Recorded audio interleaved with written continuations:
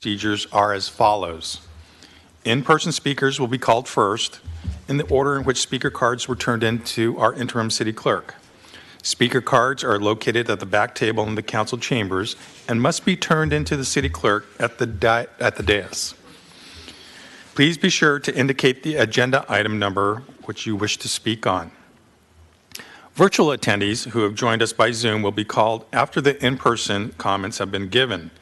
Detailed instructions for public comment will be provided on the screen when the time for public comment begins. Lastly, as we have a heavy meeting agenda tonight, we ask that you please queue up for public comment as soon as possible after the relevant agenda item has begun. For in-person attendees, you'll be called to the podium based on the order in which your speaker cards were submitted. For those participating by Zoom, please raise your hand after the agenda item begins.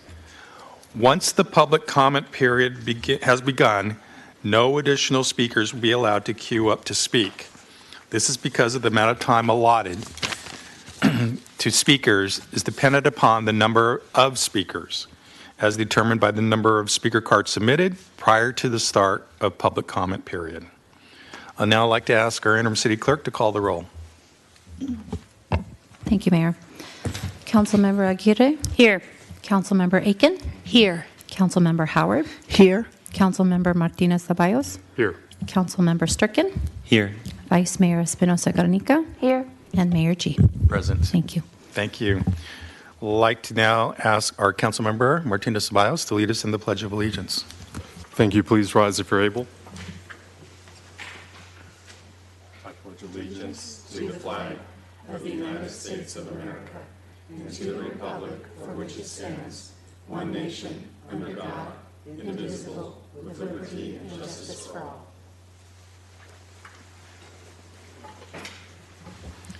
Thank you, Councilmember Martinez Ceballos.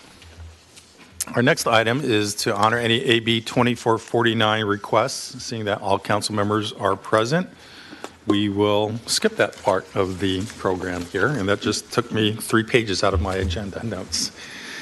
Our next item, unfortunately, is our closed session, and so those that are here today will be in closed session for hopefully 45 minutes or less.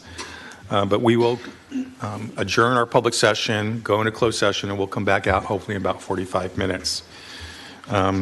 Before we go to closed session, Councilmember Aiken? Yes, thank you, Mayor. I will recuse myself from item 5B because of my employment.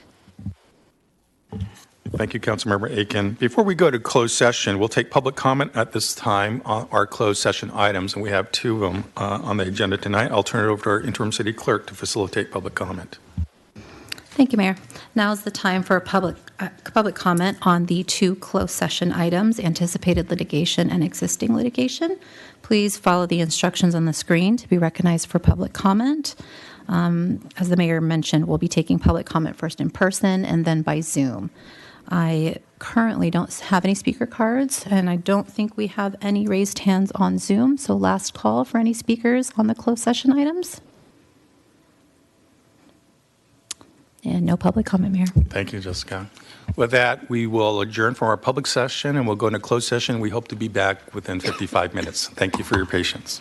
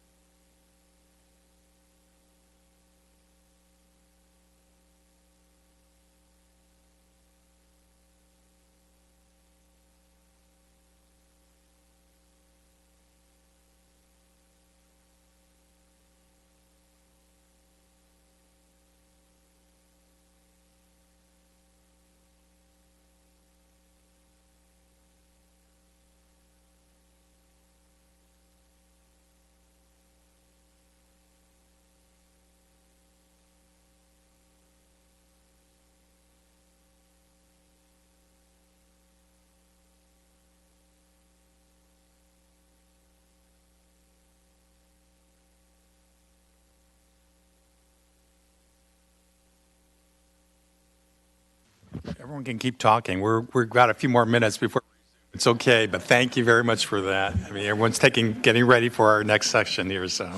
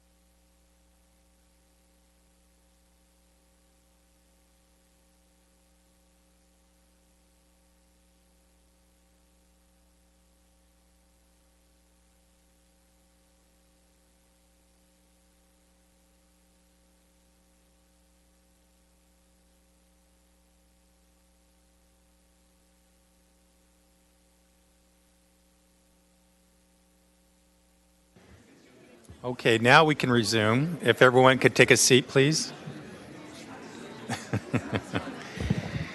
Could everyone take a seat, please? We'll get back to our meeting. Thank you.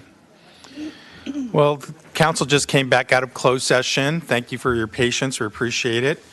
No reportable action was taken this evening in closed session. And in between when we started and now, I've been told that Comcast Channel 27 is back on.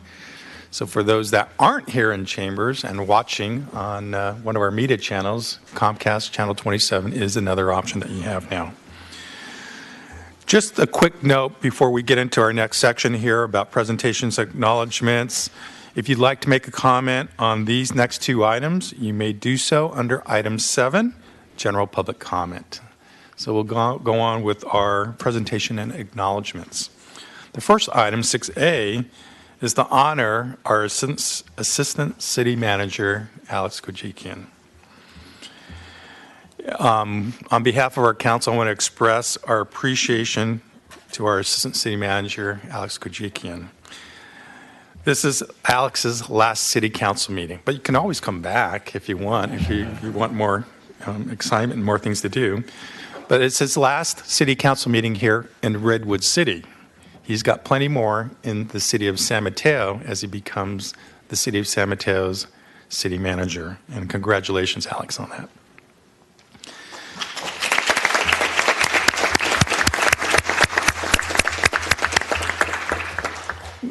all of us here in Redwood City, not just the current council, the previous council, and our community, we're extremely grateful and thank you for your service and are proud to have witnessed your career flourish. On behalf of the council, it's my honor to present a proclamation, and I'll read just a few of the whereases. Whereas Alex Kujikian, an outstanding and accomplished local government leader, began his service with the City of Redwood City in August 2016 as Deputy City Manager and was promoted to the Assistant City Manager in February 2020. And whereas Alex had numerous accomplishments during his service to the City of Redwood City, including negotiating a complicated land exchange that supported city housing, transportation, and open space goals, and developing and implementing economic vitality plans. And whereas Alex is an engaging and incredibly hard worker, demonstrating passion, energy, strategic thinking, and drive. And whereas Alex's talent and expertise in local government has led him to an exciting new role as the city manager of the City of San Mateo. And although his time in Redwood City has come to an end, his boundless dedication and meaningful work will be enjoyed by the community for years to come.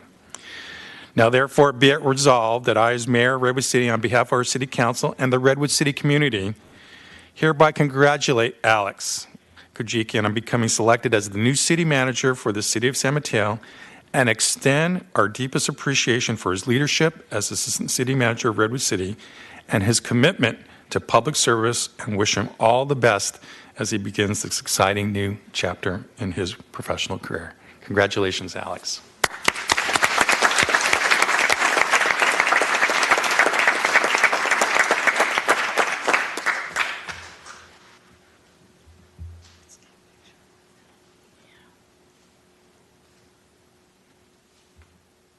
So, Alex, before I allow you to have the last word, I'd like to invite our council colleagues to, if you want to say anything, and to wish Alex well. I know we do have a council member here from the City of San Mateo. He's not yours yet. You've got 2 more days here, then he's on vacation before he starts his new assignment. So, Councilmember Howard, did you want to go first? Thank you very much. Alex, I would personally like to thank you for your dedication and your wise and calm leadership for Redwood City, especially during what I consider the most difficult period of our time in Redwood City, which was COVID. We all couldn't have done it without you, and we're very, very grateful for that. And I want to wish you only the best on this next journey that you're taking. I know you won't forget us. You cut your teeth here. I know you were other places before, but not like this. And not at the time that you were here. It was crucial you were with us during COVID. I believe that. So I wish you all the best on every adventure you take. And I want to thank your family for allowing Alex to serve Redwood City the way he has over the years, the long hours that he's put in. Thank you so very much. And I wish you all much happiness and success going forward. Thank you. Thank you, Councilmember Howard. Councilmember Giddy. So, Alex, we trained you so well that someone else is going to benefit, which is typical of Redwood City, and I'm so grateful for the time that you gave us here. And one of the things that, all the things that the mayor mentioned are true, but to me what stood out all the time in my time working with you is how you work with our community, how you really listen to them, how you really set up those meetings and were able to bring people to work together, whether they were on opposite sides, and you were so patient. So thank you for that. Thank you to your family, and enjoy San Mateo. Thank you, Councilmember Giddy. Vice Mayor Espinoza Garnica.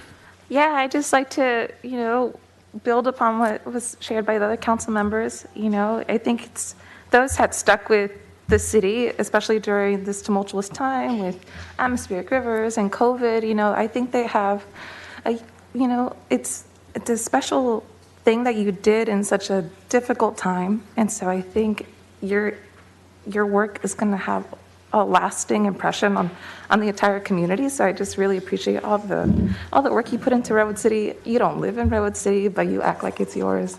So I really appreciate your compassion and concern. And I know San Mateo is going to benefit from all your work, and that I feel really good knowing that you're still in our county, so you're making a lot of positive changes in our region. So I'm happy for you. I'm excited for you. Mayor.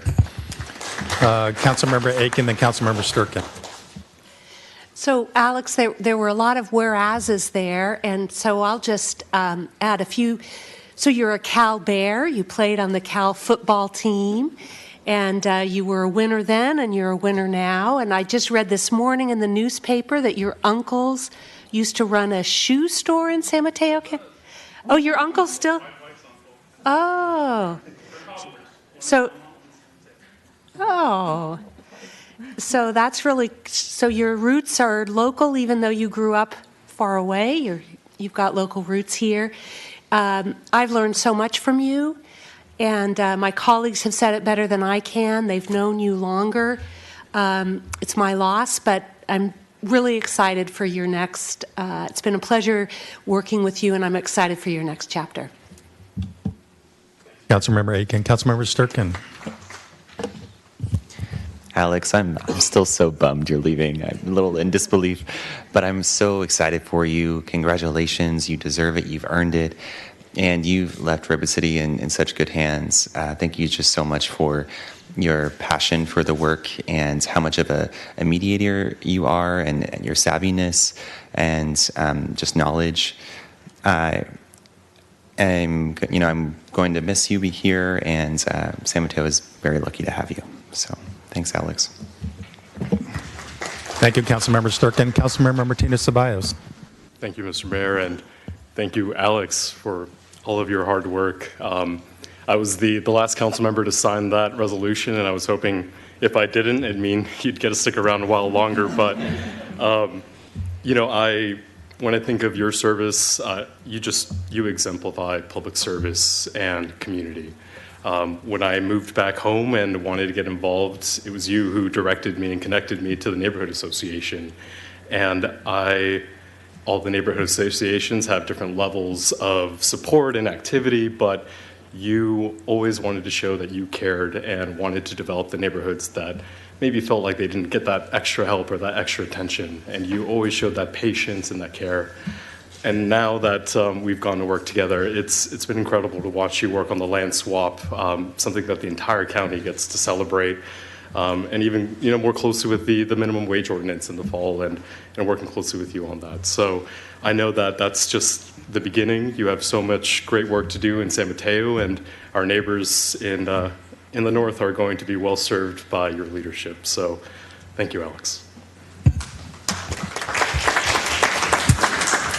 Thank you, Councilmember Martinez-Ceballos. I was going to invite our city manager to say a few words, and then our city attorney would like to say something else. Thank you so much, Mayor. It's such a delight, Alex, to have such a packed house here, really, to hear us share some of your many accomplishments and our great loss, as much as we're so excited for you. Just quickly, a couple of things that haven't yet been mentioned. I just want to elaborate briefly. The neighborhood associations and the revitalization and establishment, in some cases, of neighborhood associations were one of the early successes that Alex had. And his first weeks and months here was really working intently on community engagement, something that has only continued to grow and improve since he's been here. He's been at the head of so many critical initiatives for the city, including the transition to district-based elections, including the staff level support needed to bolster revenues, be able to sustain our services. He was at the heart of our work, along with Terry and council members, to establish our safe RV parking pilot program that was so very successful and a model for others. You've alluded to his leadership during the beginning stages of the COVID-19 pandemic. He was acting city manager for that time. I happened to have the gift of being out of the country, and then this pandemic hit. And he had all of the right instincts and work to make sure that the community and employees were safe. Did really tremendous work during that time. And then following that up with many important initiatives, but probably none more so than our rental assistance program that had a greater impact than anywhere in the county. So we're all going to miss you terribly. I'm going to miss you a lot. In the last 7 months, he has been serving as our acting community development and transportation director, a really substantial challenge and important role for us. And so he leaves 2 big holes for us to fill, but we'll be striving to do that soon. I last want to thank your family, who is, I know, been such a huge support to you and also been really at your heart as much as this community.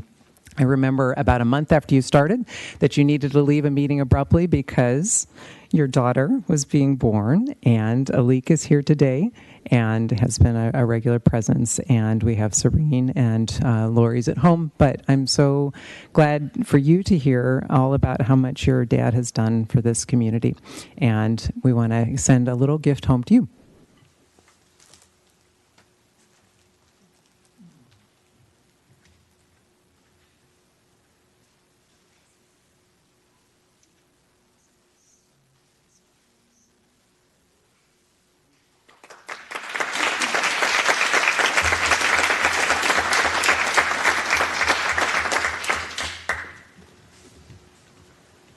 Our city attorney, would you like to add a few more comments? Thank you. Very quickly, everyone has highlighted all of the important initiatives that you have worked on these past 7 years. I want you to know how much all of us in the city attorney's office, but especially myself, have enjoyed working with you through those initiatives. The neighborhood associations and all of the legal minefields that go with that, and watching you maneuver that, district elections, safe parking program, land swap, and now with you in the last 6 months acting community development director. I really appreciate working with you, and I have really enjoyed advising you. Thank you so much. We'll miss you. Thank you. So, Alex, now you get to have the last word. Thank you, Mayor. Thank you so much for those kind words. First and foremost, I just want to thank my family, so my wife and my kids. And it takes a village for me to be here day in and day out for the city of Redwood City. And if I didn't have that support system, I couldn't do what I do. And so many thanks to my wife, Nada, I have 3 daughters, 9, 6, and 2. I have Alik and Sadine is the one who was born at Redwood City Kaiser, my 2nd week here. And then Lori is my little 2-year-old. I'm going to turn 3. But really, it's bittersweet. I'm really excited about my new adventure with the city of San Mateo. But at the same time, Redwood City, and I've been saying this, it's a gem of a place. And it's a gem of a place because of the people. It's this community. It's a great place. It starts with the leadership of this council. It starts with best-in-class city manager and city attorney with a great staff. That's what really creates community. And I'm just so grateful and just, full of gratitude for the opportunity. I've been in people's living rooms throughout this city, in different neighborhoods, really engaging and talking about the issues, the priorities of this community, or working with the business owners and being in their place of business and really talking about the issues and really trying to build consensus and collaboration. And that's been the key. But what I've found, the common thread through all this is love, and it's love for Redwood City. And really, when we kind of, from all different, just philosophies or values or where you're at, what I've found is that we're all human, and we all have some love in the community that we live in. And it's just been a pleasure to support people of all backgrounds and all income levels to really thrive in this community. And I truly believe it's the values that this council has established.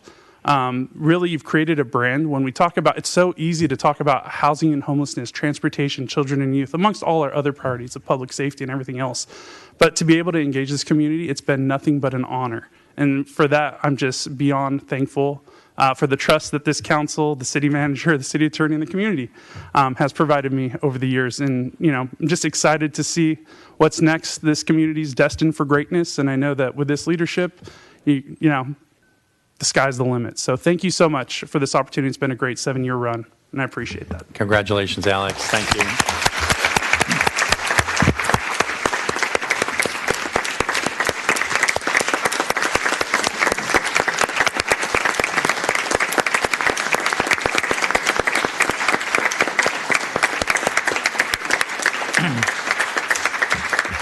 And Alex, before your family leaves, since I don't think they're going to spend all night with us, can the council take a picture with you and your family? May we?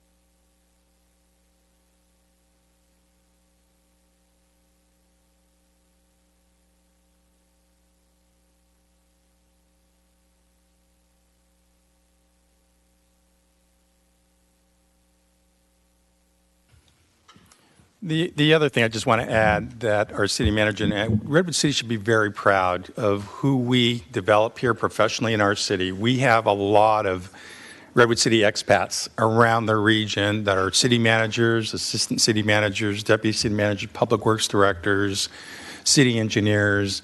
They start here, they grow here, they flourish, and then they become leaders in other cities. And we should be proud of that. And Alex is a great example of that. So congratulations, Alex. And we know where to find you. So we'll see you around. So good.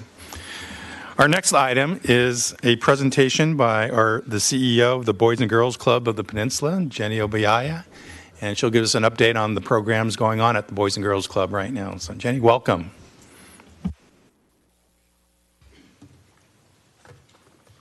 Okay, good evening, everyone. Good evening, council members. Good evening, everyone. Thank you so much for having me here today. My name is Jenny Obiaya. I am the CEO of the Boys and Girls Clubs of the Peninsula. I'm joined here by my colleague, Maggie Cornejo, who's our head of government and community relations, who is also born and raised here in Redwood City. Thank you for giving me a few minutes today to talk about how we serve students and families here in Redwood City, but also up and down the peninsula. So our vision at the Boys and Girls Clubs of the Peninsula is that all kids grow up to lead fulfilling lives that are fueled by their passions, their talents, and a love of learning. But we know that while talent is equally distributed across our communities, opportunity is not. There are 29,000 students here in San Mateo County who are considered socioeconomically disadvantaged. And we know that many of the opportunities that make our community such an amazing, dynamic place to grow up can oftentimes be out of reach for some of these students and families. So our mission is all about closing the opportunity gap by empowering our young people with academic enrichment and career opportunities that are really going to help them thrive. And all of these opportunities are 100% free for our kids and families. So across all of our programs, we have academic programs like tutoring, literacy services. We offer enrichment courses like culinary classes and Kiwi Coast STEM, sports leagues. And we also have a pretty robust in-house mental health team where our students can access clinicians through both one-to-one therapy and group counseling.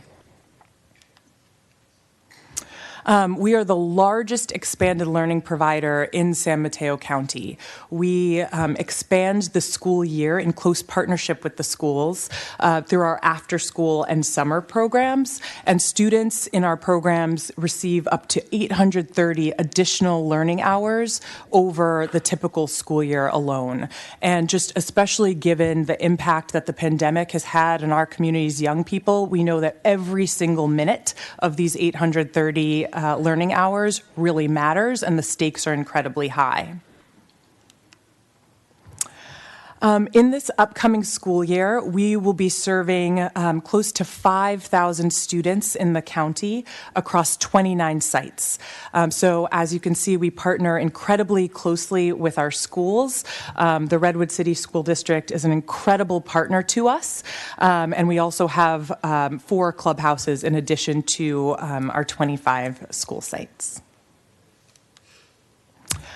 You can see here the sites that we serve Redwood City students in. Our K-8 school sites, we're in Garfield, Hoover, Kennedy, Taft, and McKinley. And we also serve Redwood City students at Menlo Atherton, Redwood High, Sequoia, Woodside, and at our Mervyn G. Morris Clubhouse in Redwood City. This past school year, we served over 2,200 Redwood City students. So a pretty significant population of our community's young people. And lastly, I would just like to invite all of you to visit, all of you here, but all of you council members, if you haven't already, to please visit our programs here in Redwood City. Councilmember Aguirre recently came and spoke to some of our summer interns for our summer program. It was just so incredibly impactful to have you there. Mayor, thank you so much for joining as a Redwood City selection panelist for our annual Youth of the Year event in our Redwood City Clubhouse. But it just means so much to our students to see such esteemed community leaders right there in front of them at our program sites. And it also means a lot to our staff. And I invite everyone here to come visit and check out what we're doing. And with that was a very brief overview. I might have a few minutes left if anyone has any comments or questions. Council, thank you, Jenny, for the presentation and the update. Council, any questions? Councilmember Howard? Jenny, I just wanted to say that during COVID, I know that the youth that you serve, as well as the people who work at the Girls Club, were so helpful in handing out meals and doing a host of other volunteer things for the community. Thank you so much for your service during that time. Absolutely. Thank you, Council Member. We did package and distribute 480,000 meals to the community over 16 months during the pandemic. Wow, that's amazing. Any other questions or comments, colleagues? Vice Mayor Espinoza-Garnica. Yeah, thank you so much for the presentation. I just wanted to share a little bit that, it's been a joy working also with the students, with the chances I've had. I know Councilmember Martina Ceballos and I have met with Keystone before, talking about the safety of Hoover Park, and they've been able to participate in giving feedback to our new master plan. And we've attended the presentation, kind of like the showing of their crafts. We had folks serving us food, the students were serving us food and performing, and honestly feel like the students are qualified to perform at some of our summer concerts. But that's just sign them up. But overall, the students are really bright, and they've been a great pleasure to work with, and they're excited to work. So I appreciate the work you're doing to engage them and pursuing that. So thank you. Thank you so much for engaging with our students. Thank you, Vice Mayor. With that, Jenny, thank you for the update, and thank the supporters of the Boys and Girls Club, the volunteers, the youth leaders, and everyone for outstanding work. And if someone wants to be a supporter of the Boys and Girls Club, wants to volunteer or wants to come visit, how do they do that? That is a great question. You can go to our website, bgcp.org, and there are plenty of volunteer opportunities there and employment opportunities. Lots of students to serve, lots of impact to be had together. So thank you so much. Jenny, thank you. Thanks for joining us this evening. We are now going to turn to our public comment section. So this is section 7, public comment on the consent calendar, matters of council interest, and items not on the agenda. Let me see here. This is where, if you like if you join the meeting to speak on the Redwood Life project, retail firearms and ammunition ordinance, or HR-related staff reports, an opportunity will be given when those topics are provided later in the meeting and where they're called on the agenda. If you're attending in person, please fill out a speaker card and submit to our interim city clerk at the dais. And if you're attending virtually, feel free to raise your hand on Zoom or press *9 if you've joined by phone. As mentioned earlier in the meeting, please queue up for public comment as soon as possible after the agenda item begins. Once we've gathered all the speaker cards and raised hands and have begun public comment, no additional speakers will be allowed to queue up to speak. I'll now turn over the section of our agenda to our interim city clerk to facilitate public comment. Jessica. Thank you, Mayor. So at this time, we've got 8 speaker cards for in-person speakers, and I don't see any raised hands on Zoom, so I'm going to do a quick last call. Okay, we've got 1. Okay, they're piling up now. And again, this is for general public comment, items on the consent calendar, presentations and acknowledgments, matters of council interest, and any items that are not on the agenda.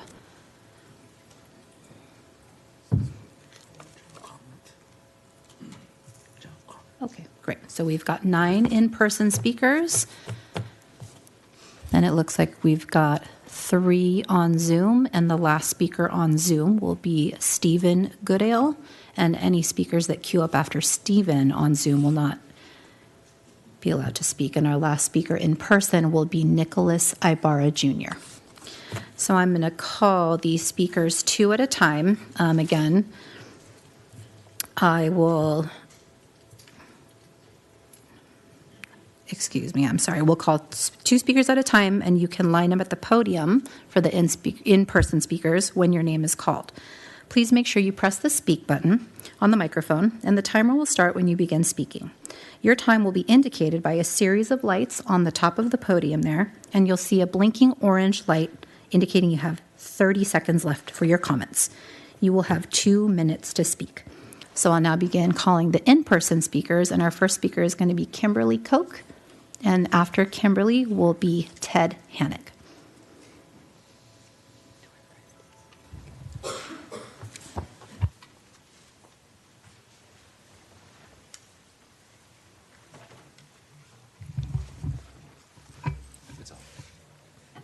Good evening, council members, Mayor G, Vice Mayor Espinoza-Garnica. My name is Kimberly Koch. I am a planning commissioner, but tonight I'm here with neighborhood association business. A week from tomorrow night is Tuesday night, August the 1st. Excuse me, it's our national night out. And the downtown neighborhood will be combining forces with Centennial, which is right next door. And we will be celebrating National Night Out this year at Mrs. Park from 6 to 8 p.m. And please, this is an open invitation for all of you to come and join us or stop by if you're making the rounds to some of the other neighborhoods. I know Councilmember Sturkin, I think, will be spending most of the time with us because this is his district. We have a lot of things going on between both neighborhoods together. We have some wonderful raffles, and I'm leaving that to my co-chair, Dylan Finch, and he can sort of fill everyone in. Oh, and I'd also like to let everybody know who might be watching or who's here. If you are a member or a resident of the downtown or Centennial neighborhood, please feel free to mark it on your calendar. We would love for you to come celebrate with us.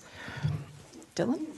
Oh, yes. Hello. My name is Dylan Finch, the co-chair for the Downtown Neighborhood Association. I just wanted to highlight some of the fun things that we're going to have at the event. The CHP will be making an appearance. We'll have a representative from the Redwood City Public Library. CERT will be there. We'll have representatives from both the Redwood City Police and Fire Departments. We'll have a raffle from the Police Department for 2 kids' bicycles. We will have a fire truck there. We'll have raffles for gift cards from local businesses, and we'll have games and prizes for children, and we'll have some snack food there. So yeah, we would definitely love to invite all of you and have you all there. It's going to be some great fun in Mezes Park on August 1st. Thank you. Thank you. Our next speaker is Ted Hannock, and Ted will be followed by Elmer Guerrero. My name is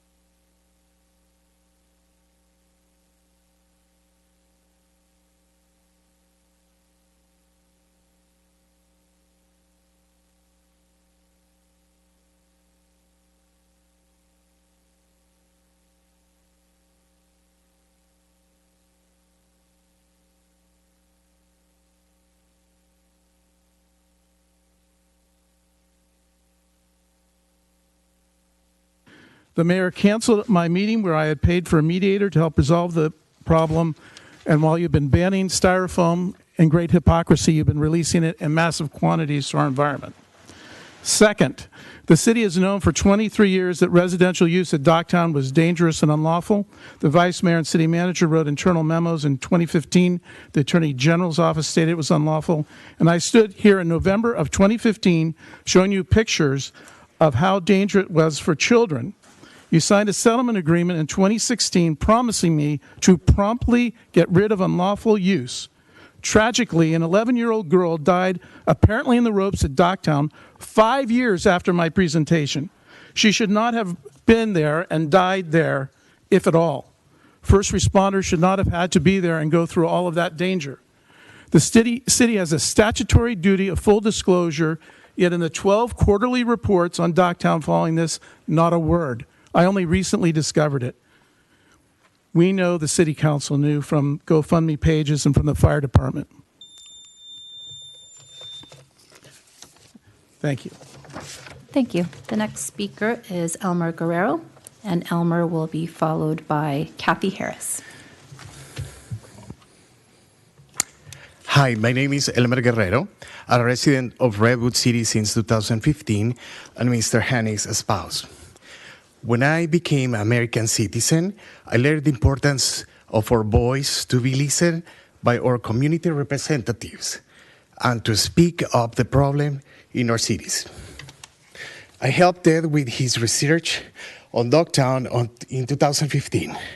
We collected water samples and I brought them overnight to the testing labs that confirmed fecal contamination in the waters of Docktown.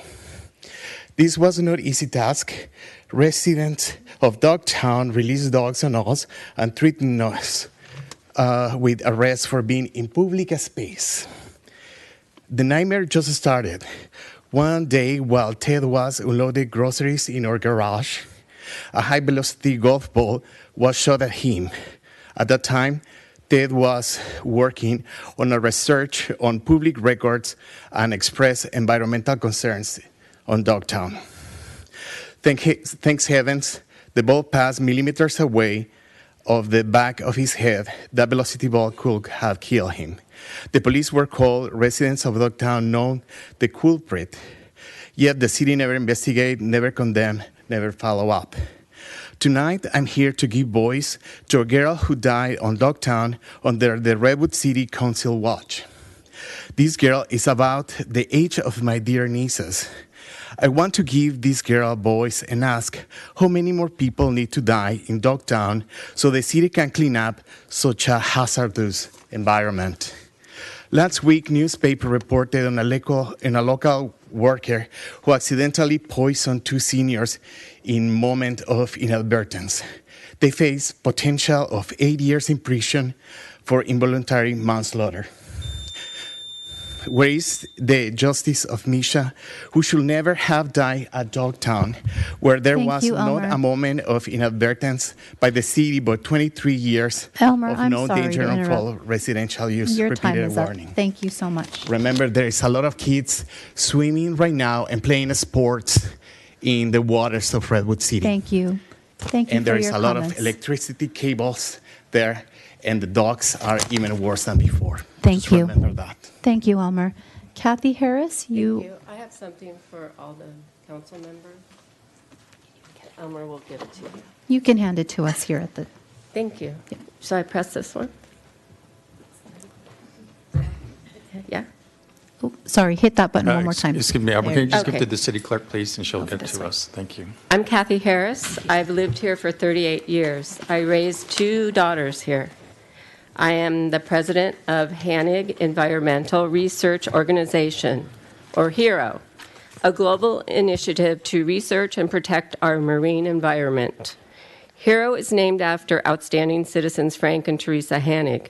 They were heroes, and we also have a CNN hero on board, on our board. I believe Frank and Teresa would be ashamed tonight for Redwood City.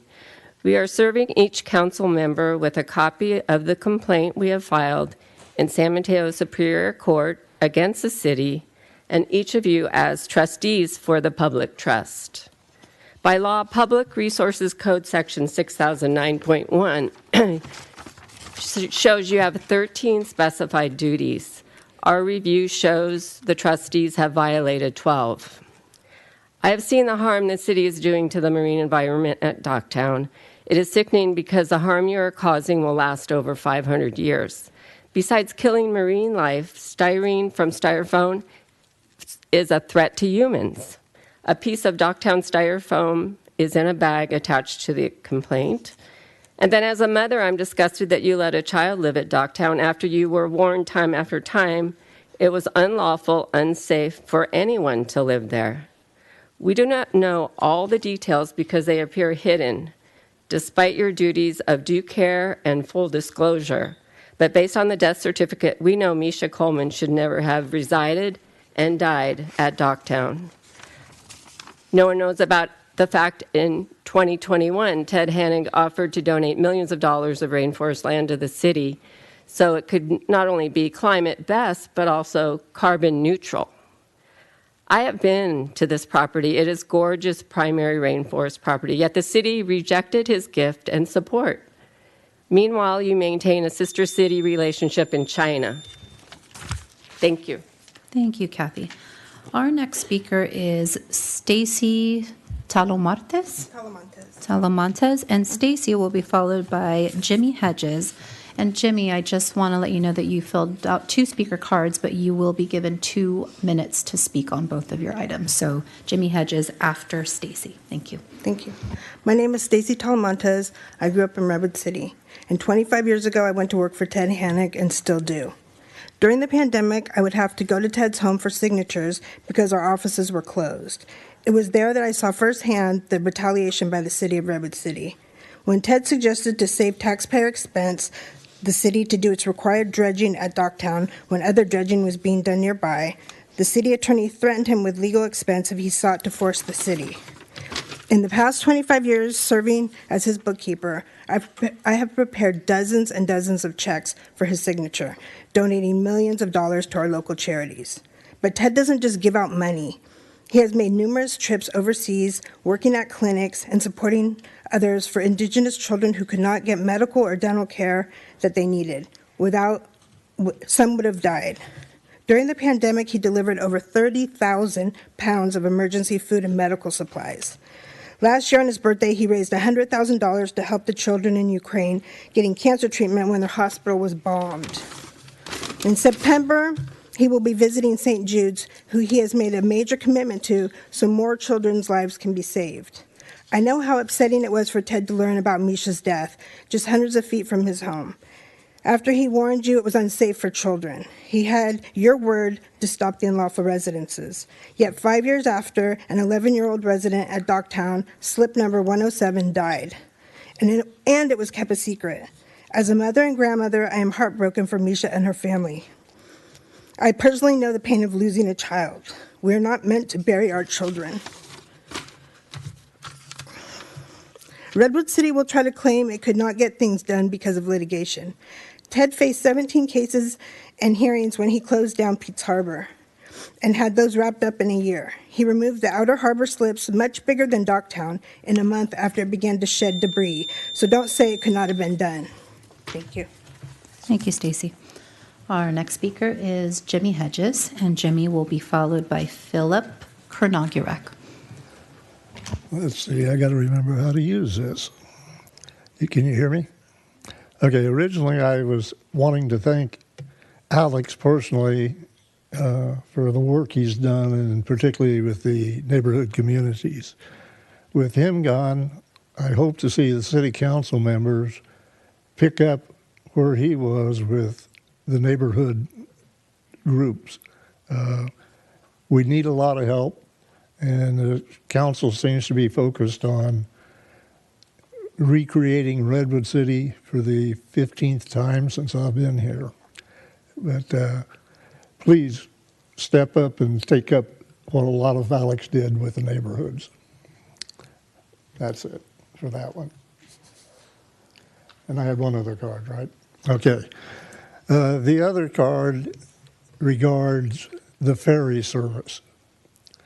Now, this is a pipe dream that the city's had going for a long time. It really serves no benefit to Redwood City. The whole purpose, I believe, was to let people live across the bay and come to Redwood City to go to Google. And since the city's not in particularly great financial condition, I see spending money on that as a total waste of time and energy. Thank you. Thank you, Mr. Hedges. Our next speaker is Philip Kurniagorak, and Philip will be followed by Jim Crampton.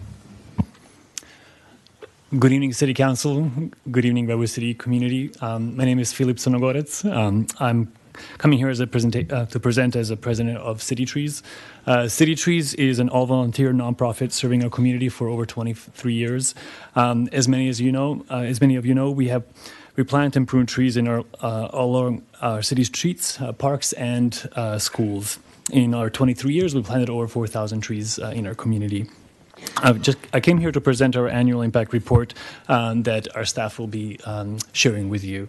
To highlight, I'm going to highlight just three things. In the past year, we were very busy. We planted 255 trees that are drought tolerant, spent over 200 hours pruning and maintaining trees, and we also had more than 180 residents volunteered, including 40 students from Redwood City School District.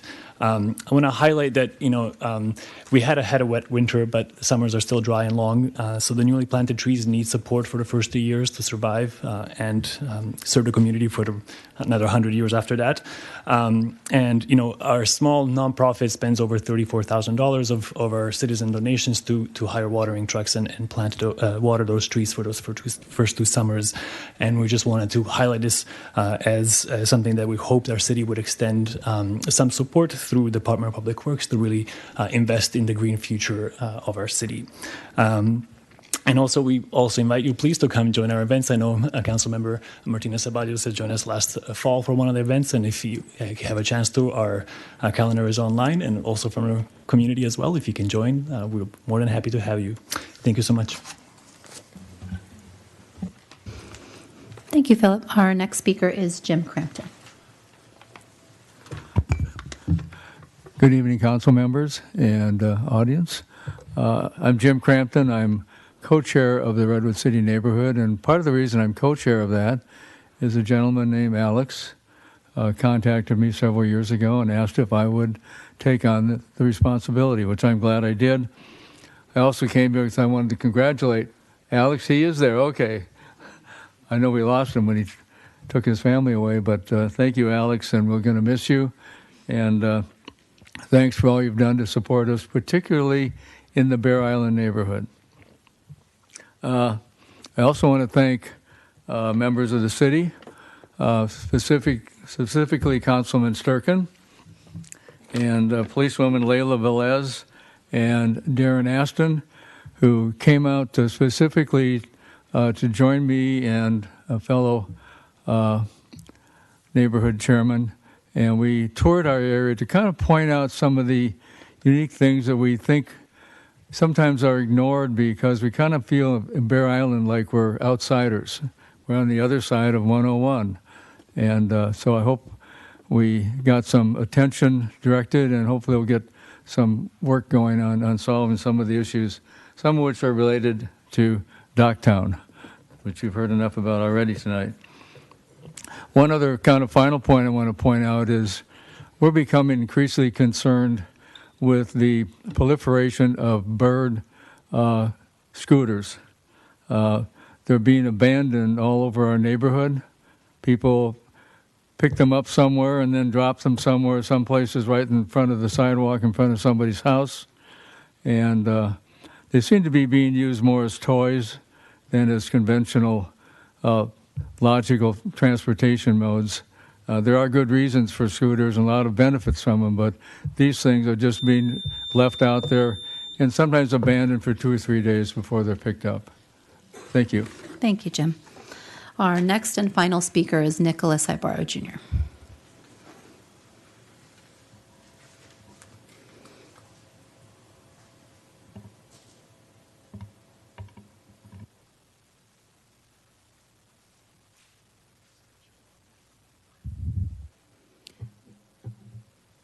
Mr. Ibarra, are you ready to speak?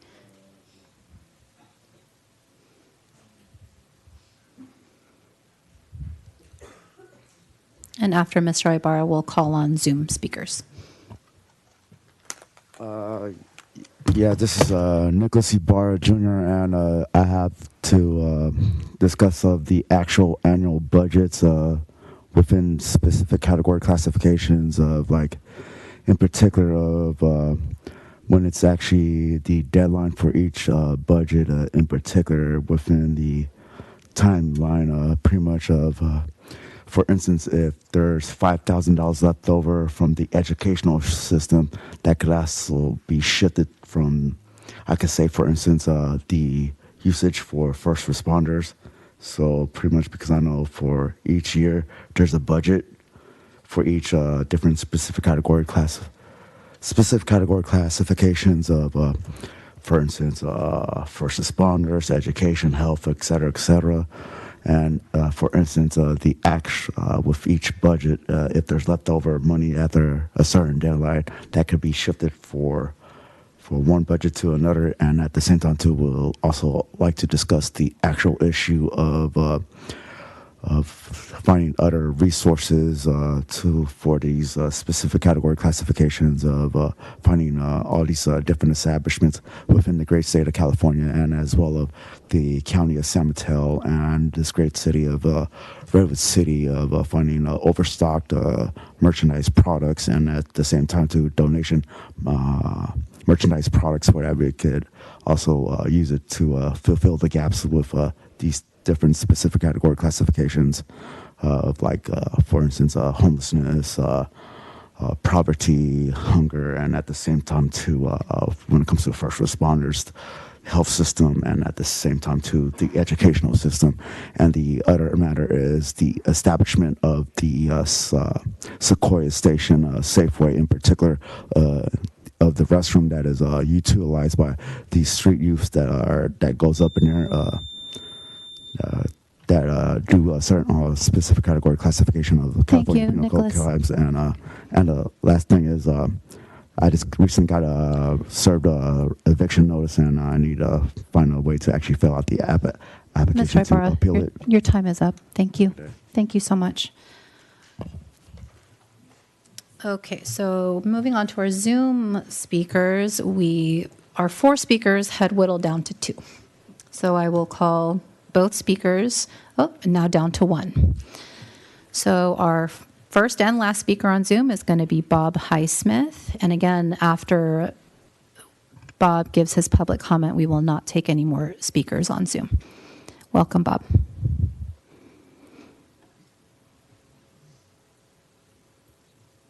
Good evening, Mr. Mayor and fellow council members. My name is Bob Highsmith, and I live in Redwood Shores Boardwalk community, which is directly adjacent to the Redwood Life development. We share a common border. My home is within 300 feet of the development. Excuse me, Mr. Highsmith. Yes? That item is coming up. This is public comment for items not, for items on the consent calendar, not on the agenda, and other things. So if you would hold your, raise your hand when that item gets called, that'd be great. Yeah, I'm sorry. I raised my hand at the wrong time. It's only, we've got a long consent agenda I have to read if the council approves, but we'll be on that item in about 5 minutes. So thank you. Thank you.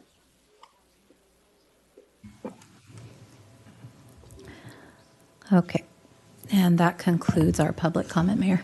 No more raised hands. Jessica, thank you very much. And thank you for all those that came out and have shared their thoughts and comments with the council. We will now go on to our consent calendar this evening. It is rather long, but first we'll ask, is there anyone that needs to recuse themselves from any of the items? Councilmember Aiken. Yes, Mayor G. Regarding the consent calendar, I need to recuse myself from items K and O because of my employment, and item R because of the location of my home. Thank you, Councilmember Aiken. So let's make sure I get this correct. You will be recusing yourself, from item 8K as in Kevin, 8O is in ostrich, I guess, and 8R is in Richard. Thank you. That's correct. Just to make sure. And I will be recusing myself from item 8O as in ostrich and item 8S is in Sam. On 8O, I am on the governing board of Casa Circular Cotoral, which is a recipient of one of the grants. On 8S, my parent company is working with a separate division of the applicant. Is there anyone else that needs to recuse himself? So I'm going to kind of walk our way through this. So may I get a motion to approve all items except for 8K, O, R, and S? So moved. Sorry. Thank you, Councilmember Howard. Thank you, Councilmember Sturkin. Electronic vote, please. And before we take the electronic vote, Mayor, I just want to public ensure, comment, please. we've Yes. got 2 items on the consent calendar that require a 5/7 vote. And those 2 items are going to be 8O, which is the Arts Commission grant funding, and 8P as in Paul for the SHAPE Inc. agreement. So those will need a 5/7 vote. Thank you, Jessica. Thanks for reminding me because I asked about that. So thank you. So a reminder, Council, on item 8O and 8P, a 5/7 vote is required on those. So on the first motion, it's all items except K. If I get this right, K, O, R, and S has been moved and seconded. Electronic vote, please.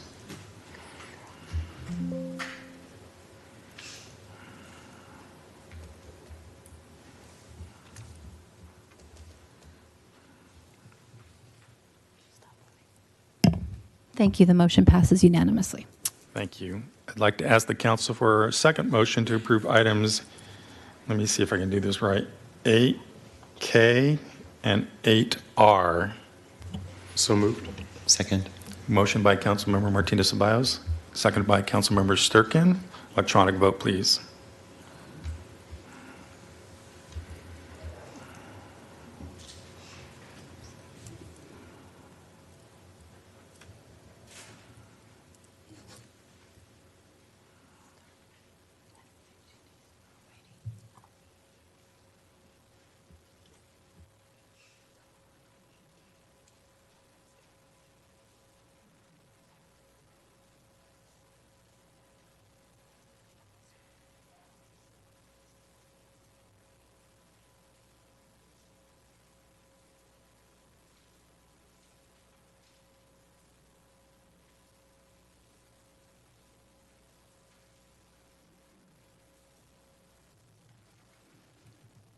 The motion passes with 6 votes. Councilmember Aiken recused.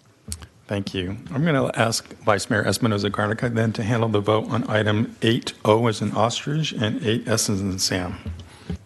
Yes, so 8O is to reconsider the Art Commission's 23-24 funding recommendation. Do we have discussion or motion? So moved. Seconded. Great. We'll do electronic vote now.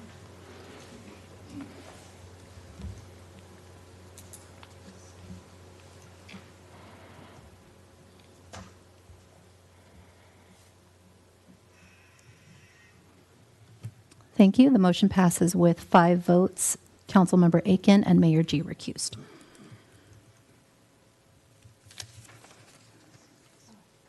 Okay, let's move on to item 8S. Do we have a motion or discussion for the item? So moved. Second. Okay, motion by Councilmember Martinez Ceballos, second by Councilmember Sturkin. Electronic vote, please.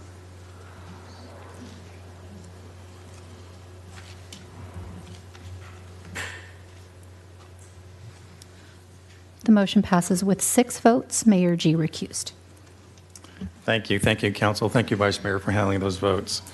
I will now take a moment to read, maybe a long moment, to read all the consent items that the Council just approved. First item is rejection of general liability claim by minor A. Beatrice Mendoza, care of Mario Cesar Valadares, Esquire. An agreement for legal services with the Sohagi Law Group, PLC, for the Puerto River City Ferry Terminal Project.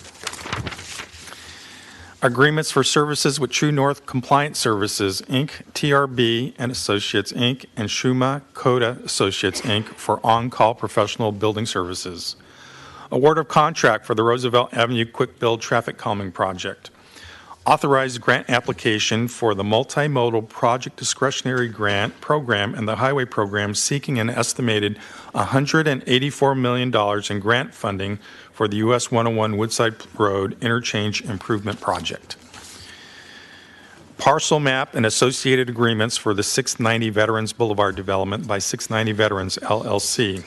Establishment of the Affordable Housing Preservation Program and program guidelines. Agreements for services with RSG Inc. and Amendment Number 2 to Agreement for Services with Silicon Valley Synergy LLC to provide real property consulting services as needed. Authorized by resolution the acceptance of $70,000 grant from Get Healthy San Mateo County to fund the implementation of economic mobility programs and partnerships and the expansion of community engagement capability within the organization by extending an existing management fellow position in the city manager's office. Amendment number 5 to Agreement for Professional Services with City Consultants and Research LLC for technical assistance to the City of Redwood City's Community Development Block Grant and Home Investment Partnership Program in the amount not to exceed $50,000 for a total contract amount not to exceed $123,550. A revocable license agreement with the Redwood City Downtown Business Group for the location of a farmer's market at Courthouse Square on 2200 Broadway, Redwood City for a term of 1 year with 4 one-year extensions. An agreement with All City Management Services for crossing guard services. About halfway through. Amendment to the existing radio maintenance service agreement with Darrell D. Jones, DBA Telecommunications Engineering Associates to allow for the installation of radio console and base station equipment. Amendment number 2 to agreement with Gilbane Building Company for project management services, and amendment number 3 to agreement with ELS Architecture and Urban Design for construction administration services for the Veterans Memorial Senior Center YMCA project for extended time and services due to construction delays. Reconsider the Arts Commission FY 23-24 funding recommendations for large grant recipients. Approval of an agreement with Shape Inc. for flight pump parts, maintenance, and regular services in the amount not to exceed a total of $863,425 in order to ensure timely repair and maintenance of sanitary sewer and storm flight pumps. A resolution authorizing the Public Works Director to create and administer an assistance program funded by $75,000 in climate action funds to assist Redwood City food service businesses facing financial hardship due to transitioning to foodware that is compliant with the disposable foodware ordinance. Waive second reading and adopt ordinance amending the zoning code and zoning map ordinance amending the zoning ordinance Article 29 and ordinance amendment the municipal code to implement the 23 to 31 housing element. Waive second reading and adopt an ordinance approving a zoning map amendment to Article 60 to rezone the property located at 505 East Bay Shore Road from general commercial to mixed-use waterfront. Approve the June 26, 2023 City Council minutes and approve claims and checks from July 24th to August 8th and the usual and necessary payments through August 28th. Okay, well, thank you everyone for your patience on that. We have 2 public hearings tonight. Item number 9A and 9B, we anticipate them to be rather long. Before we get started, I want to make sure people understand that the council, not just this council, but the previous councils have adopted a guidelines for communications with the city council. And it's really important to council that we hear all voices. And we want to make sure everyone gets the opportunity to have their voice heard at the dais or on Zoom. And so in doing so, we invite you to raise your hand to participate, but we also ask you not to boo and cheer or make any derogatory comments if you disagree with the speakers. I think both items will bring a diversity of viewpoints. We want to hear them all, and we want to make sure people feel comfortable sharing their voices at the podium or on Zoom. So now's a great time to start to fill out a speaker card and bring it to the dais so that we know who wants to speak this evening. And be very clear if it's item 9A or 9B. And if you're here for one or the other items, I invite you to stay for both and hang with us through this evening because it might be a long evening, but you're more than welcome to keep us company throughout the night. So item 9A is the initiation of a review to consider the repeal of the Westport Specific Plan and replacement with a new precise plan for a research and development office and life sciences complex at 800 to 3400 Bridge Parkway, aka Redwood Life. The process we'll have this evening is first we'll hear the staff presentation, followed by a presentation from the project applicant. Then we'll open the meeting for a public hearing for public comments. At this time, I'd like to turn over the presentation to our Assistant City Manager, Alex Kujikian, to introduce the item, and Consulting Principal Planner Margaret Netto will also provide the presentation. Alex? Good evening, Mayor and members of the Council. Alex Kojikian, Assistant City Manager and Acting Community Development and Transportation Director. The item before you this evening is the Redwood Life project at 834 Bridge Parkway. With me this evening is our Assistant Community Development Director, Sue Exline, Margaret Nato, Senior Planner, and also Jeff Schwab, who's going to be actually the Interim Community Development Director in less than 48 hours on my departure. So there's 3 questions for consideration this evening. First, should the City Council adopt a resolution initiating proceedings to consider a project at the Redwood Life campus? 2, is the approach for developing an alternative project that responds to environmental issues and community concerns appropriate? And 3, is there any further direction for the applicant and staff? So just a little bit background on the request. So the request before you today is a request to initiate, to review, and consider the repeal of the Westport Specific Plan and replacement with a new precise plan. If the precise plan is initiated, the project would undergo a thorough review, including city-led community engagement and environmental sensitivity analysis to inform the development of a precise plan and an environmental impact report, and economic evaluation of the proposed community benefits by the developer.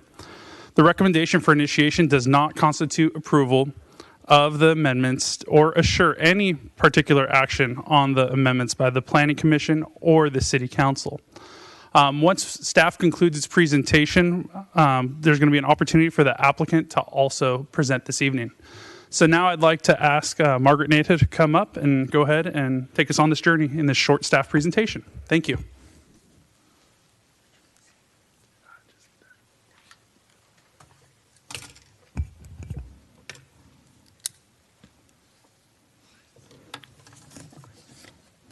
Good evening, Mayor and members of the Council. Again, my name is Margaret Netto, and I'm a contract principal planner with the city. Okay, and here's the location. The subject site is located at the northwest corner of Redwood Shores, bordering Bridge Parkway and the Belmont Slough to the north and west.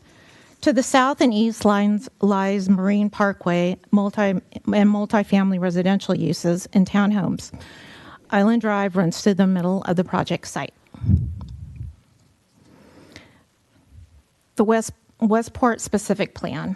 First, I want to briefly describe the existing Westport Specific Plan that is in place for the site. The Westport Specific Plan was originally approved in 1985 for 13 buildings totaling approximately 1.25 million square feet of office space on a former landfill.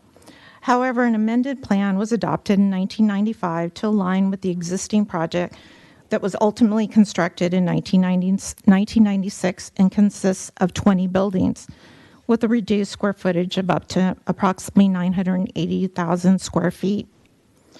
The Westport Specific Plan includes standards for height and stories, as well as parking and landscaping.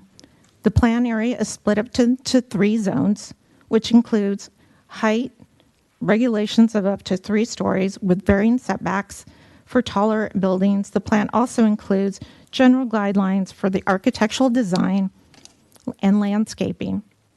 Extensive cleanup and ongoing monitoring measures have been required through the previous regulatory approvals of the existing redevelopment.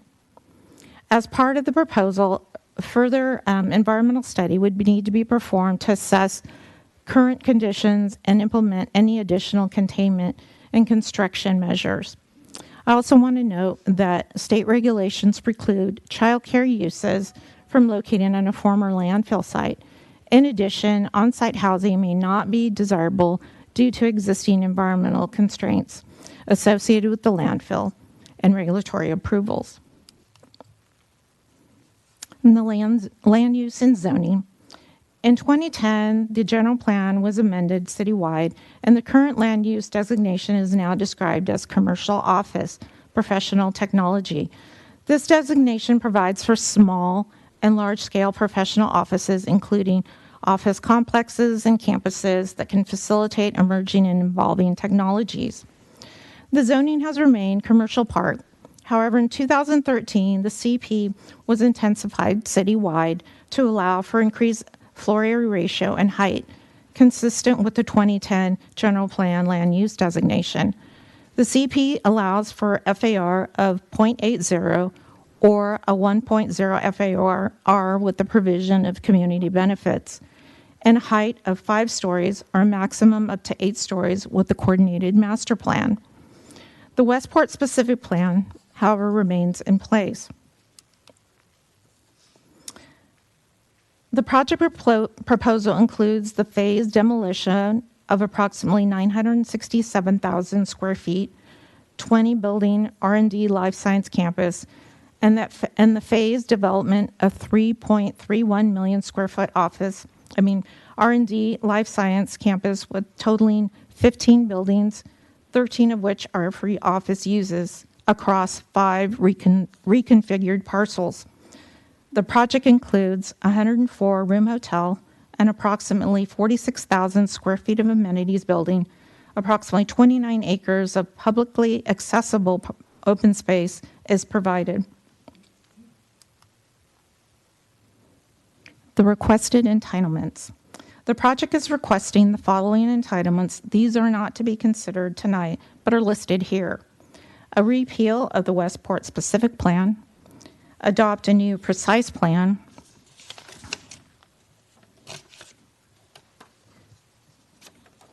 rezone to planned community, a development agreement for the phased development plan. As currently proposed, the development agreement would also include provisions to allow the project to be built in 7 years over 25 years. In 7 phases over 25 years.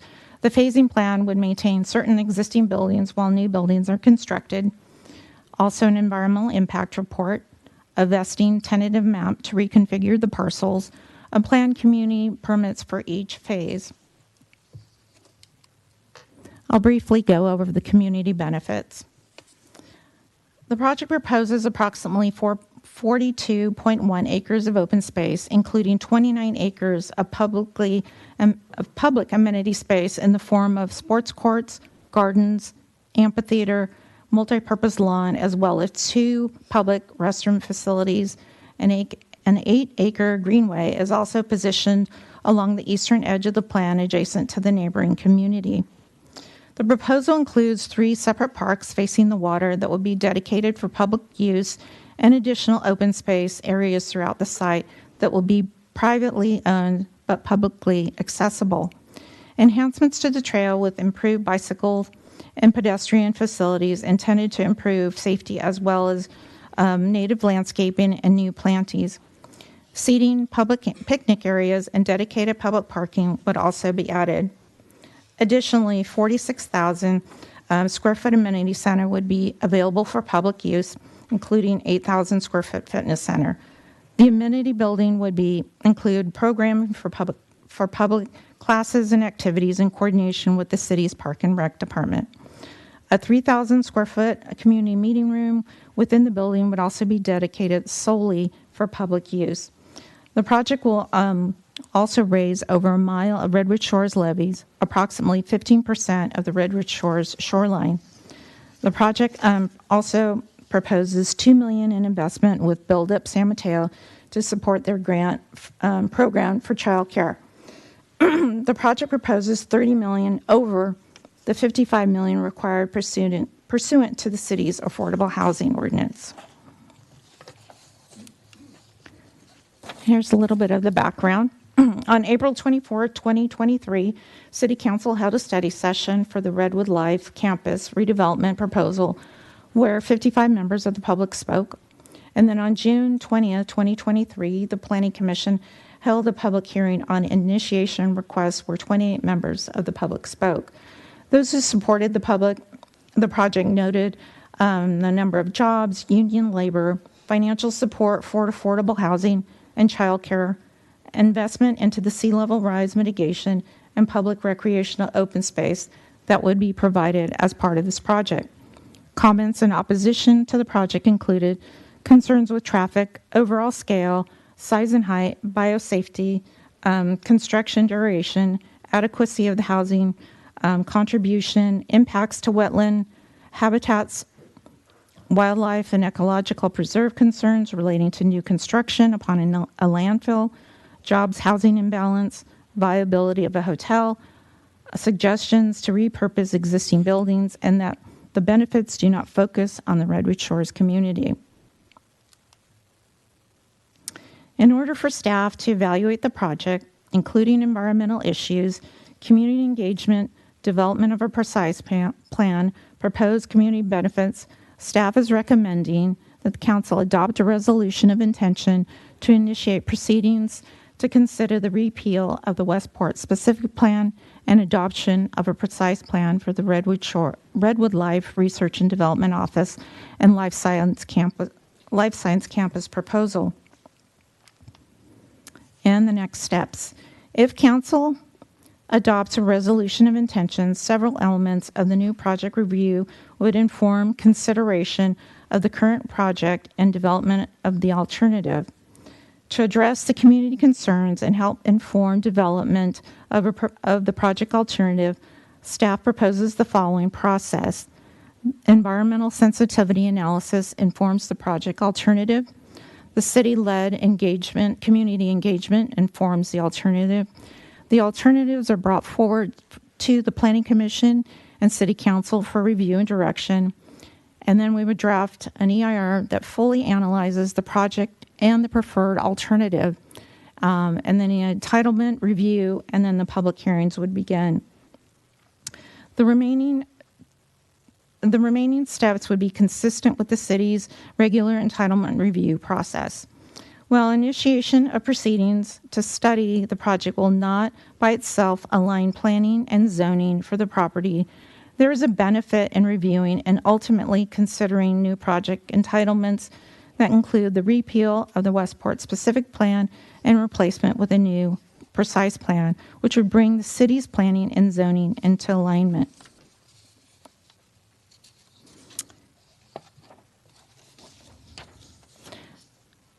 The city will next receive a presentation from the applicant and then hear from public comment. After the City Council deliberations, staff will return to the questions and seek City Council consideration of the staff recommendation. That concludes my presentation. Thank you. Margaret, thank you very much for your presentation. Now we will have 10 minutes for the presentation by the applicant. So,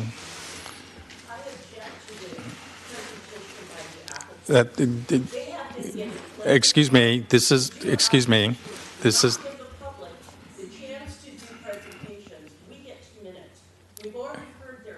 Excuse me, can you please have a seat? You'll have your turn during public comment, please. I don't want to allow you to give our time to Redwood Life and have them give it time. We need time to talk. You may have a seat now. Thank you. More than equal. Excuse me.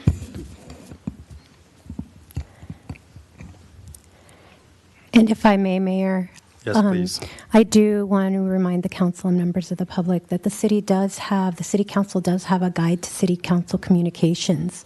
And that guide makes very clear what the procedures are for public hearings on projects.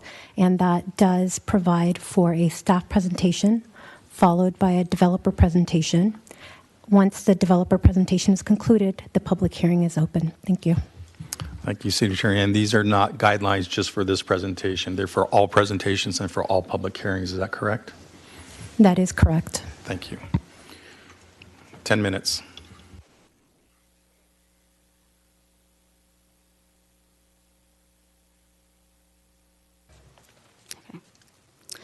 Good evening, Mayor, Vice Mayor, and members of the City Council. We're excited to be before you again to discuss our project, Redwood Life Evolve. For everyone's benefit, my name is Tara Corlapara, and I'm here with my colleague, Peter Fritz. We wanted to start by thanking you for the valuable feedback that we received during our study session on April 24th. You gave us a lot of great ideas, and we look forward to working with you to incorporate them as we continue to shape our project and its many potential benefits over the next couple of years. Tonight, we will focus on our biggest and most immediate takeaway from the study session. We heard you stress the importance of working with our neighbors in the Redwood Shores community. While there's enthusiasm for the benefits this project can bring today and for future generations, there's also apprehension about various aspects of our proposal. Our neighbors have asked thoughtful questions about how this project can affect the quality of life in our community. It is our job to sufficiently answer those questions. And as long-term investors and neighbors, it is also our commitment to work with our neighbors to find a path forward.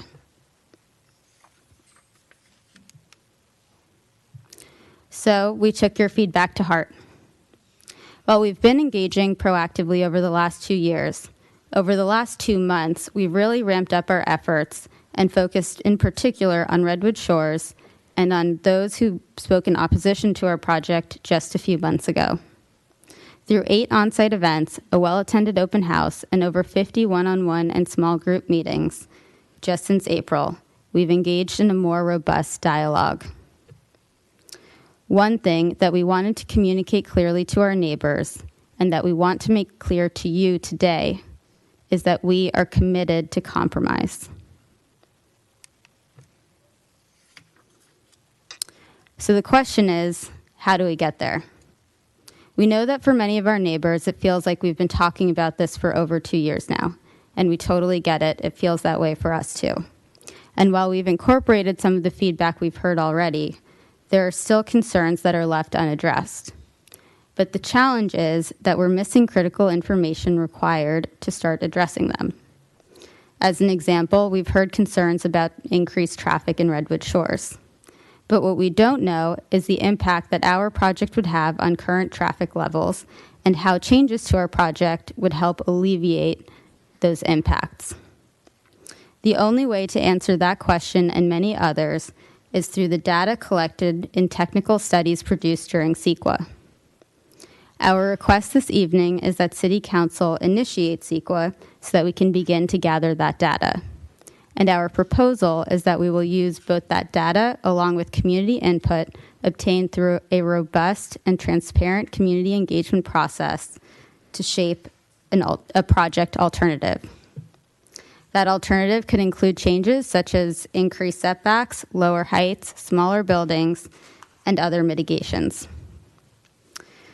This alternative will then be fully studied through the remainder of the CEQA process. In parallel, we will work with you to shape the benefits and a development agreement that would accompany an ultimate project approval.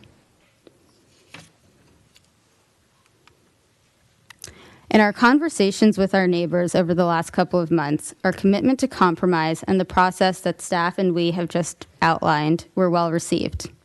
We provided details on how CEQA works, and we solicited feedback on how best to engage with this community during the process. As you may have seen in your correspondence leading up to this meeting, some of our most outspoken and organized opponents are now in support of starting CEQA and working together with us through this proposed process.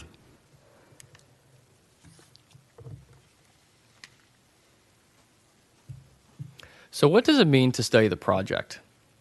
A lot has changed since the 1980s when the Westport Plan was first developed. Modern planning principles now take into account not only current conditions, but really place an emphasis on future considerations and include a broader range of topics like greenhouse gas emissions, sea level rise, and a more regional approach to traffic patterns and analysis. It also takes into account the Council's strategic priorities of housing, transportation, youth, and equity. So studying the project means looking at the land today in light of modern city values, current economic conditions, and climate change realities. Take, for example, the flooding we had this winter. The analysis will look at how is the site and the surrounding area potentially vulnerable, and how, through thoughtful planning, can it be transformed from a potential liability into an asset. Studying the project means working together with the community and the city to craft transformational benefits for generations to come. How can a record investment in affordable housing be put to the greatest good? What is the right mix of preservation versus new home construction? The appropriate level of affordability or family or unit size? And how can this 84-acre piece of waterfront land become a cherished backyard for Redwood Shores? Studying this project means laying the groundwork for a more sustainable and equitable future. How can this property, which has over a mile of the Redwood Shores shoreline, be a critical part in protecting Redwood Shores and a major chunk of Redwood City for the future? As staff covered, Redwood Life Evolve is general plan and zoning compliant and offers an unprecedented mix of benefits and opportunities. The item before you tonight is not on the fate of the Westport Plan nor the project itself, but rather to study the project, to review the potential impacts, mitigation measures, and benefits. Now, beyond planning documents and CEQA, we have made a commitment to the community in the last several months and to council here tonight to find a win-win-win outcome. And that outcome is one that supports a vibrant Redwood Shores, one that supports the missions of our tenants and their life-changing and life-saving research, and one that advances the council's priorities throughout the city. And to echo Tara's comment earlier, our request tonight is to take the Planning Commission's unanimous recommendation to take the steps to initiate CEQA, to start the technical studies so that we can have the data to inform this win-win-win outcome. Council, thank you for your time, your continued consideration, and Tara and myself, as well as members of our project team, are available for any questions. Thank you. So Peter and Tara, does that conclude your presentation? Well, thank you for being brief. Appreciate that. So at this time, we'll open up for public hearing and public comment. And so before we go there, this is the time to turn any remaining speaker cards at the dais here and to raise your hands on Zoom so we can do a kind of public speaker count. At the end, our city clerk will identify who the last Zoom speaker will be, and then we'll go from there. So. Thank you, Mayor. Last call for any public comment, either in person or on Zoom. We'll give it another second. I've got 18 in-person speaker cards right now.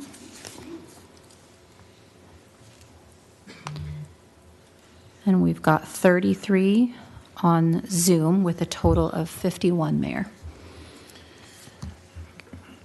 Okay, Council, consistent with our communication guidelines, would you like to do 2 minutes or 1? It's 51. It's 51 speakers. Yeah, 1 minute. It's the discretion of the council. I'd make a motion for 1 minute to make sure we hear everyone. Excuse me, please, can we have our conversation here without being interrupted? Or we will take longer because we'll recess the meeting until everyone feels that they can be appropriate. Thank you. It's a motion to go 1 minute. Is there a second? Seeing none, that'll be 2 minutes then. Okay, 2 minutes per speaker.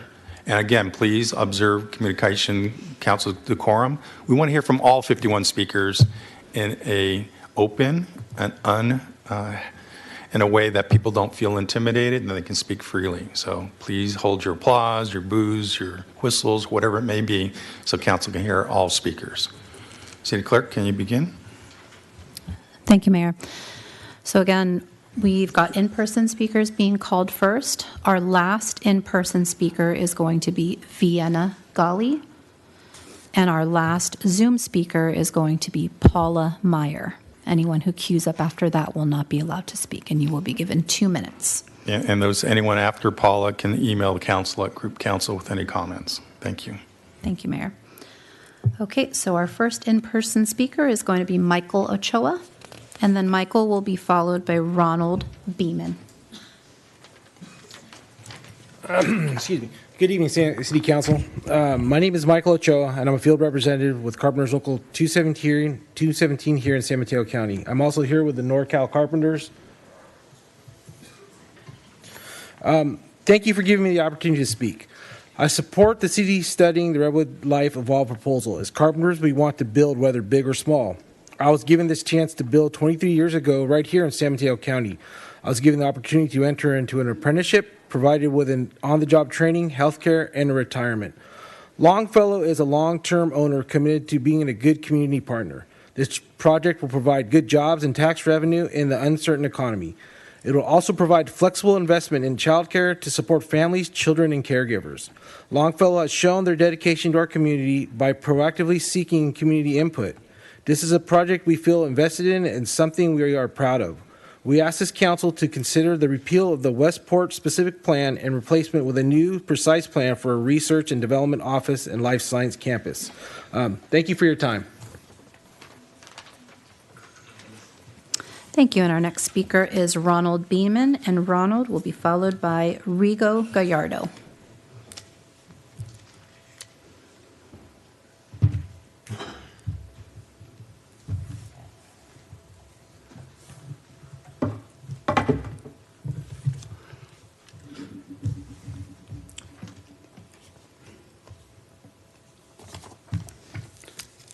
Council members, thank you for letting me voice my concerns regarding the proposed project. My name is Ronald Beeman. My wife Carolyn is here. This proposed project will make life-altering changes which will affect my family and thousands of our neighbors. Your decision will affect the quiet enjoyment of our homes and our finances. Carolyn and I have lived in Redwood Shores for 26 years. We own one unit in the 192-unit Shorebird condominium complex just across Marine Parkway from the proposed project. We are by distance maybe 200 yards door to door from the Longfellow development. We are in the epicenter of the development. During our 26 years, we witnessed incredible change in Redwood Shores. All in all, we have been very happy in the community. We are both retired now and plan to continue living in Redwood Shores after retirement. This project, if passed, will cause us to strongly consider moving out of Redwood Shores.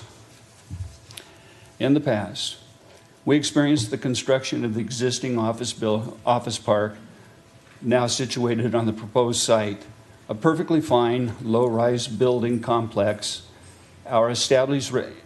complementing our established residential community. We cannot understand why a community would consider an industrial project better suited anywhere than melded between established residential communities next to the protected waterways, homes to birds and small animals. Financially, a construction project extending 5 years, 10 years, or 15 years will not be good for property values. A friend of mine at RE/MAX listing agent, am I through? Thank you. Okay. Our next speaker is Rigo Gallardo, and Rigo will be followed by Pabla Balderas. Jessica, could you, come on up to the next speaker, just remind everybody about the lights. No. Oh, thank you, Mayor. So the three lights on the podium here, when you have 30 seconds left, you'll see a blinking orange light. Okay. Thank you. Dear esteemed members of the Redwood City Council, my name is Rigo Gallardo. I am a carpenter here in Redwood City. Today I stand before you to emphasize the importance of planning for the future of our beloved city, Redwood City. As we progress into the years ahead, it becomes increasingly vital to lay a solid foundation for the prosperity and well-being of our community. One significant step is the Redwood Life Evolve project. Not only does this project hold the promise of contributing to the growth and development of our city, but also presents an opportunity to generate an annual revenue of $9.1 million towards the city's general fund. This financial influx will play a crucial role in sustaining and enhancing our public services, benefiting the lives of all residents.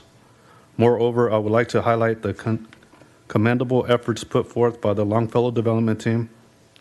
They have demonstrated their dedication to our community by proactively seeking and incorporating community input into their plans. This collaborative approach is commendable, as it assures that the project aligns with the needs and aspirations of our residents.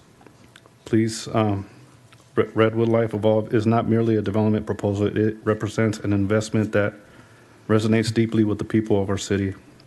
It is a project we feel genuinely invested in and something we can take immense pride in. As we embark on this journey together, let us embrace the opportunity to shape our future and thoughtful deliberation and foresight. As we look ahead, it is crucial that we consider the long-term impact of our decisions. We must work towards a sustainable, inclusive, and vibrant city and fosters a strong sense of community and nurtures the well-being of its residents. Thank you. Thank you, Rico. Our next speaker is Pabla Valderas, and Pabla will be followed by Carol Ann Leonard.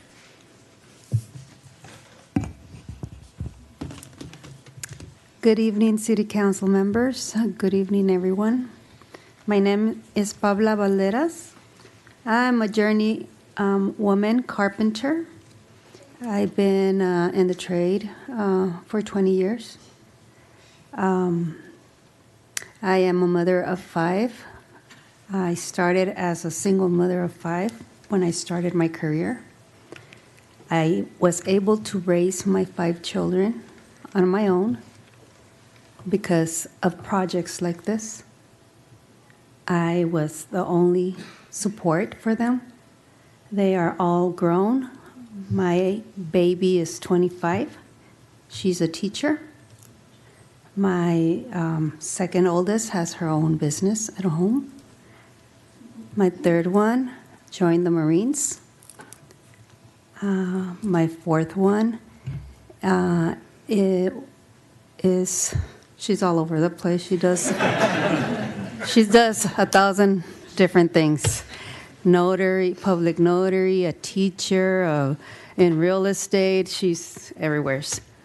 And my oldest one works at a doctor's office.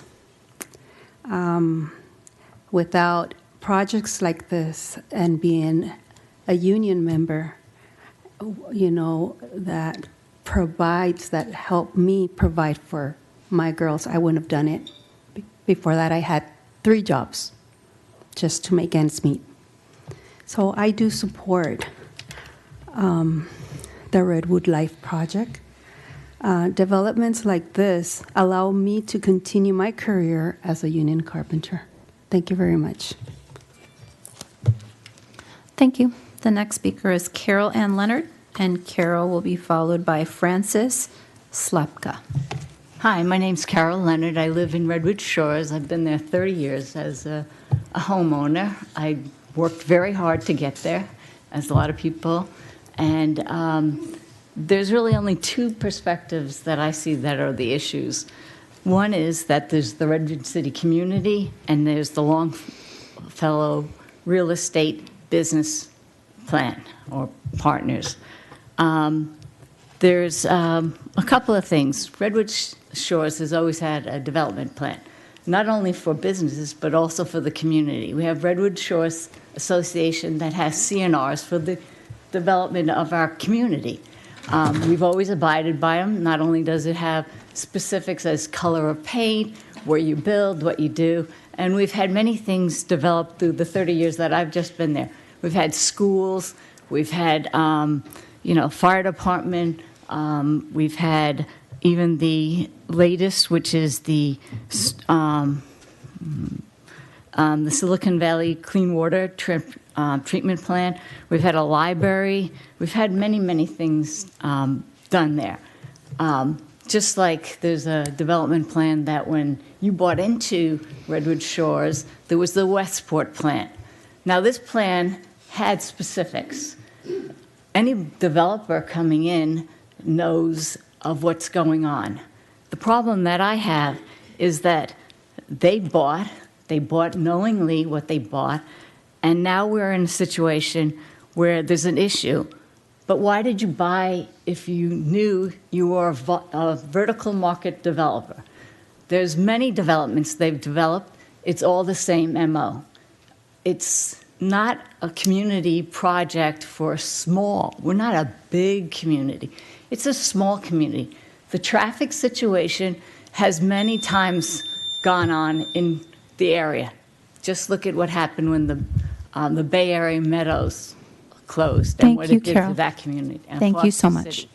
Traffic will be no different.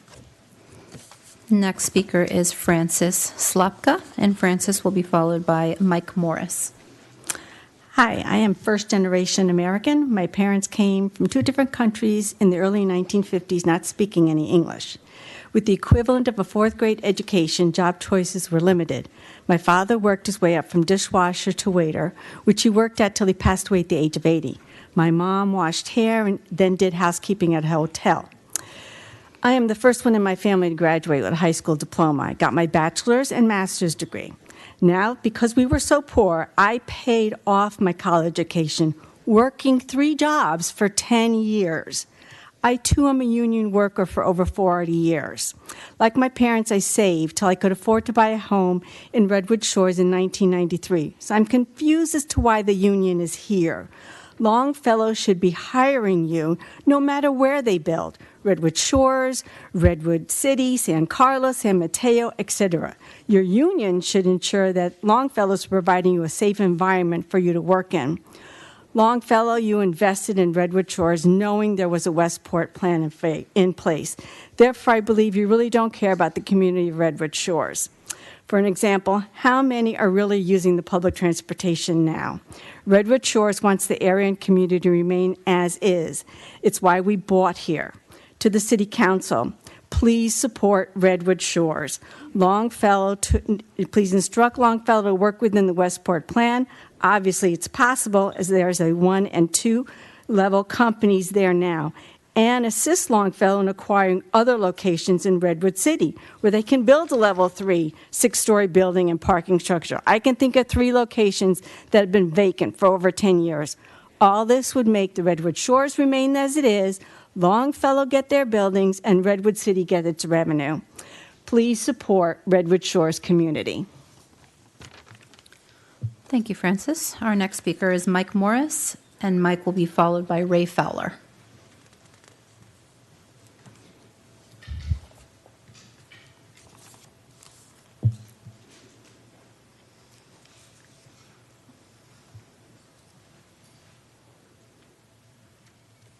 Mike Morris, are you still in the audience? Okay, we'll move on to Ray Fowler, and Ray will be followed by Bart Pantoza. City Council, Redwood City residents and guests. There are those that oppose the project and those that support the project. Those that oppose the project do so because it's just too big. It's just too big. It will also create negative quality of life impacts. And they're correct. Over 1,200 Redwood Shores residents have signed a petition opposing the project. But there are those who support the project, and they do so largely because they will benefit financially from the project. Now, Longfellow is a business, they're going to make a profit. But the other groups and organizations that come here to lavish praise on Longfellow do so because it's going to line their pockets. They benefit financially. It's just pandering. We've heard from Longfellow they want a win-win-win situation.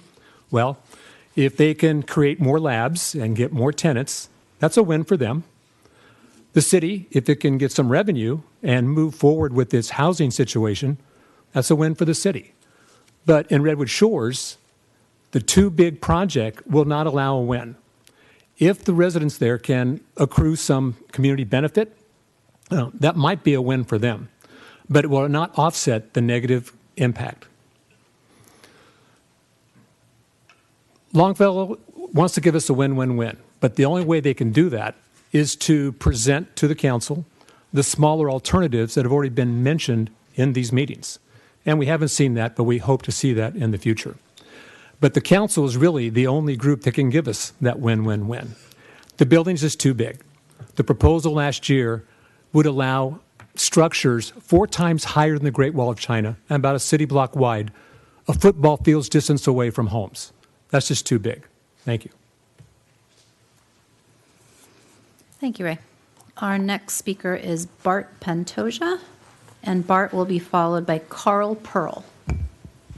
Thank you. Evening, Council, Mayor, Vice Mayor, everybody in attendance, my brothers and sisters in the trades. You've heard, a lot so far. You're probably going to hear more. The bottom line is we're looking at just starting the process and vetting out these questions. The residents have questions on how this is going to work, and starting the CEQA process will get you there. So you, as a council, can make an educated decision on whether or not this project will happen. Again, I would just be beating a dead horse in the ground to talk about all the great benefits that are going to come from this project. The fact that union construction jobs, that's actually just the icing on the cake. There's so much more that's going to come with this project, just the jobs in general. And really try and take a selfless look at it in that we would be investing in our future community.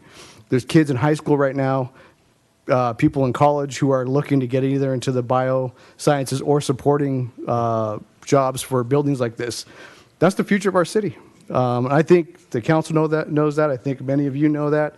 So again, what's on the agenda is just starting the process, and I think that's the smart decision. And some people hopefully agree with me on that.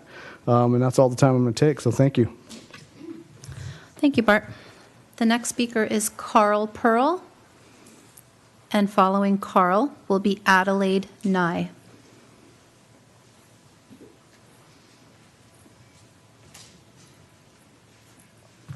Good evening. My name is Carl Pearl. I'm 86 years old. I'm a child of Ukrainian non-speaking immigrants who grew up in a tenement in Brooklyn. I'm an economist. I'm an economist by training.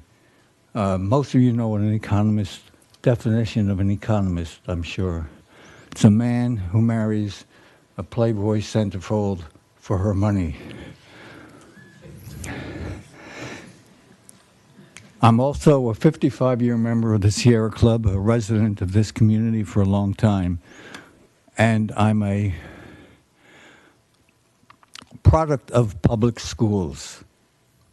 And so what I'd like to address during my next few seconds is the fact that public education has made us, and particularly those who came from other lands than America in recent generations, which is not unusual in this community, that the support of public education has made this community, this country, great. Parenthetically, my neighbor has children in grammar school, middle school, and community college here. And we were just talking before I came, and there are most of them are women, which we know, including my granddaughters, which we know are very common. But he says, no, it's way, way beyond the, quote, norm. Well, how do they afford this district? Well, they're all married to techies. And how many others who are not married to techies, so to speak, can afford to live here? The tax base on this proposal will afford a little, am I done? Or 50 seconds? 30 seconds?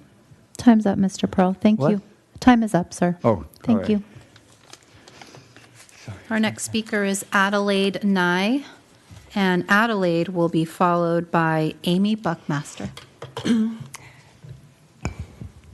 evening. My name is Adelaide Nye. Greetings to the City Council, residents of Redwood City, and Redwood City taxpayers. I'm a resident and owner from that remote Redwood City neighborhood called Redwood Shores for 20 years now. I live there for the bay and its beauty and wildlife. I'm also a retired businesswoman specialized in the engineered technologies that make sterile bioinjectables possible, and an entrepreneur in this sector. Yes, I come from the life sciences sector, and I want to talk about a little recognized liability of the Redwood Life project. It is early in the approvals process, an excellent time to keep the big picture in view.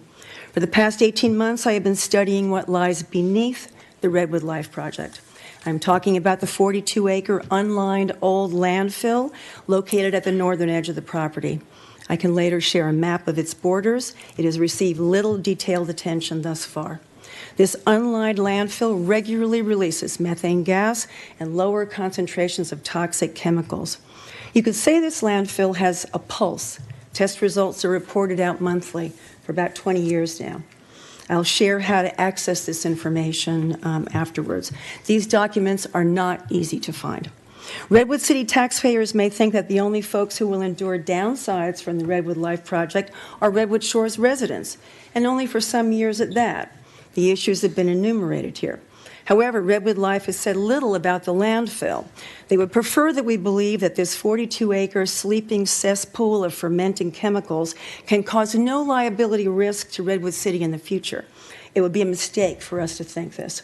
Gigantic forces of compression will be released on this unlined landfill during demolition and then during construction of the 3.1 million square feet of buildings. By the way, that's roughly 2 Salesforce towers.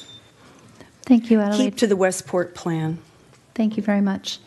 Amy Buckmaster, followed by Mary Morrissey Pardon. Good evening, council members. I'm Amy Buckmaster, CEO of Chamber San Mateo County, and also a Redwood Shores resident. The Chamber Board has given Redwood Life Evolve its conceptual endorsement, in part based on the massive project benefits, including an unprecedented investment to the affordable housing, ongoing new revenue to this city, money for childcare, turning parking lots into parks on site. As a Shores resident, I have seen firsthand Longfellow's extensive community outreach. They have committed to working towards a compromise project alternative through the CEQA process. Please take this into account. There are other supporters in the community who are afraid to speak up because of the hostile tactics from project opponents and that is a shame. Longfellow is committed to finding compromise alternatives, but we need the data so that we understand the full impacts of a project. The only way to do that is initiating the CEQA, and I urge the council to take this vote and take it to the next step. Thank you. Thank you, Amy. Our next speaker is Mary Morrissey Pardon, followed by Rona Gundrum. Mary Morrissey Pardon, Redwood Shores resident, and I had submitted a letter to you, and briefly I am supporting the repeal of the Westport project and moving the Longfellow application along. I feel strongly about being neighborly, and being neighborly is welcoming and understanding our neighbors. And the way that we get to the point of understanding, in my opinion, is to gather some facts. And that's really the impasse that we're at here. I've heard a lot since the study session from Longfellow, and I've also taken a lot of time to speak with my neighbors. And honestly, some of the things that I've heard are very much NIMBYism, and I just cannot support that because it's not fact-based. We actually need to study this and understand if there are compromises, of which it sounds like this applicant is ready to compromise. But let's get to that point where we can understand each person's position a lot better. So I'm asking you to move this forward, and I want to thank you for sending this applicant back to the community to further this discussion because they did some good work. Thank you. Thank you, Mary.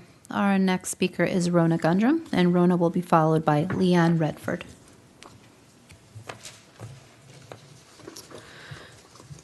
I'm trying to make sense of submitting the existing incomplete Redwood Life plan for CEQA review when we know the plan will need to be revised. We know the proposed project is ill-suited for a host of environmental and quality of life reasons. We don't need a lengthy, costly CEQA study to tell us that.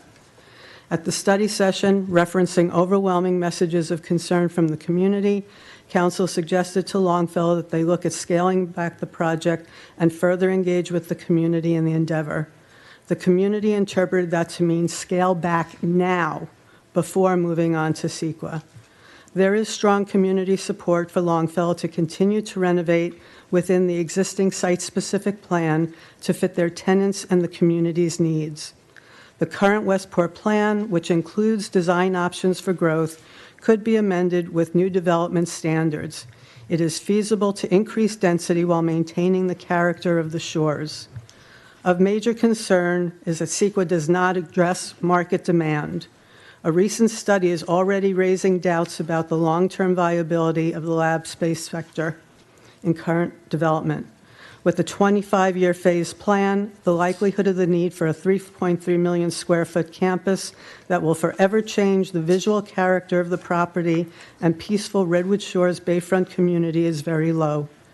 I urge you to reject the recommendation to move forward with CEQA until, as previously directed by Council, a revised, scaled-back plan that is feasible, more closely aligned to the Westport plan, more likely to come to fruition, and something the community can stand behind is developed to be used as a basis for the CEQA review.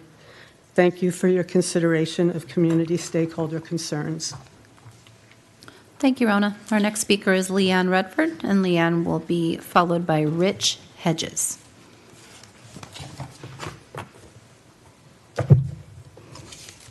The council could not vote or sign the resolution that they have in front of them today. They were relying on California Government Code Title 765453, but you forgot to keep reading. If you read the next 65455 says no zoning ordinance may be amended within an area covered by a specific plan unless it is consistent with the specific plan. 65457, any zoning change consistent with the specific plan with a certified EIR is exempt from CEQA. You're saying this is exempt from CEQA. So Westport's fine. But if after the adoption of a specific plan, the Westport plan, with a approved certified, you will have to look at any changes in section 21166. And what are those changes?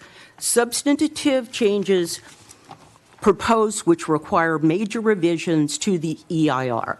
Substantial changes to the circumstances that are being undertaken, which require major changes to the EIR. So you cannot vote on this item today. The next thing is you were relying upon a resolution from the Planning Commission, and that resolution is invalid. They relied on Redwood City Zoning Code 52.2, but you need to keep reading. A precise plan amendment must be submitted to the planning director. Within it, it must say, and I'm reading from the citations, justify why proper functioning of the community requires amendment and why an amendment plan is more suitable for the area. Then the planning director will make a recommendation to the city. I'd like to finish my notes here.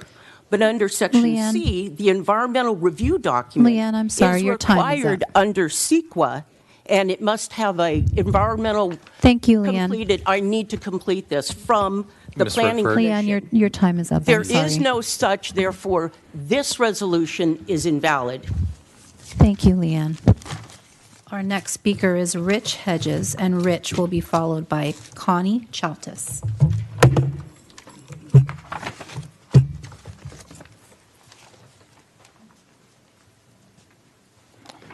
Good evening, Honorable Mayor G. and Honorable City Council members.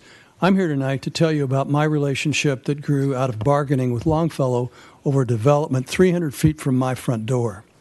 And I will tell you that we had dialogue that led to project changes, but without going before the Planning Commission. We got them to raise their HVAC system and move it completely to the back of the building to avoid noise for our neighbors. We got them to agree to specific truck routes so that we wouldn't be troubled by large trucks entering near the homes. We had an agreement, specific signed agreement with them on the biosafety level that would be used in the building. We got a community benefit since we're in an older community and cannot really implement electric chargers easily, to use their 9 electric chargers for our residents that are fast chargers. Our negotiations resulted in this signed document. Longfellow has a history of working with the community. I was so pleased with my relationship with Longfellow.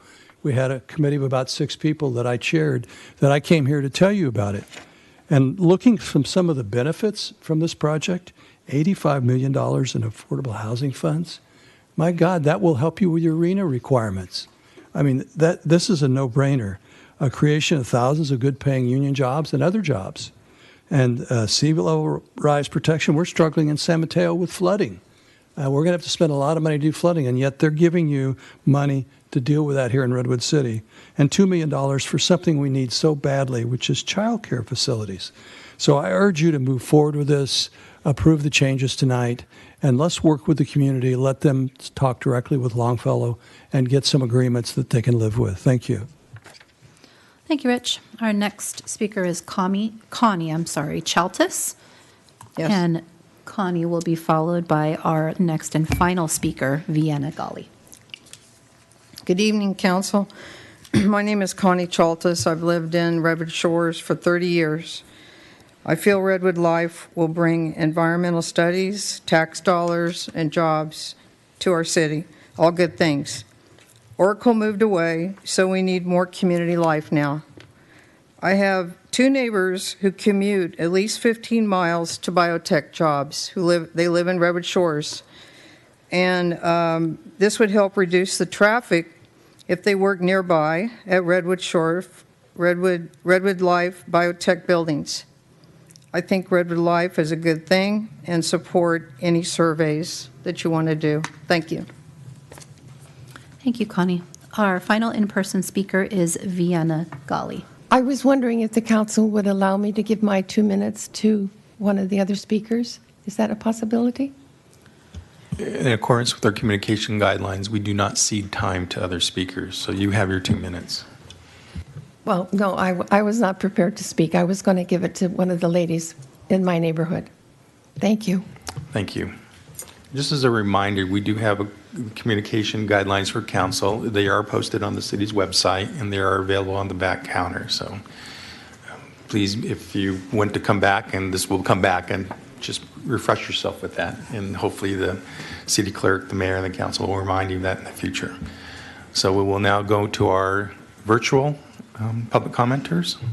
And I believe when we said conclusion, we had 33 of them. Is that correct? At 31, actually. 31? Okay, yeah, great. and Thank you. our final speaker, Paul Meyer, had dropped off, so our second to last speaker was Geeta Dev. Okay. So Geeta Dev will be our final speaker on Zoom, and anyone that queued up after Geeta Dev, if you would like to express your comments via email to the council, you're welcome to email those comments to council@redwoodcity.org.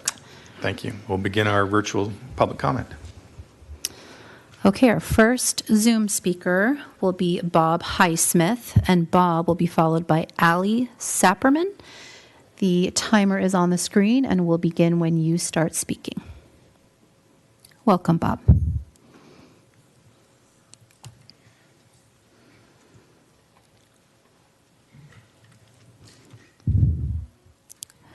Bob, you're free to unmute yourself when you're ready. Oh, okay. Can you hear me now? Yes, we can. Good evening, Mr. Mayor and fellow council members. My name is Bob Highsmith, and I reside in Redwood Shores Boardwalk community, which is directly adjacent to the Redwood Life development. We share a common border with Redwood Life, and my home is within 300 feet of the development. I speak to you this evening to express my opposition to moving ahead with the Longfellow plan in its present form. Redwood Life's proposal to supersede the Westport plan poses significant risks to our community's well-being. The Westport plan was originally written to minimize the impact of the Redwood Life development on the neighboring residential communities. Its construction was designed to be attractive and minimal in height. Nothing has changed. The neighbors are still here and enjoying Redwood Life's casual campus in its present form. Some of our concerns with Redwood Life's proposal are developing on a site of a former Redwood City landfill and opening of the clay cap carries potential health and environmental hazards due to the buried waste and toxin, especially to those who are the closest to the site. I urge the council to thoroughly assess the site's contamination levels and prioritize public safety above all else. Our neighborhood's biodiversity will be threatened by the proposed construction. The disruption to local wildlife and their ecosystem is inevitable. The proposed development will bring thousands more workers into Redwood Shores, leading to a surge in traffic congestion. The increased flow of vehicles with only limited routes in and out of Redwood Shores will create a major threat to our safety. In the event of a national disaster, large numbers of vehicles evacuating the area is unimaginable. The potential strain on our current infrastructure will only put undue stress on our current water, sewage, and electricity systems. And a major concern will be the impact on our property values. The council must consider how this project will affect the investment we have all made in our homes, as well as the Mr. well-being of our residents. I implore the Redwood City Council to call for a scaled-back Mr. plan, Highsmith? one that better Excuse me? aligns the Westport plan with one that reflects concerns of the city. Thank you very much for your attention. Thank you. The next speaker is Ali Sapperman, and Ali will be followed by Krista Waldrop.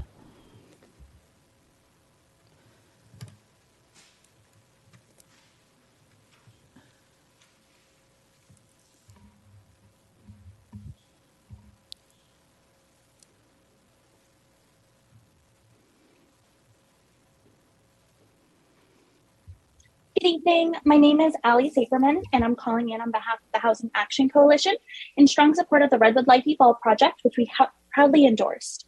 Redwood City has been building momentum as a pro-housing city, receiving a pro-housing designation and passing a compliant housing element much before other cities in the region. Since the housing element was passed, I've been working on this with the city on its affordable housing ordinance. A key concern for affordable housing development, as you know, is funding. The Redwood Life Evolve project provides a unique opportunity to bolster the city's affordable housing stock with Longfellow's commitment of $85 million, well beyond the required amount of affordable housing in Redwood City. The impact here is immense. Based on our experience and conversations with affordable builders, we believe that the funding could result in 850 new subsidized low and extremely low income affordable homes at no cost for taxpayers. This investment would account for 34% of Redwood City's RENA allocation for affordable housing, which is critical in order for the city to maintain a compliant housing element. Any delays could risk this tremendous momentum that the city is building due to all of your hard work. For that reason, we respectfully request that the council uphold the recommendation by the Planning Commission and direct staff to begin the environmental review process, adopt a resolution initiating the repeal or replacement of the Westport Specific Plan, and adopt a resolution initiating the preparation and adoption of a new precise plan. Thank you, everyone, for your incredible work. Have a good evening. Thank you, Ali. Our next speaker is Krista Waldrop, and Krista will be followed by S.S. Wong. Hi, everyone. My name is Krista, and I am a resident of the Redwood Shores community. I live just a block away, basically, from the Longfellow site. And I would like to voice my support for the project. I've been in conversation with the people working at Longfellow, and they seem very much invested in making this something that is good for the community. I've already enjoyed things like the farmers market that they've put in place. I love that I can just walk there and get groceries. This neighborhood is unfortunately lacking in being able to walk to places that you can actually buy stuff at. My husband and I like to go down to the Cafe The Hollow and enjoy their live music. Overall, I just really support this being something that's in our community, something that really actually brings us together, hopefully stops driving us apart. So thank you for your time. Thank you, Krista. Our next speaker is S.S. Wong, and they will be followed by Mary Rodriguez. Good evening, Mayor, Vice Mayor, City Council's members. I'm a Redwood Shores homeowner, and I have major concerns about the Redwood Life project. I work as a consultant to the biotechnology and pharmaceutical industry, so I understand the life science industry. I would prefer that Longfellow work within the confines of the Westport Specific Plan. unless Longfellow can develop a revised plan that truly integrates the feedback from the community. What we're talking about here today is initiation of CEQA, EIR. And if we were to initiate CEQA and hope that a better plan comes out of that process, it's just a hope. If we are to wait for Longfellow to develop a plan first, a plan that works better for the community, and then proceed with CEQA, that seems like the more prudent approach. Of course, the Planning Commission has already voiced their approval. City council members might already have made their mind up on moving forward with this project, but this is really something that we should think more about before moving forward. Yeah, of course, CEQA EIR does not mean that we're bound, to moving forward with this project, but it starts the ball rolling, and we may not be able to stop it. Thank you for your time. Thank you. Our next speaker is Mary Rodriguez, and Mary will be followed by Tony Capastion.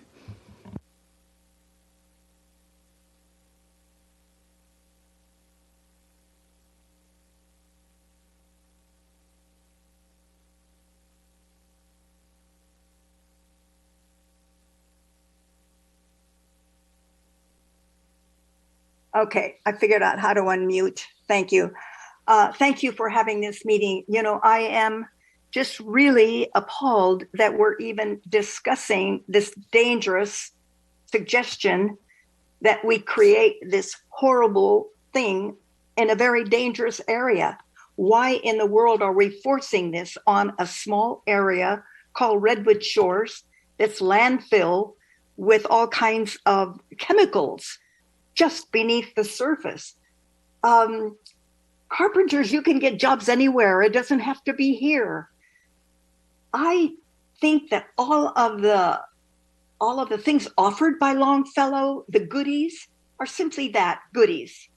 All the things that they're offering are things that Redwood City needs to do on our own. We don't need somebody to come and build right here or build anywhere else. You know what, City Council, I really feel like those of us out here are being treated like stepchildren by you. You are not considering the quality of our life.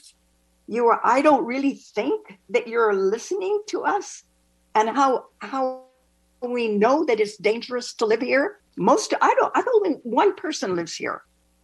The rest of you will not be suffering the consequences of these massive buildings. There are no benefits to Longfellow building here.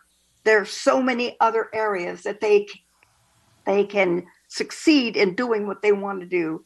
Once they get their foot in the door, I think we had it. I don't think we should give them any entry at all. This is a very dangerous decision and way for Redwood City to go. Please don't do it. Thank you, Mary. Our next speaker is Tony Capastion, and Tony will be followed by Stephen Goodale. Thank you so much. Hi, everybody. This is Tony Capastion here on Zoom. I want to say first thank you to all of the City Council and leaders for spending so much time with these considerations, even holding this meeting tonight. I'm the founder and executive director of Brave Maker, Redwood City's nonprofit film festival, and I'm just hugely in support of what Redwood Life Evolve and Longfellow are doing and all of their plans, first and foremost, because as a nonprofit in Redwood City, I have seen how intentional they've been to partner with organizations like me. Not only were they a sponsor of our 5th annual film festival just a little over a week ago in Redwood City, they've been really intentional to say we could use their spaces, and I've been really glad to partner with them in such virtual events and in-person things for Black History Month, as well as Pride in June. And I feel like they are doing above and beyond, as I could even hear in their presentation tonight, to find a middle ground and compromise with our city residents. So I'm just so grateful for them and want to endorse them for the future, because I think not only what they're doing with affordable homes, but what they're doing for our city. And I love our city so much, and I know all you do too. So thank you, everybody, for what you're doing. I give them my wholehearted endorsement. This is again Tony from Brave Maker Film Festival. Thank you, Tony. Our next speaker is Stephen Goodale, and after Stephen will be Rupesh Patel. Welcome, Stephen.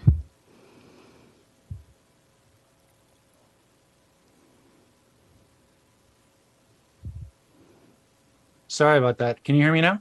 Yes, we can. Thank you. Okay. Good evening, Honorable Mayor G and City Council. I am speaking to express my concern about the proposed development at the Westport site. This issue has been raised before, but for the city's sake, we felt it was important to repeat and reinforce it. We believe that the city erred in rezoning the site in 2013, and that this error has opened the door to legal challenges. The 2013 rezoning was not consistent with the existing Westport specific plans, which limited building heights and floor area ratios consistent with pre-2013 commercial park zoning. This raises a serious legal question as to the validity of the 2013 zoning change, which must be resolved before proceeding with altering or repealing the Westport specific plan. In addition, the 2013 zoning amendment failed to conduct an environmental impact report, or EIR. Instead, it relied solely upon the city's 2010 general plan update final supplemental EIR, which, in error, omitted consideration of the Westport specific plan. This means that the Redwood Shores community and general public were not adequately notified and engaged in these significant land use changes. To protect the city from legal challenges, we urge you to correct this error before engaging in any activities that do not align with the Westport specific plan. Reset the zoning to be again in alignment with the Westport specific plan, and then proceed from there. Thank you for your time and your consideration. Thank you, Stephen. Our next speaker is Rupesh Patel, and Rupesh will be followed by Michelle Winter. Welcome, Rupesh. Hi, my name is Rupesh Patel. I have followed this project since the proposal began a couple years ago. I believe Longfellow has shown considerable effort to work with the community in finding a happy medium between opposers and supporters. They have conducted several community engagement meetings to take feedback and have implemented many in each of their versions of the project. I have heard many comments for and against the project, all of which may hold validity. However, without a step forward to study the project, it will be all hearsay with mostly personal emotion and no real data from experts. Starting the CEQA process will provide guidelines to what Longfellow needs to adjust or amend on their plan. I am a supporter of the project overall and do believe there is more work to be done, which can only happen after developers receive feedback from certified professionals who can conduct the CEQA process, which would address every potential impact, including traffic, aesthetics, construction phase impacts, and wildlife. I believe the project will increase overall property value of residents, provide ample contribution to the overall city finances, offer great amenities to residents from all around, and provide jobs. Again, I think the city should move forward with the study of this project. Thank you. Thank you, Rupesh. Our next speaker is Michelle Winter, and Michelle will be followed by Gail Rabe.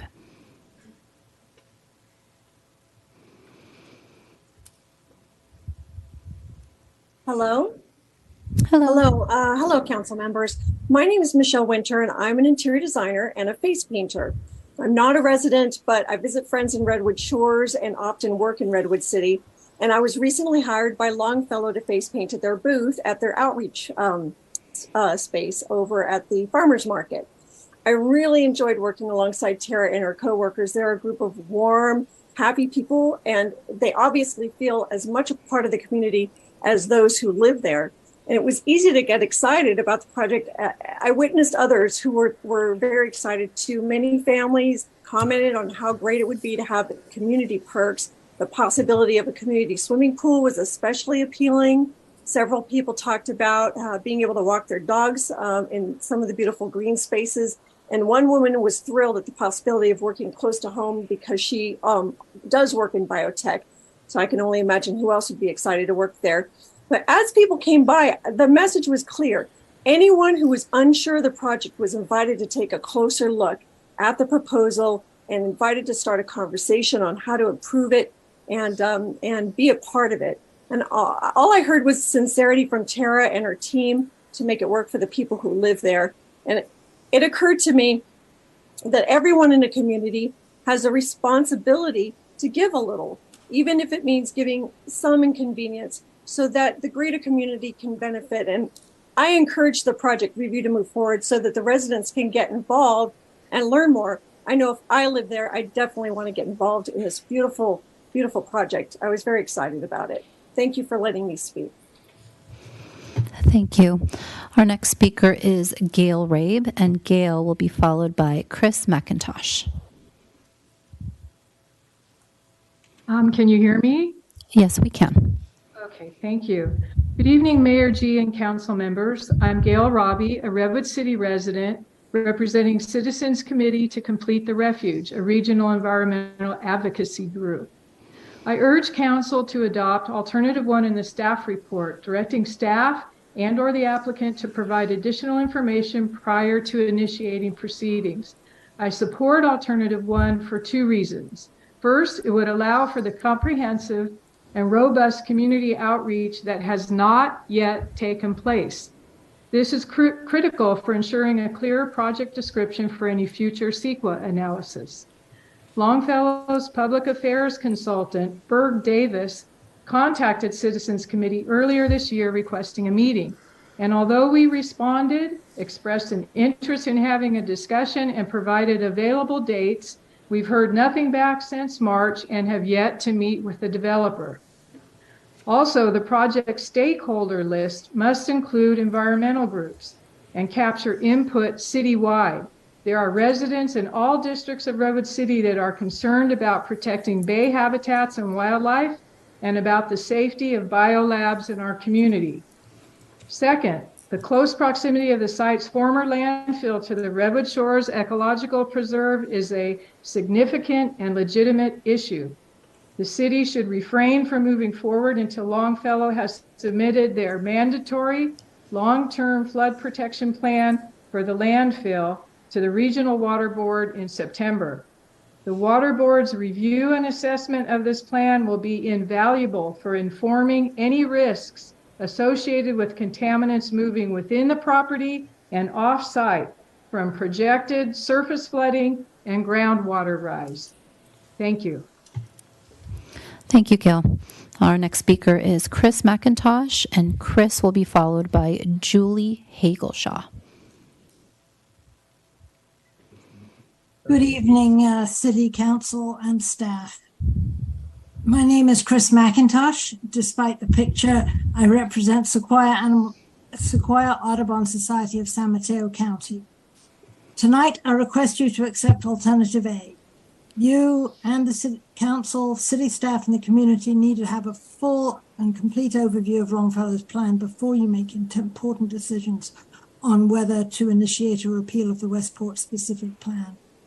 Among other items, I believe that plans to handle sea level rise have not yet been submitted. We also need a city-led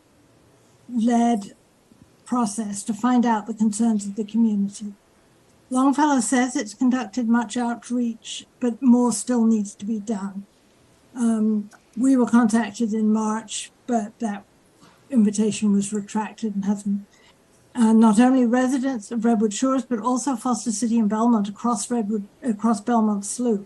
They may have concerns about the Westport Specific Plan in relation to other projects in the area and deserve to be listened to.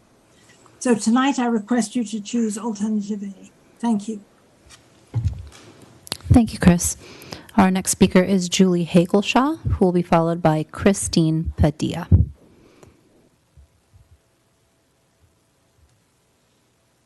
Can you hear me? Yes, we can, Julie. Yes, I am a resident of Redwood Shores, My name is Julie Higgleshaw. I've lived here about a year. However, I'm very familiar with the area as my mother lived here for 25 years before. So I am voicing my support for the Longfellow Plan. I think it would be a great addition to the neighborhood and the residing community, especially with Oracle having left the area. So I'd like to add that I'm a advocate for pedestrians as well as a cyclist. I commute via my bicycle to San Francisco, and I rarely see people walking around, but there are a few. So if I'd see more people walking around using the beautiful park that they propose, that would be all the better for everyone. Thank you very much. Thank you, Julie. Our next speaker is Christine Padilla, and Christine will be followed by Sue Nix. Good evening, Mayor G and council members. I'm the director of Build Up San Mateo County, a multi-sector initiative designed to improve the supply of childcare facilities. I'm speaking in support of the Redwood Life Evolve project that includes community benefits like childcare and affordable housing, both things that our working families need to stay in this community, which I was born and raised. We've been in collaborative conversations with Longfellow for almost 2 years, and they've committed to providing $2 million to support our grant program, which will direct resources to the most urgent childcare needs, such as subsidizing low-income infant childcare and supporting facility improvements and expansion that could directly benefit Redwood Shores and the broader Redwood City community. Infant and toddler care is one of the greatest needs and delivers tremendous multi-generational benefits for children and families. And affordable, high-quality childcare provides valuable services, giving parents the freedom to work while allowing children to reach their full potential. Unfortunately, according to the 2022 needs assessment conducted by the San Mateo County Child Care Partnership, we know that Redwood City has a shortage of almost 2,400 spaces for children 0 to 12 and lacks the resources to accommodate over 1,100 subsidized spaces for children 0 to 4. Preserving and expanding childcare near housing helps reduce traffic and commute times and allows families to live and work in the same community. Since this project has the potential to bring millions in additional benefits to the entire city, we ask that the council move forward, allowing the city to study the project. Once the city can study the project, we look forward to exploring how to best leverage the proposed childcare community benefit. And I just want to thank you for your time and continued leadership on this critical issue. Thank you. Thank you, Christine. Our next speaker is Sue Nix, and Sue will be followed by Joao Batista de Rosa. Good evening, everyone. My name is Sue Nix. I am the president of the Redwood Shores Community Association, which is all of Redwood Shores, including the business. I first wanted to make it clear that we are absolutely willing to work with Longfellow to come up with a project that can work for them and the Redwood Shores residents. But we are very concerned if it's decided to repeal the Westport Plan now. When Longfellow purchased the site, they were well aware of the Westport Plan. Instead, they submitted plans that were massive for the Shores area and incomplete. Many of us on the RSCA board have met with the Longfellow people numerous times. Each time we were led to believe that they were going to show us new plans, which possibly would be on a smaller scale that we could work on. Instead, we're shown their version of community engagement, nothing having to do with development. Each time we've been told what Longfellow wants to do and how we can work together instead of not how we could work together to move forward. The Redwood Life project is the largest project on the peninsula located in the little island of Redwood Shores. The Westport Plan was put into place for a reason. At this time, we're actually begging the council to hold off, consider not repealing the Westport Plan at this time. Give us some time to work with Longfellow to come up with plans that can work for all of us together. They say that they're committed to compromise, and we're asking them to show us the changes now before the Westport plan is being repealed. Right now, it's not a win in the right area for Redwood Shores. Thank you.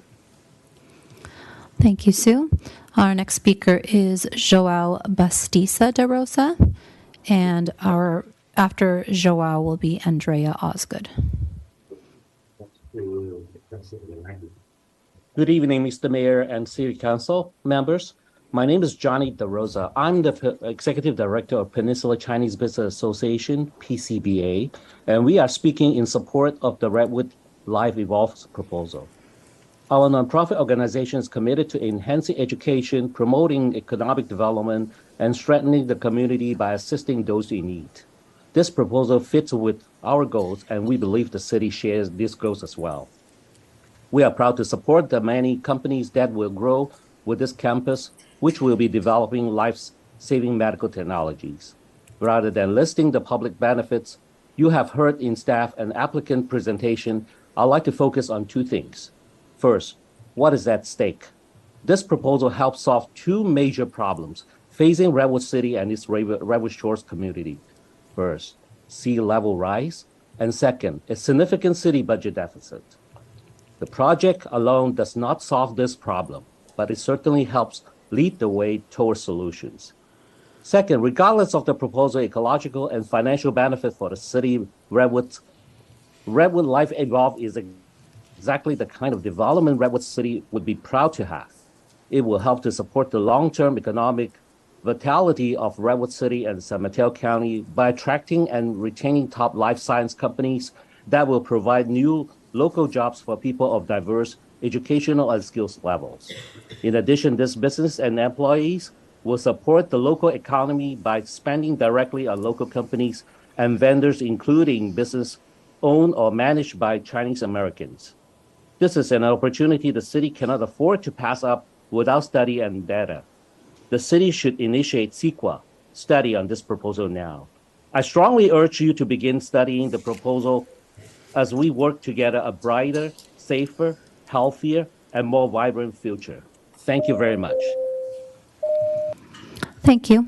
Our next speaker is Andrea Osgood, who will be followed by David Shen. Good afternoon or evening, Council. This is Andrea Osgood, Chief of Real Estate for Eden Housing. I was just wanting to put in my 2 cents regarding the Redwood Life project. I think Redwood Life and Longfellow have done a great job reaching out to the community, and now it's time to do the due diligence, gather the data to weigh against the community benefits that have been proposed here.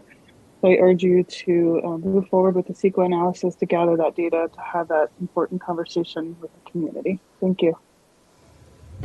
Thank you, Andrea. Our next speaker is David Shen, who will be followed by Shelley. Hello, good evening. I'm a long-term resident in the Redwood Shores, and I'm a owner here. My wife and I love this community very much. In addition, I also have some unique aspects probably in this topic, because I also work in a biotech company in the Redwood Life right now. And as you know, for life science, it's the future industry, and it really spends a lot of time and money in those innovative medicines that we really need, especially for those grievous diseases such as cancer or autoimmune diseases.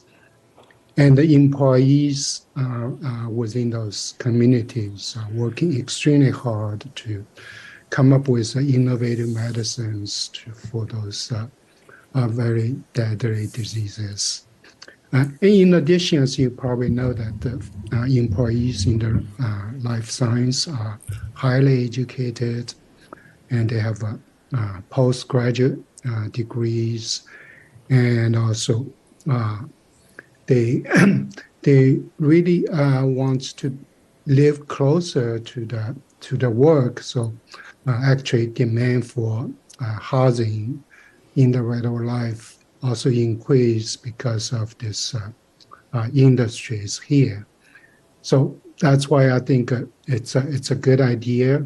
And the other aspects that I like is really the community sense. Because right now, as you probably know, that Article is moving away. So bringing another major industry with a community feel, that's very critical for the community. Thank you, David.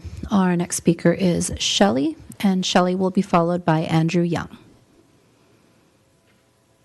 Hi there. My name is Shelley, and I've been a Redwood Shores resident for about 10 years now. I first want to say thank you very much to Mayor G and the rest of City Council. What you guys do is a lot, and I thank you very much for your service. I just wanted to let you know that I am an active member of our school community. I lead a local Girl Scout troop, and I'm also a current board member of the Belmont Redwood Shores AYSO. And I'd like to speak in support of this project. I do feel like the development of this area is inevitable, whether it's by Longfellow or some other developer. And honestly, we can't just leave the area to deteriorate and just stay the way it is. And in my opinion, it's far better to move forward with a developer that has demonstrated a commitment to our community and cares to get and incorporate our input. They're contributing to our levies, they're developing community spaces, and really building up our public services infrastructure. And at the very least, I think it makes sense to move forward with a study to see if what is being proposed makes sense and if it is something that we as a community would want to pursue. That's all. Thank you. Thank you, Shelley. Our next speaker is Andrew Young, and Andrew will be followed by Debbie and Gary Baldoki.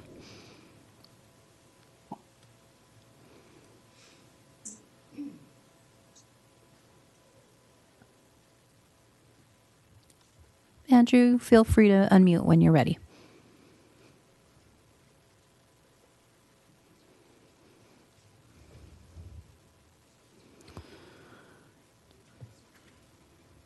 Hear me? Yes, we can, Andrew. Good evening, Mayor G, Vice Mayor Espinosa Garnica, Council Members Sturkin, Martinez, Sabayos, Deacon, Howard, and Aguirre. My name is Andrew Young. I've lived in Redwood Shores since 1999. I've served my neighbors and this community in various capacities, including Sandpiper School Site Council, School Force Board of Directors, Measure C campaign in 2005 to build Redwood Shores Elementary School, and Measure C Citizens Bond Oversight Committee's first chairperson. I love my neighbors. I love this neighborhood. I know the demographics of Redwood Shores have evolved over the years.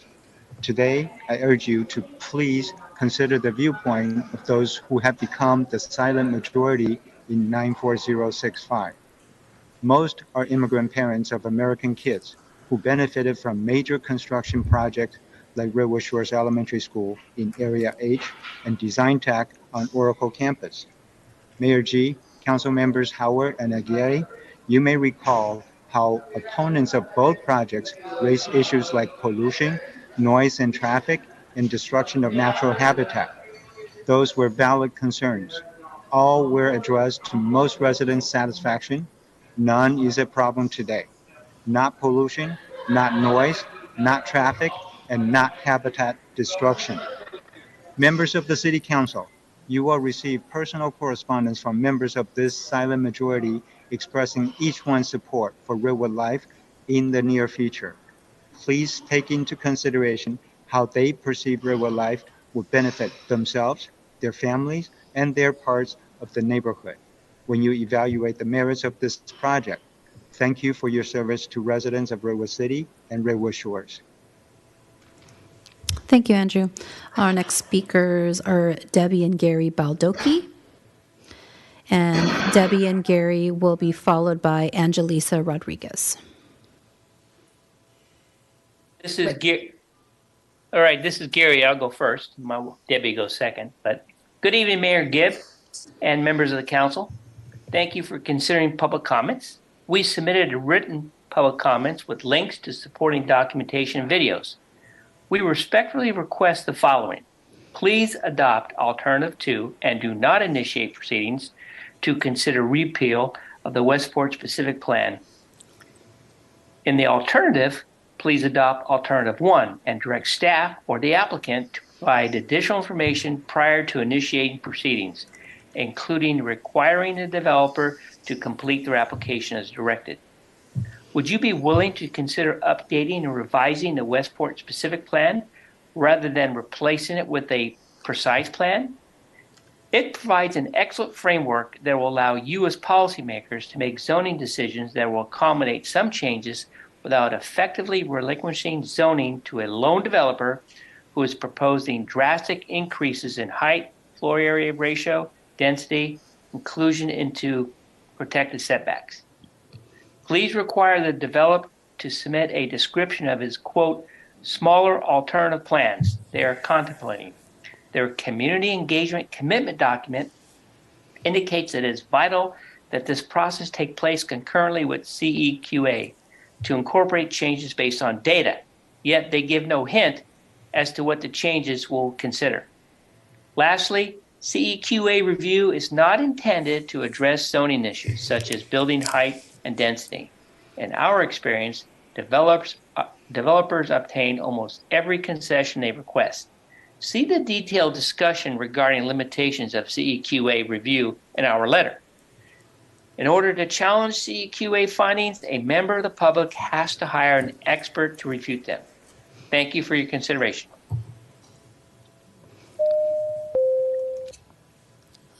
Thank you, Gary.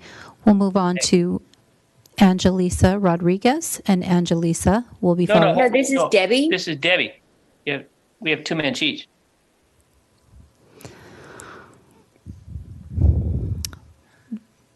Mayor? Hello. Sorry, Debbie, give us 1 second, please. Thank you. Debbie, can you make your comments in 1 minute, please? No. Next time, because there will be a next time, if you would both sign on separately, please, because this is not a group effort. So I'll give you your 2 minutes this evening, but next time there's a public hearing, if you would sign on individually, that would be appreciated so we can keep track of the number of speakers ahead of time, not during the process. Thank you. Thank you, Mayor G. We are, Gary and I were 18-year residents of Redwood Shores. We still see our dentist there, go shopping there, and we now live in San Carlos. And we've been through this procedure with multiple life science developments. And I will tell you that we agree with the statements made by Sue Nix and by Gail Robbie in terms of asking for you to not allow a CEQA determination to begin at this point. We've met charming and charismatic developers who promised many things, that they were going to scale back the project, that they were going to rely on the data, that they were going to do what the community wanted them to do. Unfortunately, we have not experienced that. Once CEQA review is started on the 3.3 million square feet that they're proposing, CEQA only looks at mitigations that will allow it, not the zoning that would affect the height, the floor area ratio. So please know that you'll hear things that they're going to do, and we've never seen it come to fruition. A recent example was in a 410,000 square feet development on Belmont Creek. It's 3 different buildings, and the developer in the mitigated negative declaration said that they would not have biolabs in the first floor because of the flooding risk. It's 25 feet away from Belmont Creek. However, during the public hearing, the developer reneged on that promise and said that that was not a part of the plans, and it was silent on the issue. So they are planning biolabs in the first floor, where there's another building with a child care facility on the bottom floor as well. So please ask the developer to show you now what the smaller plans are so that you don't initiate a process. Thank you. Thank you, Debbie. Our next speaker is Angelisa Rodriguez, who will be followed by Earl Aiken. Angelisa, can you hold on for a second, please? Jessica, could you remind us who the last speaker is on Zoom, just so everybody knows? Because we have, I think, around 10 more speakers left. Sure, Mayor. The last speaker for Zoom is Geeta Dev. Thank you. And everyone else after that can email comments to council@groupcouncil@redwoodcity.org. Thank you. Welcome, Angelisa. You may unmute your microphone. Good evening, members of the City Council. My name is Angelisa Rodriguez, and I'm with the Housing Leadership Council of San Mateo County. We work with communities and their leaders to produce and preserve quality, affordable homes. I'd first like to thank staff for all the hard work they put into tonight's report and presentation regarding this item. On behalf of HLC, I would like to extend our appreciation to Longfellow Real Estate Partners for their willingness to work with Eden Housing to ensure that low-income Bayshore community members living near the Redwood Life Evolve proposal will continue to be housed in your community. This partnership between a commercial-only and a nonprofit affordable housing developer is a great example of how our cities can produce and preserve homes at the deepest levels of affordability.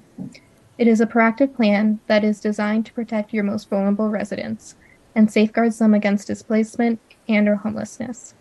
Finally, we'd like to commend the developer's commitment to $85 million to create affordable homes in Redwood City. Thank you for your continued leadership, and we urge you to support a proposal that keeps your low-income community members housed where they are now, while also allowing for the greatest feasible number of homes to be created in your city. Thank you. Our next speaker is Earl Aiken, and Earl will be followed by DJ.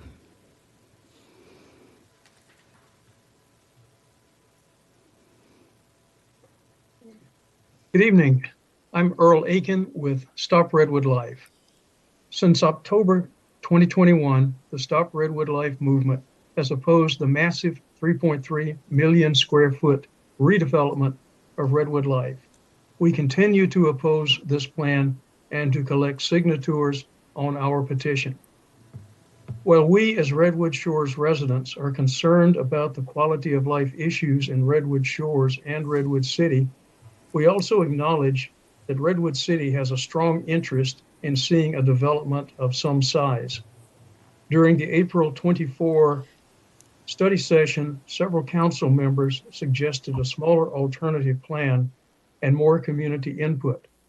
Therefore, we support starting the CEQA review of the existing plan, subject to the conditions agreed by Longfellow and Stop Redwood Life on May 18, 2023. The goal of this agreement is to set up an open and transparent review process committed to using data from the CEQA review to develop smaller alternative plans. As stakeholders, including the Redwood Shores community, Redwood City, and Longfellow, I should say all stakeholders, including the Redwood Shores community, Redwood City, and Longfellow, should be working toward a mutually agreeable outcome. Reasonable compromise is the only way forward. Thank you to the City Council for listening. Thank you, Earl. Our next speaker is DJ, and DJ will be followed by Christy Shirilla. Yep. Good evening, Mayor and Council members. I've been a Redwood City resident for 19 years, living in the Dolphin Park neighborhood. I'd like to voice my support for the repeal of the Westport Plan and the study of the Redwood Life Evolve redevelopment project. The project will bring much needed modernization and revitalization to the area. I urge the Council to initiate the CEQA review, which will provide the community with detailed studies developed by subject matter experts, so we can base our opinion on fact and not speculation. Thank you so much for your consideration. Thank you. Our next speaker is Christy Shirilla, and Christy will be followed by Julianne Fusaro. Good evening. My name is Christy Shirilla, and I'm the Bay Area Policy Manager for Biocom California, the state's oldest and largest trade association for the life sciences. Redwood Life is a transformative project that will deliver important community benefits, allowing Redwood City to attract life science companies that work on life-saving treatments, as well as make large investments in their facilities and the surrounding communities. As you've heard from Longfellow, the community benefits include but aren't limited to public open spaces, addressing sea level rise, and investing in levee improvements, as well as making enhancements to the San Francisco Bay Trail. The questions from the community can be addressed in what will be a long process with many more opportunities for input and compromise as outlined by Longfellow. Biocom California respectfully requests the Council uphold the unanimous recommendation by the Planning Commission and direct staff to begin CEQA review process without delay. Thank you. Thank you. Our next speaker is Julianne Fusaro, and Julianne will be followed by Nina Goodale.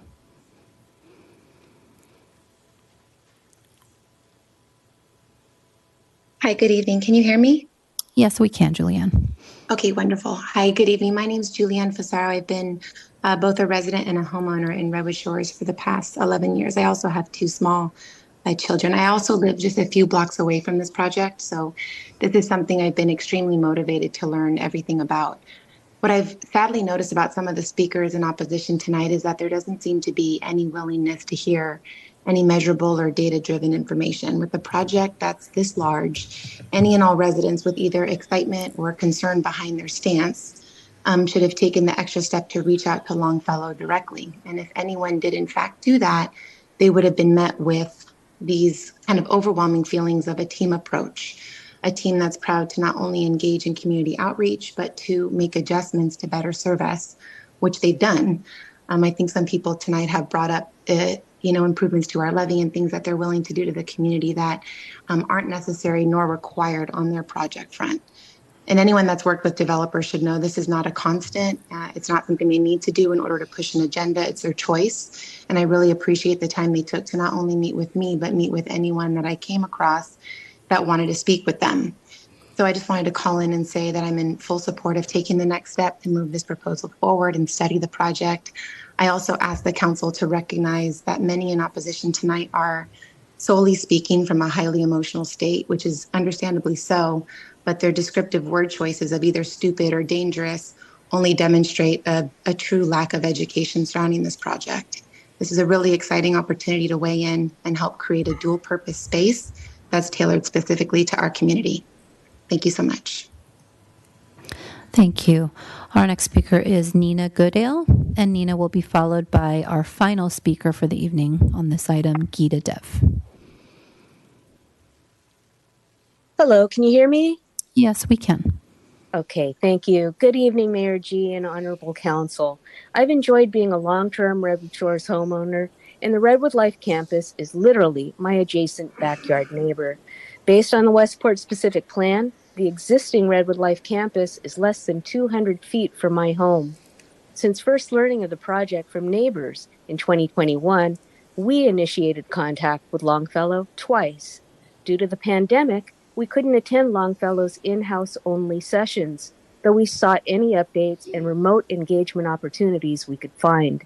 We attended 2 remote open house sessions in summer 2021, but their breakout rooms cut off our questions, though we were curious about their promise of using LiDAR technology to survey the landfill. Since then, much to our disappointment, we've had no further remote community engagement opportunities. One reason why we got involved with and formerly supported the 2 shores-based groups in late 2021 was because of Longfellow's reluctance to engage its immediate neighbors. We waited 2 years for the first City Council study session in April for our 2 minutes to speak, so our voices could be heard. It was quite disappointing, however, that the number of remote public comments was cut off that night after 33 comments. We managed to get comments in at the Planning Commission meeting, and we're pleased that the Commission seemed to acknowledge Council's recommendation to the developer to further engage with the community to see if an agreement for a smaller scale project could be reached before returning to the city.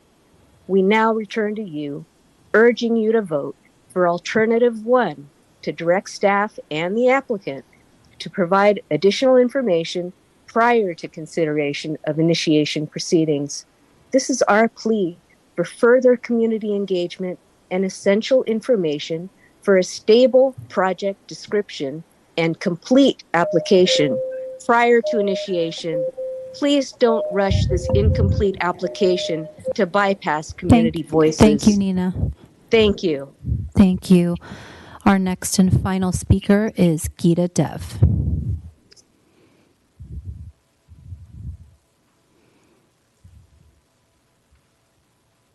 Hello, can you hear me? Yes, we can. Good evening. My name is Geeta Dev. I am here to represent the Sierra Club.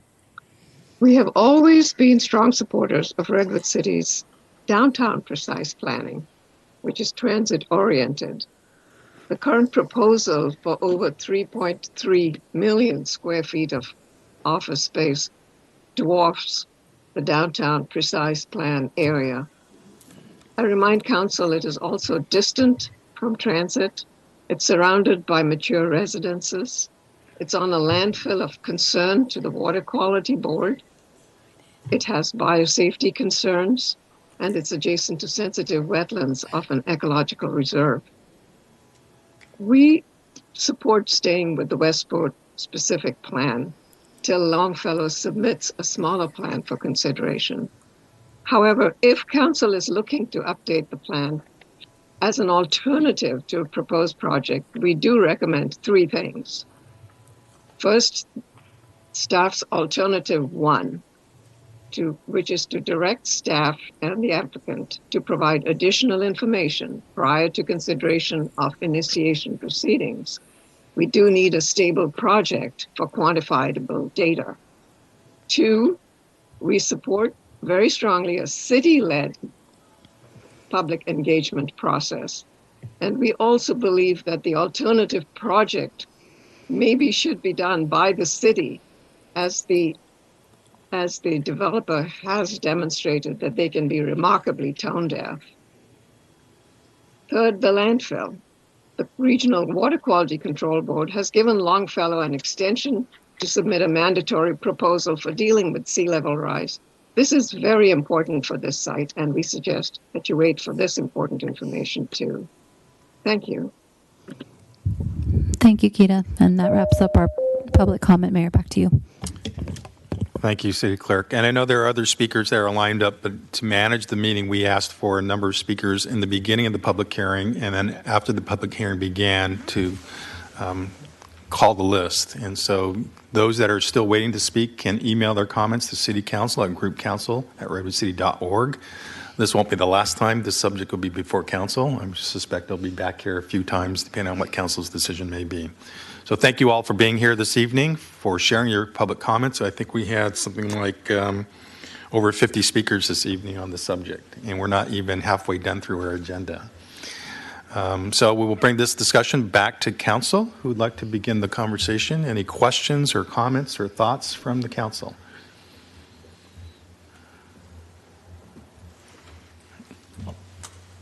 Anybody want to start? I'll jump in.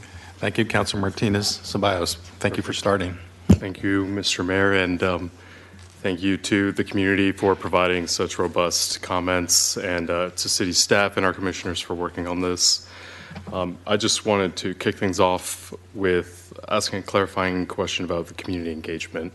I know that this is something that the council has asked for, something that the applicant has worked hard on, but with the Planning Commission sort of directing the applicant to continue working on their own outreach and city staff potentially initiating their own outreach, just wondering how those two campaigns of outreach would work in tandem, or if the applicant would be just sort of supplementing what city staff would be doing. So just kind of curious on that front. So before I get into responding to your questions, I just wanted to make it aware that we have our wonderful planning team, but also virtually, I believe our engineers are online. So we have city staff is ready to answer any questions that need to be addressed by the council.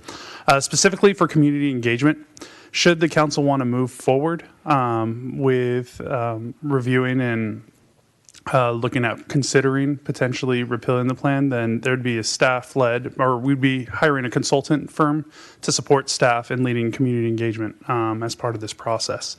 We're prepared to issue some requests for proposals should the council decide to move forward, and then that'd come back to council, I believe in probably early October or late September for council consideration. In terms of just overall, I think it'd be kind of really when we're looking at the plan itself, that's going to be that consultant that's going to be leading that, but in collaboration with the applicant. Thank you, Alex. And Excuse me. I appreciate that response, Alex. The other question I had was, the staff report mentioned that the community outreach would, contact more than just the populations previously reached out. It would broaden that scope. So I was just curious if there are any specific groups that city staff were hoping to reach out to that maybe didn't have that opportunity to be engaged prior to this potentially the initiation of CEQA. So here in Redwood City, we really strive to really be high touch and engage in our community. And so it would be all the different outlets that we normally would be doing and really looking at stakeholder mapping. Specifically, I know during the study session and what we've heard tonight as well is really engaging with the Redwood Shores community, but the greater community at large. And also we're doing a lot of engagement. I know at the staff level, just really working with our neighboring cities, just overall, I know that there's, just questions about transportation and what that all looks like, but be looking to really engage the entire community, the entire cross section. And I know our mayor has talked about the 5 generations of this community that we got to engage. We got to engage all 5 generations at the same time, and everything that we do to hear from all voices. Perfect. Thank you, Alex. And those were my clarifying questions. I know community engagement is going to be critical to this discussion, and I want to be sensitive to the concerns of residents who have come in either in person or have written in or have called in tonight to give their feedback. But putting my planning commissioner hat on, I see this as a matter of process. And I think that this is only another early step in our community's discussion on this issue. And for us to be able to talk about potential impacts, to create alternatives, to vet those alternatives, and to continue fine-tuning the project's community benefits that we've already started to hear about, we need to begin the CEQA process. So we have an applicant who I think is demonstrating that they're looking to reach out to the community on their own accord. It's been highlighted by the Redwood Shores folks who have now turned into support on the project or have at least been open to providing their own input. So I feel good that this is a partnership and a really great opportunity to find a compromise. So with that, I'll move the staff's recommendation, but we'll open it up. You hold that. Perfect. Why don't you hold that until everyone has had a chance, Councilmember. But thank you for starting the conversation. Thank you very much for that. Councilmember Aiken. I may have comments later, but I just have some clarifying questions. I don't want to belabor it. The hour is late. Page 3 of the report, I don't know how many paragraphs down, second sentence it says, this analysis would include several technical studies done to advance the preparation of the draft EIR to help inform an alternative project that would then be fully studied. Could you explain that a little bit? Could you talk a little bit? And actually just that whole paragraph, to facilitate the evolution, staff envisions the city's environmental. So the essence of it is that the environmental consultant that we would hire would start to look at the project that has been proposed and identify the impacts that it would cause. They would study traffic, they would study biology, they would study a number of issues, and those studies would help inform the potential alternatives that are created that would reduce those impacts that are identified from those studies. Instead of just doing the study up front and saying, here are the mitigations, the idea is to do the studies, find out what the mitigations are, and then refine the project from that point. I don't quite understand that difference, but okay. Because you're saying this before the EIR, or, it says... Think of it as an early stage of project review, that where you're trying to uncover the data and the information that helps inform the decision on how to proceed. Okay, and that is the staff's recommendation? Is that my understanding? It is. Thank you, Mr. Schwab. That's very helpful. I was just going to ask Jeff, can you introduce yourself? I'm sorry, Jeff Schwab, Community Development Assistant. Thank you. That's helpful. The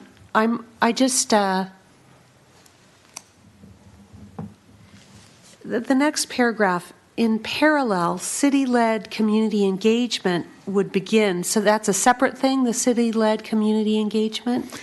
Yes, we envision that these are parallel processes, that some of the issues, as you heard tonight, are not environmental. They're more aesthetic, or they're more feeling about the project and how it should be laid out and what it should incorporate. Some of the community amenities, as an example, maybe a setback, which isn't necessarily an environmental issue unless the setback is achieving some mitigation for an impact. But in general, the idea is to identify impacts, identify issues, environmental issues, and use all of that information to refine the design of the project. Shape it. Sure. And what are the, just a couple more questions. What are the environmental issues? Well, you've heard that the traffic is potentially an issue. You've heard that, and in this case, it translates under CEQA to vehicle miles traveled. You've heard of the distance issue from transit. How does that get resolved so that we reduce the number of vehicle miles traveled? You've heard that there's potentially impacts to wildlife and wetlands and those types of issues. So perhaps building location, building height may be impacting that through shadow or wind. So those issues would be flushed out in the screening or sensitivity analysis, and then they would be used to help refine the design. Does that help? Yes, thank you. And so, again, the screening and sensitivity analysis, it's before the EIR? Yes. In this case, we're proposing sort of a two-step process. One where we get the information, help refine an alternative, because the comments the council made at the study session said we need to find maybe an alternative that meets more interests and is more of a win-win-win solution. This is one way of getting to that solution, is finding out how we design a project that achieves as many goals as possible and addresses as many issues as possible.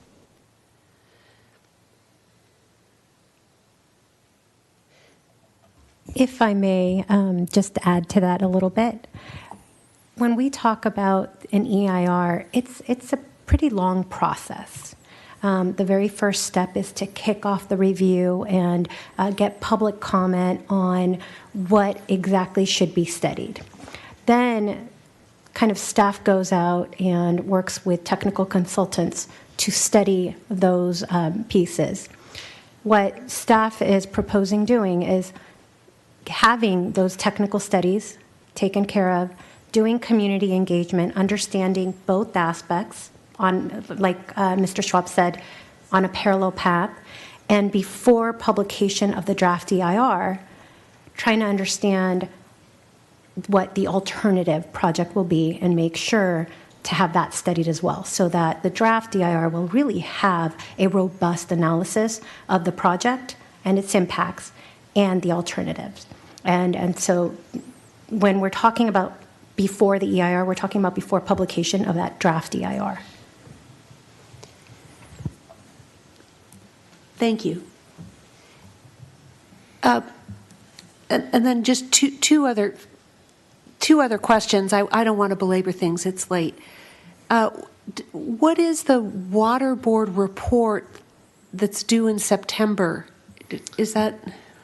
I think the applicant will probably be able to describe it in greater detail, but I believe because of increasing sea level rise, the impact of that on the landfill and maybe water getting into there that would then require more treatment of effluent needs to be addressed. And so they're looking for property owners and in areas where there may be issues to take a proactive role and to develop plans that address that now rather than wait for the outcome. Is that part of One Shore? No, not specifically. I think this is very much specifically related to the Regional Water Quality Control Board's regulation of the landfill and its ongoing operation, or its ongoing maintenance. Those are my clarifying questions. Thank you so much. Thank you, Councilmember Aiken. Councilmember Sturkin. Thank you, Mayor. Firstly, just thank you to the applicant, staff, and the public for your comments and your due diligence. I hear the concerns and hopes from the community about this project. And, I think whether you've lived in Redwood City for 3 years or 30, we all want to live in a safe community. And, while this project would be a big change for the neighborhood, right? It could be a really big opportunity for the city, including Redwood Shores. And so I think we would only know the full impact of this project if we initiated the CEQA study tonight. And this process is routine in nature. All these development projects that come before us go through this project, or those that qualify for CEQA review. So, I would support initiating the process tonight with consideration for the biosafety levels, because that's something I saw frequently in many of the emailed comments. Just hearing community concerns about levels 3 and 4 activities. And I'd just like to suggest that the applicant consider those activities carefully, and that maybe as a city going forward, we could consider studying that citywide. So that would be my suggestion tonight. Thank you. Thank you, Councilmember Sturkin. Councilmember Howard.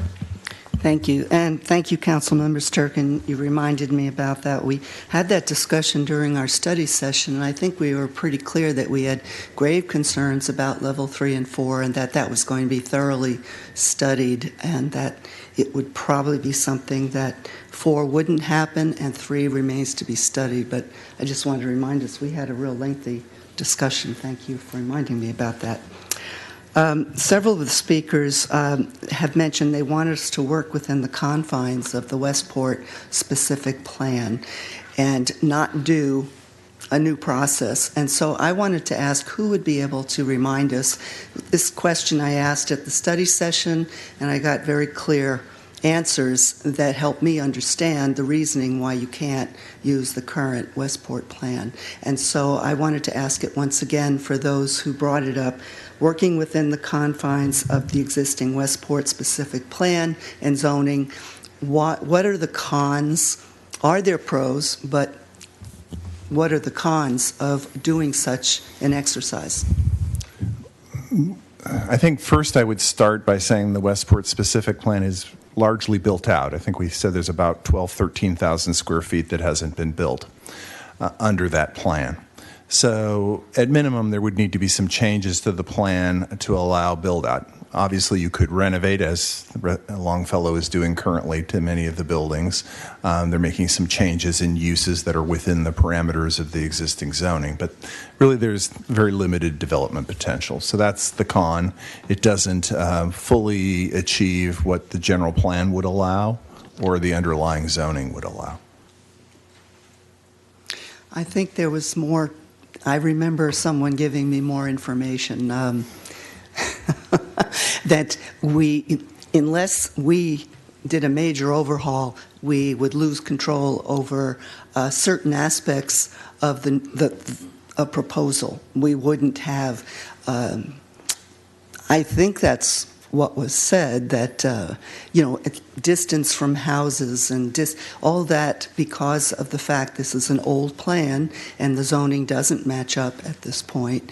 So I just would like to know, and also my understanding is that would be something the city would have to do and probably be at a cost to the city instead of requiring the developer to do a new plan, which, if we move forward tonight, it would start the process that would, in fact, be covered by the developer. Is that accurate? That is accurate, yes. I mean, right now you have the developer making a proposal, paying for the full cost of all the studies and time associated with updating a plan or creating a new plan, in this case, the proposed precise plan. And if that were not the case, if this project were not to come before you, then we would have general plan and zoning and a specific plan that are not in alignment. That's helpful, because I have concerns about the unlined landfill that keeps being brought up. And my understanding is if we initiate this study, that will definitely, as well as other environmental concerns like sea level rise and other things, the unlined landfill issue that keeps coming up will definitely be addressed, and there will be mitigation suggested or not, but it will be addressed. Is that correct too? It's true that those issues would be addressed as it relates to a project or an alternative project that's proposed on the site. And it does give us the opportunity to have insights on that and new, refreshed information that may alert us to things that we're not aware of. Okay, thank you. Now, I would like to take the staff recommendation that we start a process, because I feel we're lacking a lot of factual data that's going to help make intelligent decisions going forward. But I was wondering, it says that you're recommending a city-led process to work simultaneously with the review. And I'm wondering, could this look like an expert, a third-party expert who could be the mediator? And the city works as they're attending, they take notes, they listen to everything. I'd like to take it off the city's shoulders, to be quite frank with you, because I think it would be more productive to have an independent third party do this, who's an expert in what we're talking about. And I know they're out there.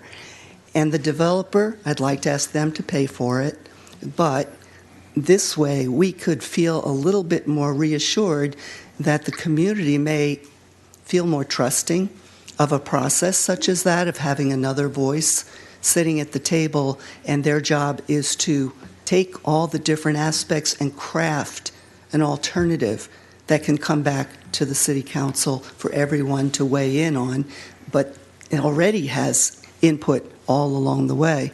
I'd also suggest if we do something simultaneously, we have clear benchmarks, that we have clear deadlines. In 6 months, you need to come back to council with this done. In another 6 months, we expect this to be done. That we don't let these things fall behind.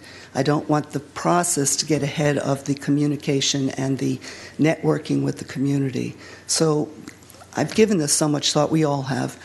But I'm just trying to look for a process where some people still feel they're not heard, and yet they're willing to listen. So I thought maybe this might be something we could consider to bring more people along to help devise a project alternative that isn't perfect, but maybe many people can get behind because it's smaller and it answers their concerns. Thank you. I think you're in alignment with our thinking that we would bring a community engagement specialist on board to guide this process. And the only thing I would note is that some of the technical studies will take the time that they take to be done properly, and that may be the only thing that is determining of the timeline moving forward, because we don't want to get the community engagement too far ahead of knowing some of the facts and being able to use those and incorporate those. And as you may have seen in the report that was linked, the Longfellow folks have worked on developing a draft community engagement plan. One of the first things that we thought was appropriate to do was have the community engagement specialist that we bring on board take a look at that and figure out what elements should be done by our folks, if you will, and what can continue to be done by the Longfellow folks, so that there's not duplicative efforts, it's not confusing for the community, and they all fit together well. Okay, thank you. I just hope that we can get the message out to as many people in Redwood Shores who have concerns, so that no one says at the end of the day, I didn't hear about this, or I'm really upset I wasn't included. I think that may go a long way. But I heard many people say just that. Please let us have more, and let us have an alternative that we can feel like we can live with that. I don't want to go in a process where we have an alternative present, and this has happened in the past, where we get a smaller alternative, but it doesn't answer a lot of the questions like distance from property or maybe smaller height. It's just a smaller project based on what the developer thought was palatable, and I don't want to see that happen, and that's why I'm hoping we have more engagement on this. Thank you very much. Thank you. Thank you, Councilmember Howard. Vice Mayor Espinoza Garnica. Yeah, thanks everyone for being here in person, online, and for everyone who wrote to us. Thank you to Longfellow for being here to present. I didn't really have any questions. I just want to answer these here for the council. Should the city council adopt a resolution? I think we should go forward with the CEQA for many of the reasons council has mentioned, because it's going to be the data that we need to make informed decisions on this project. There's a lot of different sides. People are pro and opposed, and I think there are valid reasons to be opposed and very significant amenities and improvements that come with the project. It's unfortunate that we have to rely on economic systems that largely depend on private industries to make sure we have, levies and housing. It's really unfortunate. So it's a hard place to be in, but I don't know where else we'll find funding for, their levies or see, the border there and the solutions. Can we really take the risk to avoid them until the ideal comes along? So that's what I'm wrestling with internally with this project. And so I know that council's been very thoughtful with all of this. And so I appreciate everyone that's been being honest about their concerns. So CEQA is, I think, an essential component to all of this, to making sure we're knowing the consequences, good and bad, that come with approving a project like this, an alternative, or not going forward with it. Is the approach for developing an alternative project that responds to environmental issues of community concern appropriate? Totally appropriate. It's said many times by the wetlands, and there are actual economic impacts, very real impacts that could negatively impact our community. So I appreciate Longfellow's willingness in trying to come up with ideas with the shuttles, and I do support the ferry terminal option and all that. So it's just an essential part of this, and I'm glad that it's being incorporated into the conversation. And I appreciate the council's direction to of course, emphasize biosafety levels, and that all of our neighborhoods, all of our residents really get a say. The benefit should be benefiting largely all of the city, not just city council, but the city. But Redwood Shores for sure should feel like it's a place that they belong in still, and one that's livable. And the criteria we have that is quality living for residents in Redwood Shores is, I think, still being devised by council to see what is really the give or take, what is really valuable and invaluable. So that's the road ahead of us that I see. And so just thank you, everyone, for your time and consideration. Thank you, Vice Mayor. Councilmember Aguirre. Thank you, Mayor. I really want to thank everyone that was here tonight. I want to thank labor, homeowners, different organizations, the staff and the developers, everyone that's been here to try to bring some things special to our city, and also to try to bring the diversity of ideas that we've had tonight. And as you can see, it's not, yes, win-win in any way. It should be, hopefully it will be. And that would be my question is as we move forward, how will it be different? What do we hope to accomplish when we're talking about the new community engagement? Because I think what I've heard tonight is a lot of fear. People are afraid. They live across the street. They live 500 feet. They live whatever, or, and I guess change is difficult. But when I think of the first plan, the Westport plan was 1995. In 2010, we developed a general plan that is supposed to be for our entire city, not just Emerald Hills, not just North Fair Oaks, not just different neighborhoods that we're talking about, but everything including Redwood City, which is on Redwood Shores, and it's Redwood City. And so when I think of our 2010 plan, we move forward. Plans should not be stale. They shouldn't be on a shelf and say, this is it, it's going to be here forever. Plans have to evolve. every plan that we've done in our city, and precise plans, we have to go back and look at it. Wait a minute, it doesn't fit today. We didn't do this, or we should have done that, or that was good, let's do a little bit more of that. So how do we move forward in the process to alleviate the fears and to move forward, and what are we doing that's going to be different, whether it's community-led, developer-led, city-led? What are we planning to get that's going to be different? Because I think what we've all heard tonight are people want to see something, but there's always that fear factor. It's in my backyard, and I've lived here for 30 years, and I don't want change, or I don't want too much change or disruption. And how are we going to address that? Yet, how are we going to move forward to 2023? 95, 2010, 2023. What does that look like? And the fact that we've had to develop more things in our city, in every part of our city, is really important.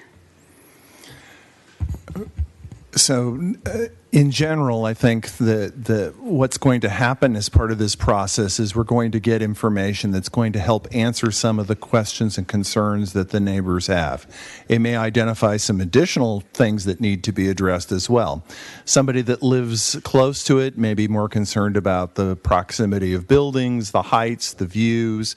Somebody that lives further away may be more concerned about the traffic and access to the area.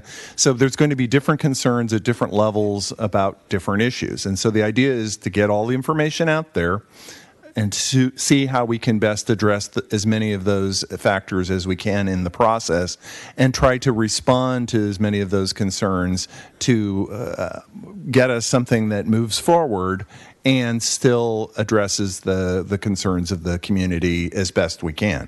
I mean, I think it's fair to say that not all of the things will get resolved to everybody's satisfaction. There will probably be disruption during construction for a period of time. Understanding that cycle, when it's to occur, where it's to occur, is it over all the site or a portion of the site? How will trucks be routed in and out? All of these things will probably need to be addressed in greater detail so that people know, because knowledge is very important in understanding and preparing for change. Great.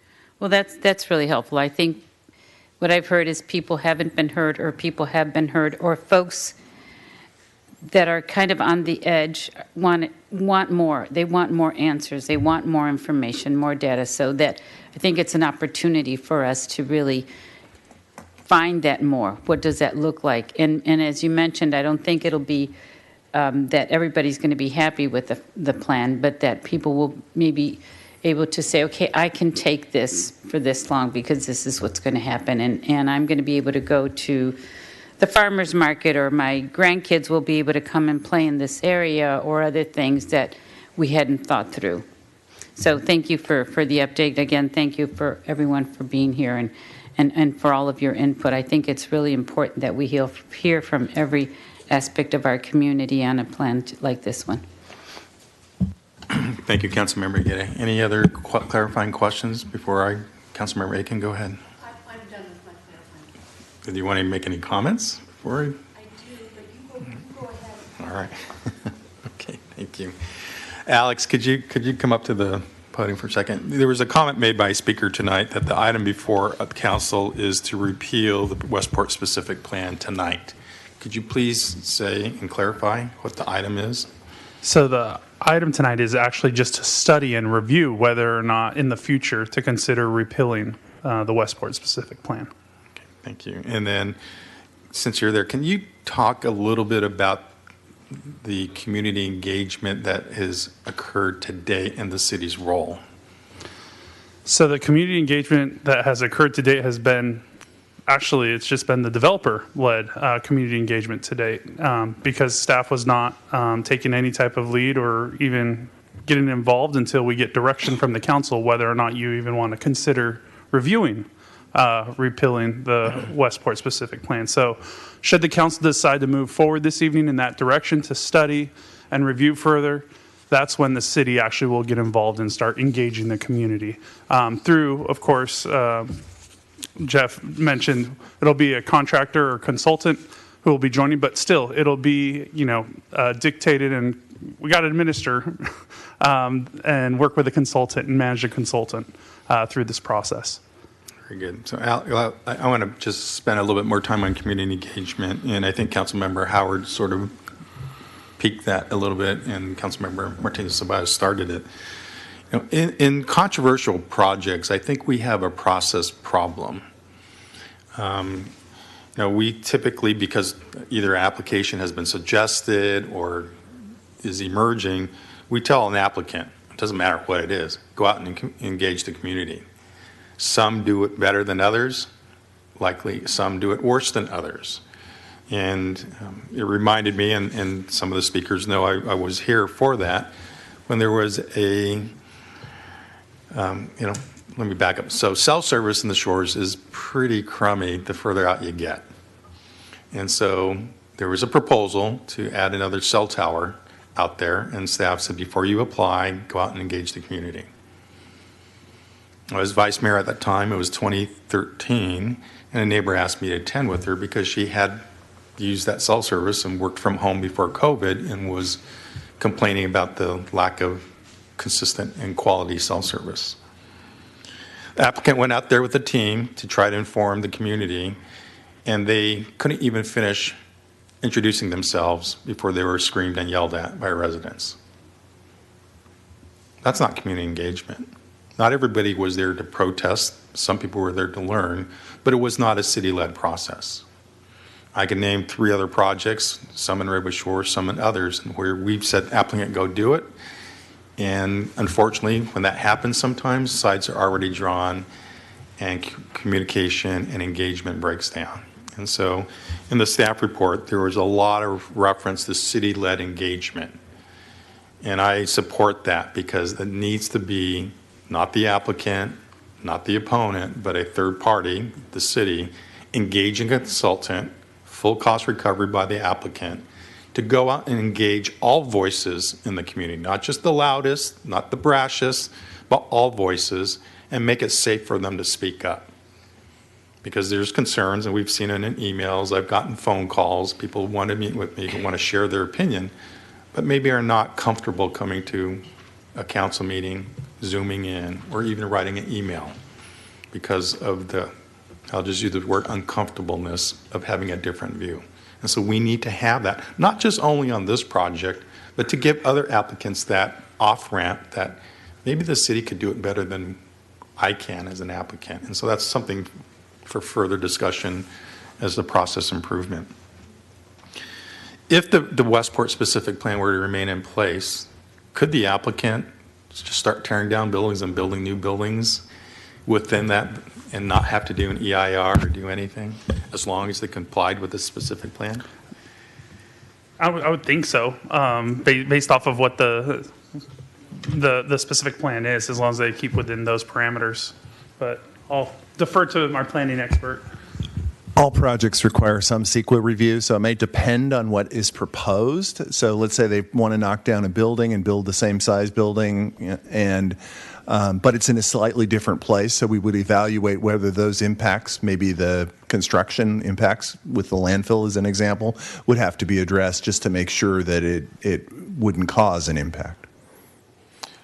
Thanks, Jeff. And just one more question before I add my comments is, you know, if the applicant were to hire their own consultants to do studies and the city were to initiate an EIR, we'd go back out and hire other independent consultants to study the same thing, wouldn't we? Or would we just take their studies? That's correct. And the other option, and sometimes it's done, is that there's a peer review done of the studies that are provided by a city-hired expert. But we would at least do something and charge the applicant the cost of that. Oh, of course, yes. They pay for it all. Very good. The most important part for me is the city-led community engagement process. I want to thank the applicant for all their efforts, but as I said earlier, there are people who feel not reached out to or not even feel comfortable in reaching out. When we say all voices, it should be all voices, at least to give them the opportunity. Whether residents or whoever takes advantage of it, at least we provided that opportunity. whether it's a blind survey to the zip code or whatever it needs to be, and all of the above. We need to find a way to engage everybody in the community. And the way we've set up the process right now, where the applicant needs to go out first, there should be something else. So what's important to me is the city-led community engagement process. The other part of it is that there have been suggestions about preserving view corridors or setbacks or shadows. I'm not aware that there's any community dialogue or even concurrence or even facilitation about what are the view corridors, for example. How many are there? Where are they from? You know, the design team, Gensler Architects, if I believe that's who the designer is, they're smart people. They can figure it out. If they say, here's the protected view corridor, they can figure out a master plan around that, or how many there are. But there has been no conversation about design principles or anything like that. And so I hope that would be added to the community engagement process to be able to talk about views, shadows, setbacks, and things like that, the non-CEQA stuff, rather than saying, I don't want, or I want it here, or I think I want it here. One of the foundation principles, and Alex, you said it in your comments earlier, housing, transportation and infrastructure, children and youth. Overlaying all that is a foundational principle of equity. Equally, underlying all of this is data so that we can make fact-driven discussions. And I don't think we have a universal set of facts yet that everyone can agree on, that this is where we start the conversation. And so I think I said at the last meeting, and I'll ask you again, and Jeff and the team, will some of these studies, if the council were to approve, provide that foundation where we can make, or at least start an informed conversation? That's the goal. Alex. Yes, that's the goal. And I wish there was a way we could do a part one CEQA, part two, but that's not what CEQA says right now. Either you do or you don't. And even if you do with the applicant, you got to redo it so that it's an independent third party. So those are my comments. Councilmember Aiken, you wanted to add some comments? Just very briefly, I agree with you that it would be very good to have a third-party consultant to drive the process. And I want to emphasize what Councilwoman Aguirre said, which is that, you have a general plan, you have zoning, and then you have the Westport plan. And those three things don't align. And so we have to get a vision that aligns. And that's a concern of mine. One other comment that I want to make is that I do want to make sure that the citizens to complete the refuge are engaged in the process, and that's part of the council driving it. I also like that it's important to have data that's accepted and that everyone can look at. So I'm ready to vote. But I want to make sure that we include this third-party enhanced communicator that Councilwoman Howard and Mayor G discussed. I don't know how we do that. Well, I would thank you, Councilmember Aiken. I think you can probably, whoever wants to make the motion, amend the staff recommendation to include, I'm just going to make this up, 6-month reports to council on the communication program. Number one, that the communication plan is shared with council, and that there's periodic, and I'm just going to make this up, 6-month reports to council on the status of the community engagement and assurances that it is complete and comprehensive, and with maybe, I'll just make this up, 18-month presentation to the council on the status of that communication and community engagement. Councilmember Howard? Mayor, I was going to say, Councilmember Martinez Ceballos made initially, I believe, was making a motion, so I'd like to defer. Thank you, Councilmember Howard. Councilmember Martinez Ceballos? I'd accept that friendly amendment. You have to make the motion first. I'll have to make the motion first. With the suggestions. Move staff's recommendation with the amendment for a 6-month communication check-in. And is there any other components I'm missing to that? I think it was a presentation to the council of the communication plan, 6-month reports, and an 18-month presentation about the status. Perfect. I'll second that. Just have a clarifying question. That includes the third party getting Yes, a third party? that's the proposal, and staff's recommendation is a city-led, which would be a third-party consultant hired by the city and paid for through the cost recovery process by the applicant. Did I say that correctly, Alex? You're correct, Mayor G. Thank you. Any other council comments or discussion? If not, roll call vote, please. Or, I'm sorry, electronic vote. Thank you, Mayor.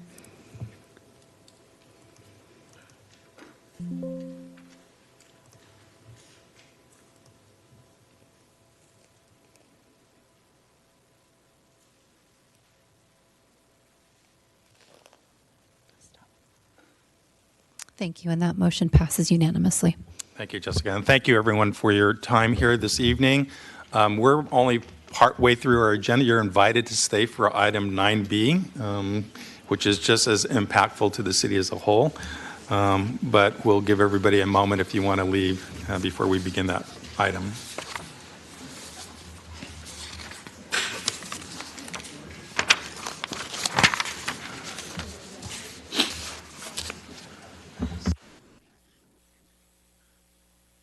Why don't we take 5 minutes and let everybody stand and let everyone leave the room? We'll take a 5-minute break.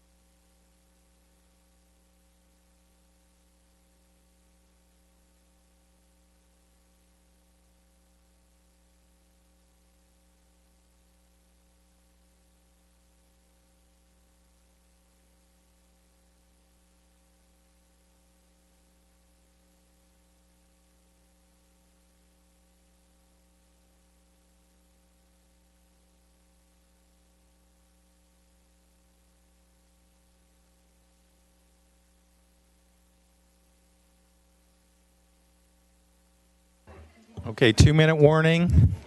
2-minute warning.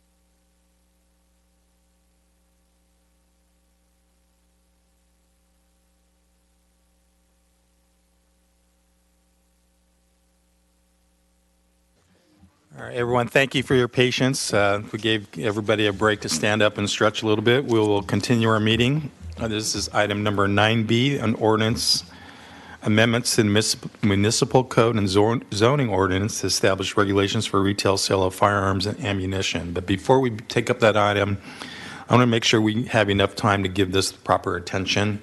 This is as impactful, if not more impactful, as some of our other items on the agenda. So I'd like a motion from council to extend the meeting to at least 12 o'clock. So moved. Second. Motion by Councilmember Howard, seconded by Vice Mayor Espinoza Garnica. Electronic vote, please.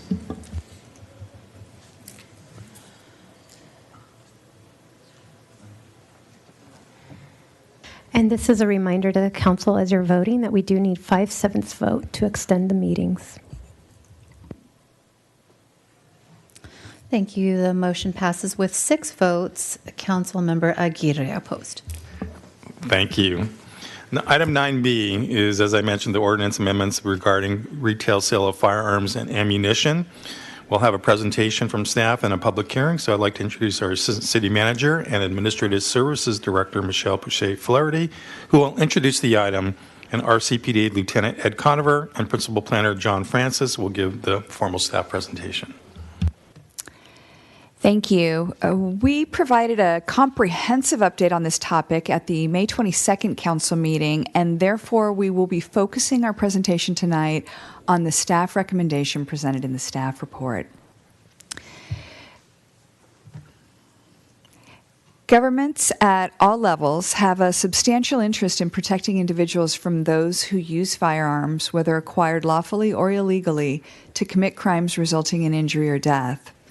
The city has broad authority to make and enforce within its limits ordinances and regulations designed to promote the public convenience or the general prosperity, as well as regulations designed to promote the public health, the public morals, or the public safety. Michelle, why don't you hold on for a second while we get the right slide up. There we go. Thank you. Oh, not yet. Nope. We're looking for... I know we want to finish, but... I was forwarding mine just fine.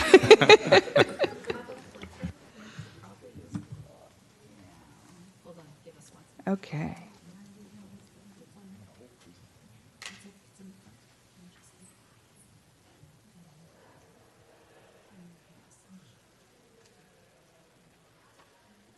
That's the one. Okay.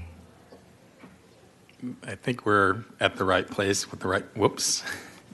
Okay. There we go, right there. I think this is Yep. backup one. Okay. There we go. All right, thank you. So I read this verbatim, so I'm not going to repeat it. It's on the record. And I'll keep moving. City staff have developed a policy proposal in the form of a pair of ordinances. Taken together, they intend to limit exposure of children to firearms, confirm compliance with federal and state laws related to the sale of firearms and ammunition, and ensure firearms and ammunition permitted for sale in Redwood City are securely stored and accounted for. The first ordinance would amend the municipal code to impose licensing and security requirements on retailers engaged in selling firearms and ammunition and ensure compliance with existing federal and state laws, primarily... Sorry, we're having some more technical difficulties on my end.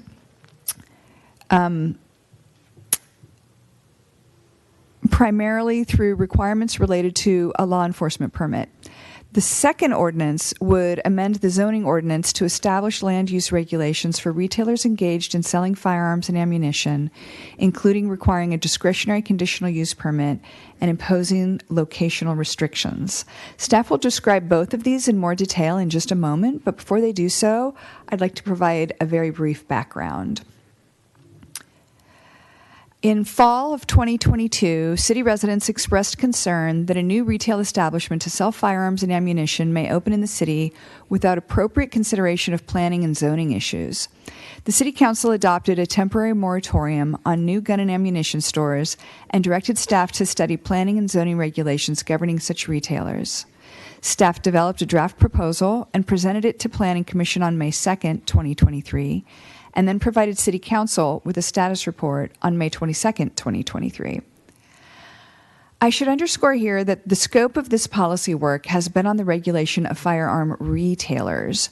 So we did not study and have not proposed limitations on the types of firearms sold, such as a ban on assault weapons or Saturday night specials.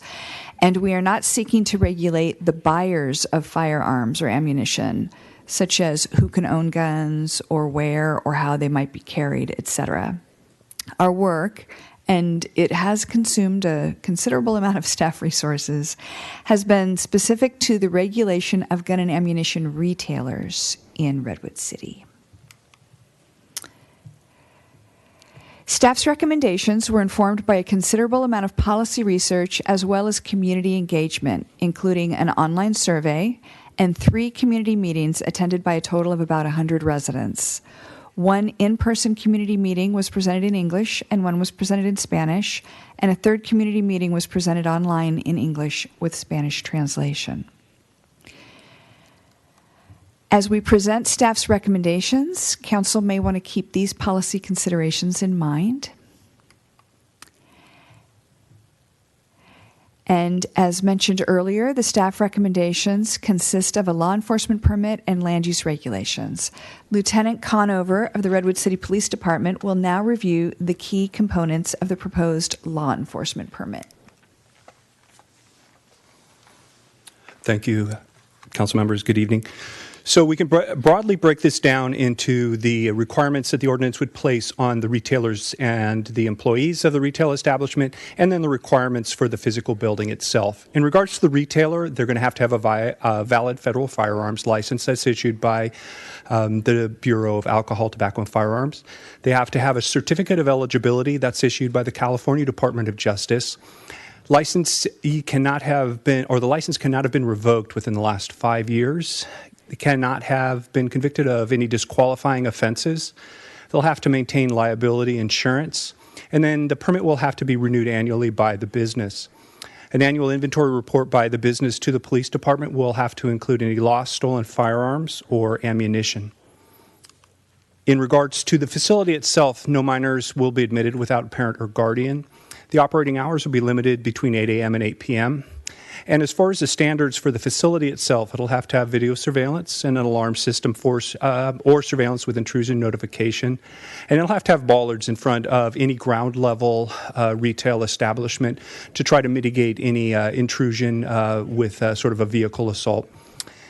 The weapons will have to be securely displayed when open, and then they will have to be stored securely after hours, and that includes limitations and specifications regarding the types of locks that will be required. In addition, the warning signs will have to be posted. They include the fact that there's no unaccompanied minors allowed in the establishment. All sales will require a record.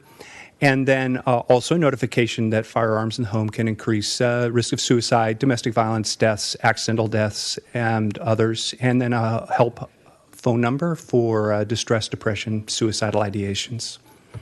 Thank you.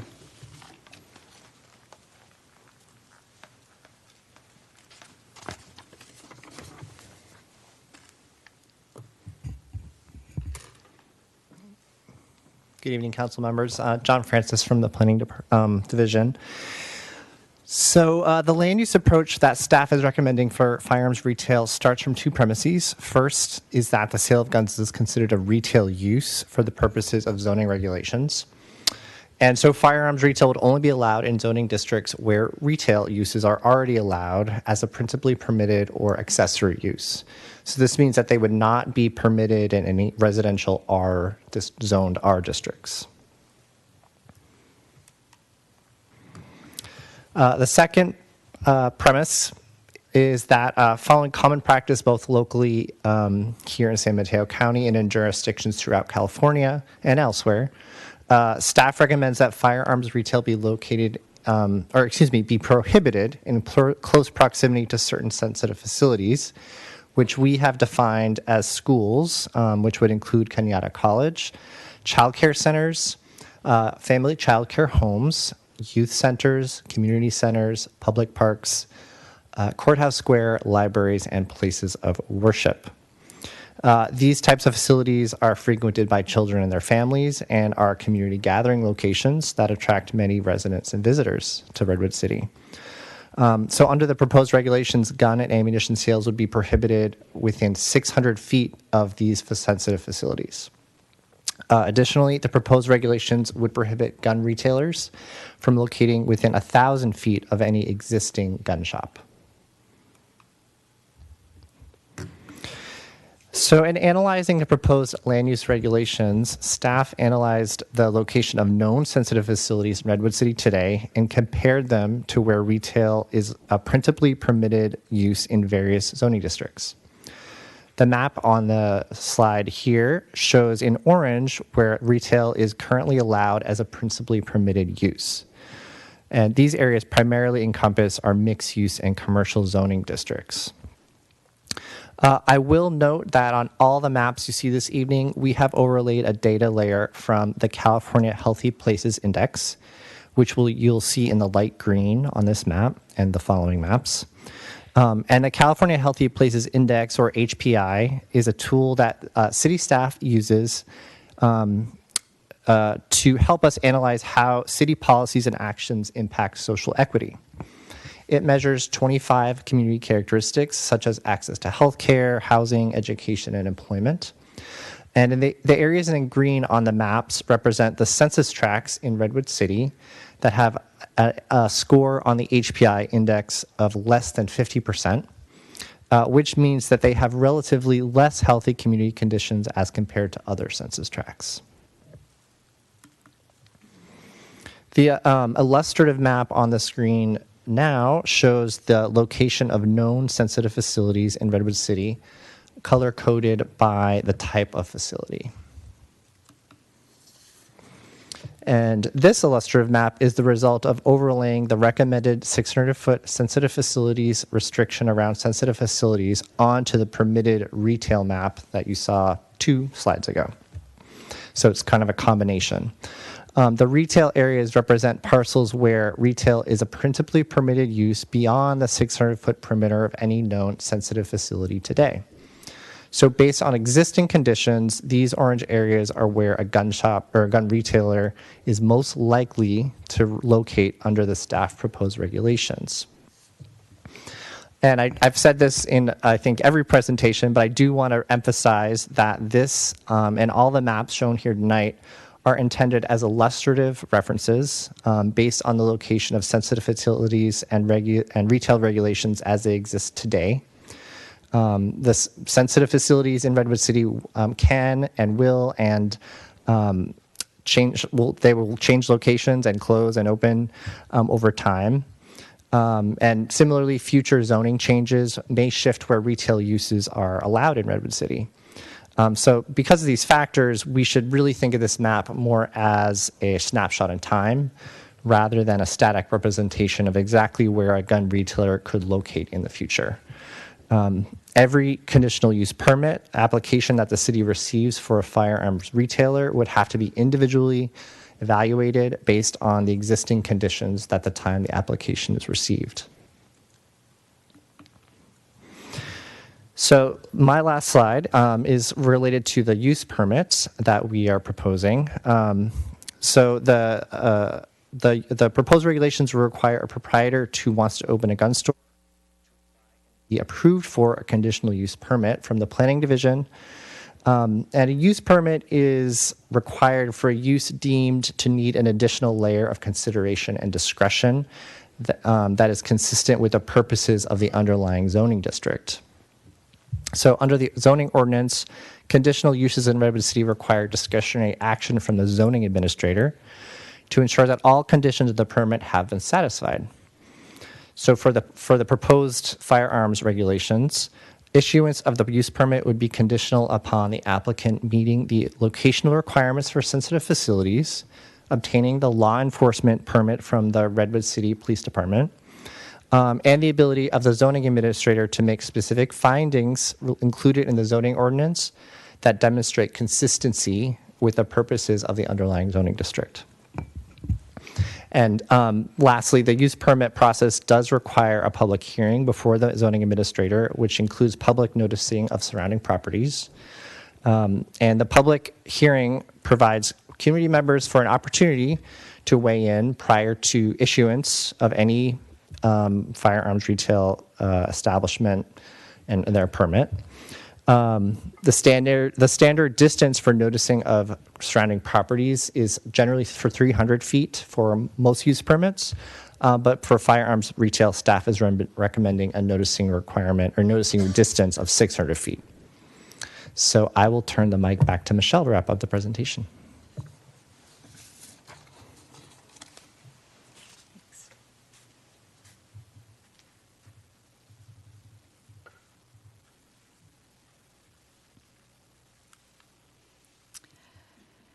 The two proposals that make up the staff recommendation are based on research of public policy recommendations from a variety of national experts and advocacy groups and the model ordinances they have proposed, along with examples from throughout our state and the practices of neighboring jurisdictions. We've considered these in the context of Redwood City's community expectations, land use patterns, planning, and law enforcement policies and operations to shape our recommended proposal.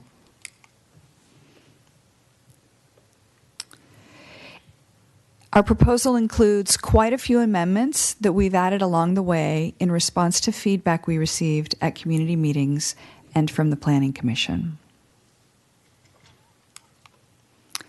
We refer you again to some policy questions you may wish to consider, and we will remain available to answer your questions when you are ready to discuss this item.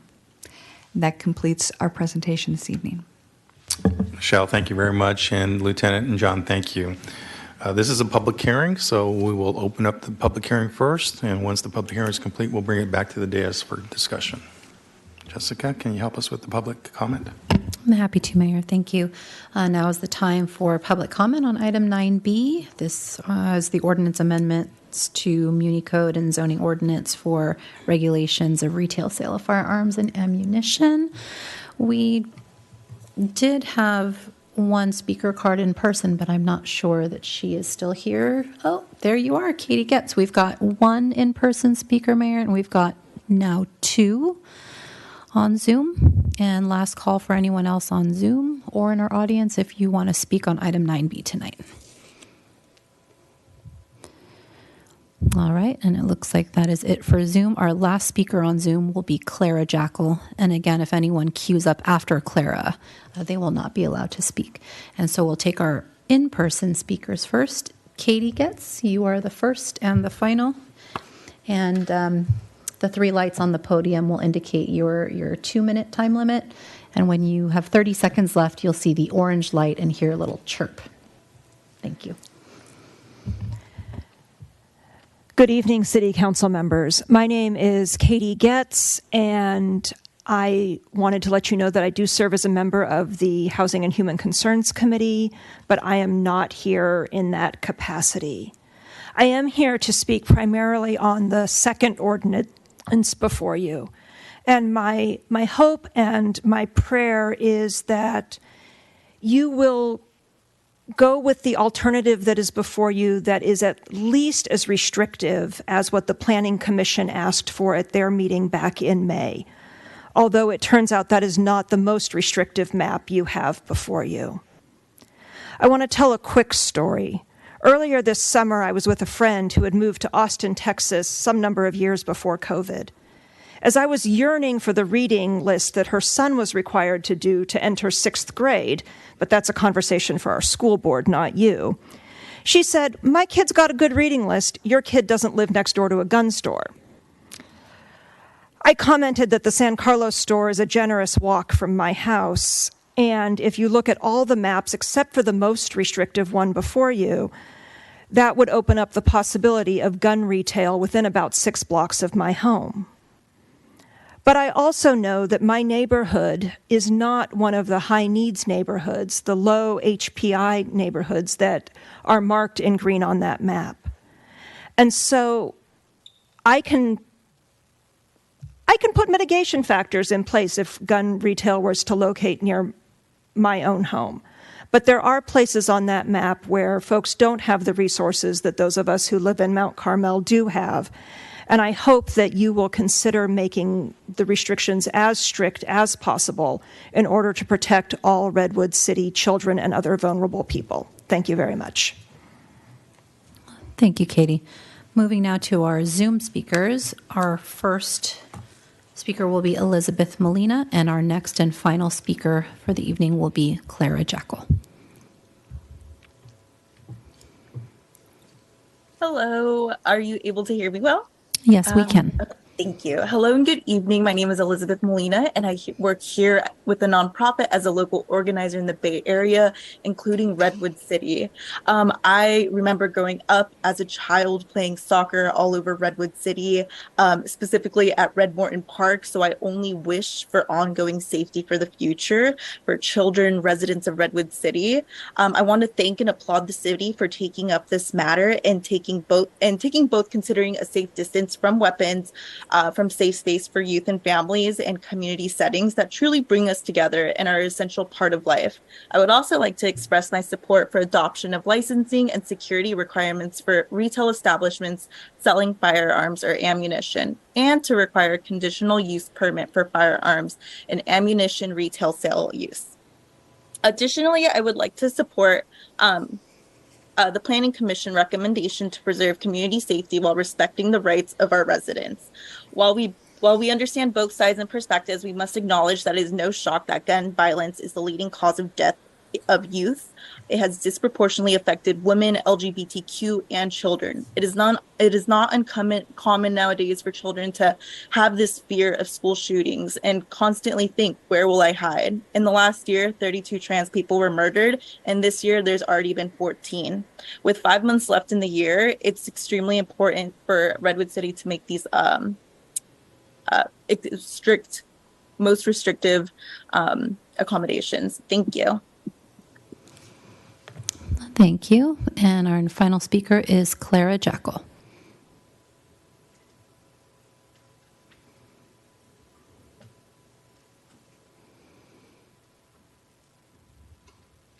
Clara, if you're speaking, I'm sorry, we cannot hear you at the moment.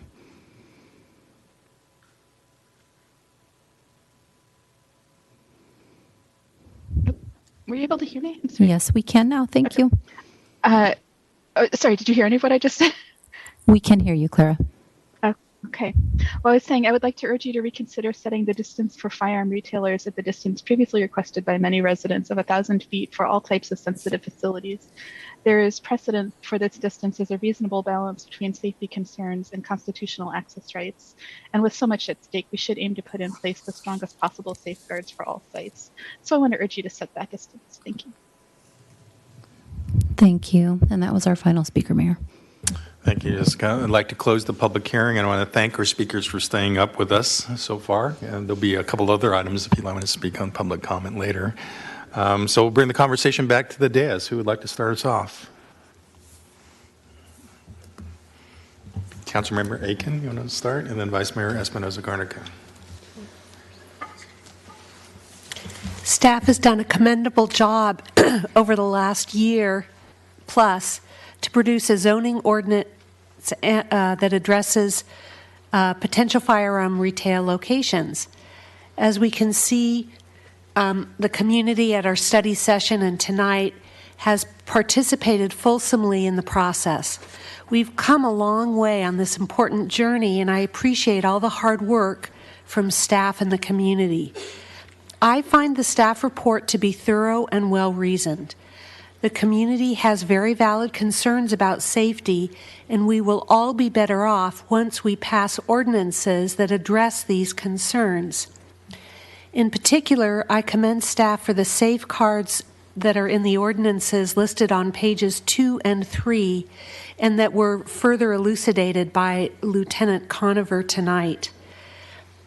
I'm comfortable with the many safety precautions within these proposed ordinances that you have discussed tonight. On pages 7 through 9 of the staff report, there's a discussion of the equity component of the draft zoning ordinances. Both the 1,000-foot restriction and the hybrid 600 to 1,000-foot restriction both would have a greater impact on the underserved neighborhoods in Redwood City. Equity is important. It's not fair to burden already underserved neighborhoods with the responsibility of hosting a disproportionately large number of firearm retail facilities. Additionally, law enforcement has indicated that it is safest for firearm retail establishments to be located in well-lit, frequently visited areas versus poorly lit, out-of-the-way venues.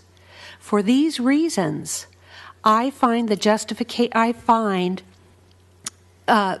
the staff's recommendation of the ordinance is compelling, and I plan to vote for the staff's recommendation. Thank you.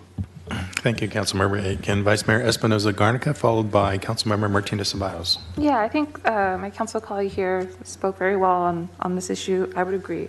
I really do think these are substantial lifts precautions that we're taking to regulate and create ordinances that can be proven very effective in mitigating a lot of the concerns that we have around opening a retailer while not infringing on anyone's ability to purchase a firearm.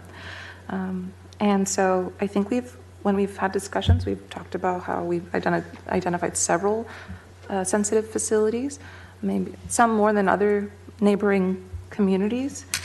We do include places of worship, for example. And so I appreciate that it's, a good list of communities that we should be really focusing on that are high risk for gun violence. I think the equitable solution is kind of tricky, like stated in the staff report, because there are some variables that are missing. There are a myriad of factors, as the staff report says, that go into selection for a retail business that can't be obviously stated through the staff report which one's superior to the other. But it does raise a concern, as Councilmember Aiken says, that there is a higher, it does increase in HPI distance or districts, right? The more we start to distance from either the residential districts or the school parks and youth centers are also 1,000 feet. So I just would like to go with the staff recommendation because I feel confident that we can get through with it and enforce it. And with the ordinances implemented, we'll also have that mitigation for our community. I think it's probably the best outcome we could have expected in this kind of short period of time of a moratorium, right? To study all this. And of course, would have liked to have heard more if you had the time about, what goes into the equity impact, right? Because we just kind of started on that conversation with this issue, but I feel most comfortable with the staff recommendation. But I truly am hearing the community when they say they want the most amount of distance. I just think that this will be something we know that we can for sure enforce and rely on to stay in place. So, thank you. Thank you, Vice Mayor. Councilmember Martinez-Ceballos, and then Councilmember Sturkin. Thank you, Mr. Mayor. I had a quick clarifying question. I know Planning Commission provided their own proposal after they met on this item, and I was just wondering if staff could speak to their review of that proposal and maybe why that wasn't their ultimate recommendation. Thank you for the question. Staff did review that, and some of the differences between the staff recommendation and the Planning Commission, it's all laid out in the staff report. I won't repeat all of that. Some of it involved larger distances in some instances, but not all instances. We did use 1,000 feet for the distance between gun retailers in the staff recommendation. And our research indicated that jurisdictions with similar kinds of policies in place have a range of between 150 up to 1,000 or so feet of distance from sensitive facilities. So we thought 600 was right there in the middle range of that. And we thought we were more inclusive than many jurisdictions in terms of the number of types of sensitive facilities that we included in our, so you have more dots, creating more areas. And again, our goal here is not to prohibit the sale of firearms, but rather to regulate its safety. So all of those things were in mind. We also looked at one of the pieces of feedback we got from the community at the community meetings. Early in the process, we had started out with a proposal to have Courthouse Square have 600 feet, and the rest of the sensitive uses have 300 feet. And a lot of members of the community said, why are you choosing different distances for different types of sensitive uses? And what makes one more important than another? And we didn't have a lot of objective data to support giving particular distances for some sensitive uses versus others. So staff really liked the idea of having one distance for all the sensitive uses in our proposal. Thank you, Michelle. That's very helpful. The other question I had was surrounding the equity component to this conversation. I thought the table 3 was very helpful as a comparison of all the different proposals we've talked about, especially having that percentage of the parcels in HPI communities. But I was wondering, is there a specific number of parcels associated with each of these proposals, not just the percentages? I think you could calculate the number of parcels, but I think it would be an imprecise calculation because you'd really have to do an analysis of each parcel to see if it's really included or not. There may be some parcels that show up on the map today, but if you did an analysis of that particular parcel, you might find that it's zoned in such a way that this could theoretically go there, but in practice, it's planned for development of only residential or something like that. And so it wouldn't practically go there. But to do that on a parcel by parcel basis throughout the city would have been exhaustive research. And so we don't have that granular an analysis of every parcel. And therefore, we wouldn't be able to give you the most accurate number. So we thought it would be more helpful to color the parcels because, again, these maps are illustrative and notional, but not precise. Great. Thank you for that background, Michelle. And then the last question I had was just about the yearly permitting renewals that would take place. I thought that seemed appropriate to do that on a yearly basis, but was curious about the inspections and how frequently those would happen and whether that would be something that the police department would be able to do at random, just as spot checks of, potential licensees. Yes, the ordinance is written in such a way that the police chief can do on behalf of the police chief, so the police department can do an inspection as part of granting a permit and can also do spot inspections up to 2 times in 6 months. And if there is just cause, follow up on those as well. Okay. Thank you, Michelle. And those are my questions.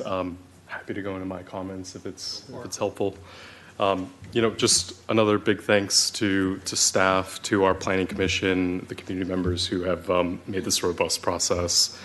Thanks to everybody working on this, we've created a uniquely Redwood City solution to the issue. But we've gone above and beyond listing the sensitive sites that the county of San Mateo had identified, adding more community gathering places. But I was especially grateful to see my recommendation for the security infrastructure for street-level retailers being included. The snatch and grabs we've seen have happened, not too far away here in San Carlos, but also, thinking about other forms of theft that might happen. And we've heard from, I've seen lots of emails. It looks like, plenty of people have attended the community engagement sessions for these, all advocating for that, 1,000-foot radius. And I hear their concerns. I've been intimately impacted by, gun violence myself. It wasn't a few weeks ago that we had an issue in the 4th District, right, that concerned a lot of neighbors. But, just following staff's analysis on this, I have serious equity concerns about straying from staff's proposal tonight. I'm worried that if we get too restrictive, we're going to burden our under-resourced neighborhoods, with these firearm retailers. So, too often cities have intentionally or are not placed less than desirable uses in these types of neighborhoods. And so I think we might accidentally perpetuate that. So I think 600 feet, staff's proposal tonight, strikes a really good balance of meeting the needs of the entire community, providing those practical security measures, but still respecting the concerns of our diverse neighbors. So that's all I've got. Thank you. Thank you, Councilmember. Councilmember Sturkin? Thank you, Mayor. I firstly thank you so much for your presentation, for all the work you've done to get us this far. I have two questions before my comments.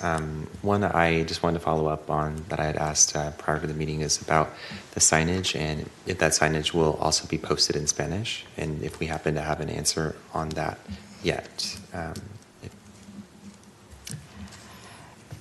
The ordinance as written does not designate that. I'm looking to the city attorney to see if the way the ordinance is written, is there any latitude if the police department wanted to implement it with English and Spanish being the interpretation of the ordinance and implementation, is there latitude to do that as the ordinance is written?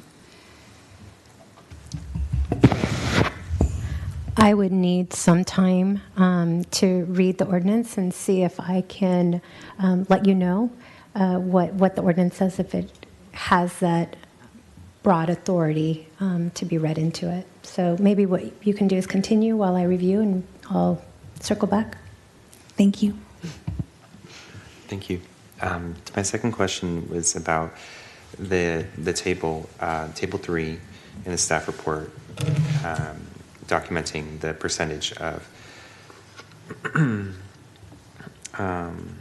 parcels in HPI tracts. And so I just wanted to ask for clarification. With, say, the third line down, the 1,000 foot from schools, the Planning Commission recommendation, is it true that it's not more parcels necessarily being located in equity priority neighborhoods, but of the parcels remaining that are eligible for gun shops, a greater percentage of those remaining parcels are in equity priority neighborhoods? Is that correct? That's correct. A greater percentage of the illustrative example of what would be available would fall to that area. Thank you. So that kind of leads me to my comments. If you compare a staff recommendations map and then the Planning Commission recommendations map,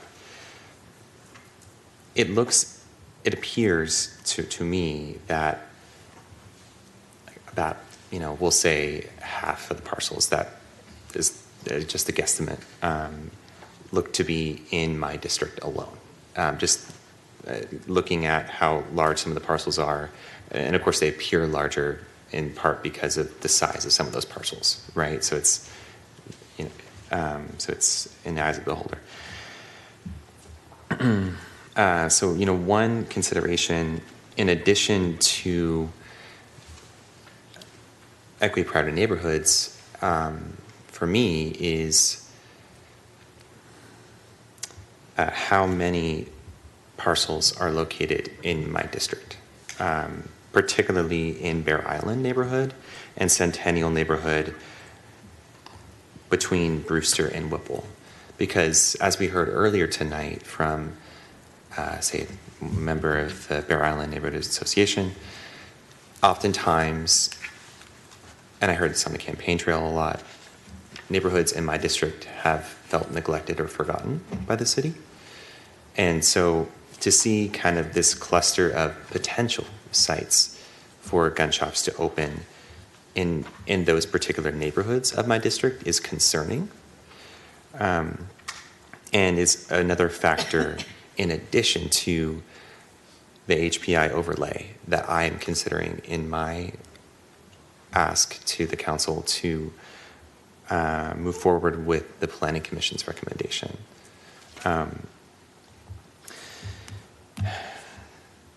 And that would conclude my comments. Thank you. Thank you, Councilmember Sturkin. Councilmember Howard. If I may respond to please. Councilmember Sturkin's question.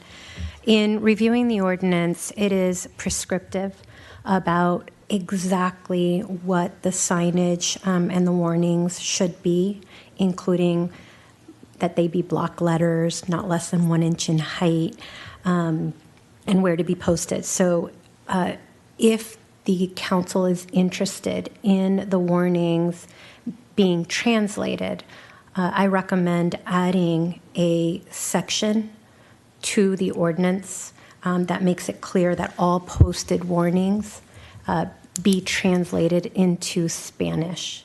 And we can just add that it's section 37.35 that identifies posted warnings. And so I simply recommend, if there's an interest, that you add a new subsection C, providing that all posted warnings required in this section be translated into Spanish as well. Thank you, City Attorney, for following up. Councilmember Howard. I'd like to thank the City Attorney. I think that's an excellent suggestion, and thank you, Councilmember Sturkin, for bringing it up. I have a couple of questions. I really like the licensing and security requirements. Thank you. And the conditional use permit required for firearms and ammunition retail sale use.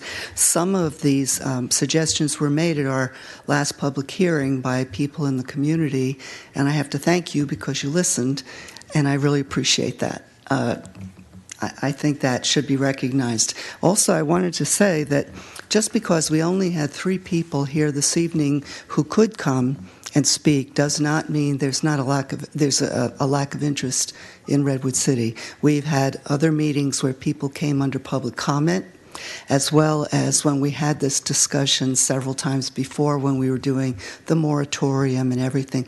We had packed houses. And so I wouldn't want this showing to mean that there isn't a strong interest in this topic for Redwood City, for anyone who's tuning in. I was told, and I'd like it to be confirmed, and maybe I don't know who can answer it, but when you purchase a weapon in an authorized gun store, is it true that you must purchase a gun lock? I heard that's law, but I'd like to hear that it's true. Good evening, Councilwoman Howard. The guns are required to be sold with a trigger lock. Thank you. You're welcome. Thank you. I happen to know of someone who went to a store not far from Redwood City and did not get a trigger lock. And so that's why I asked that question. I thought it was required, and I'm glad to hear it is, and that we would enforce that, make sure that it's enforced.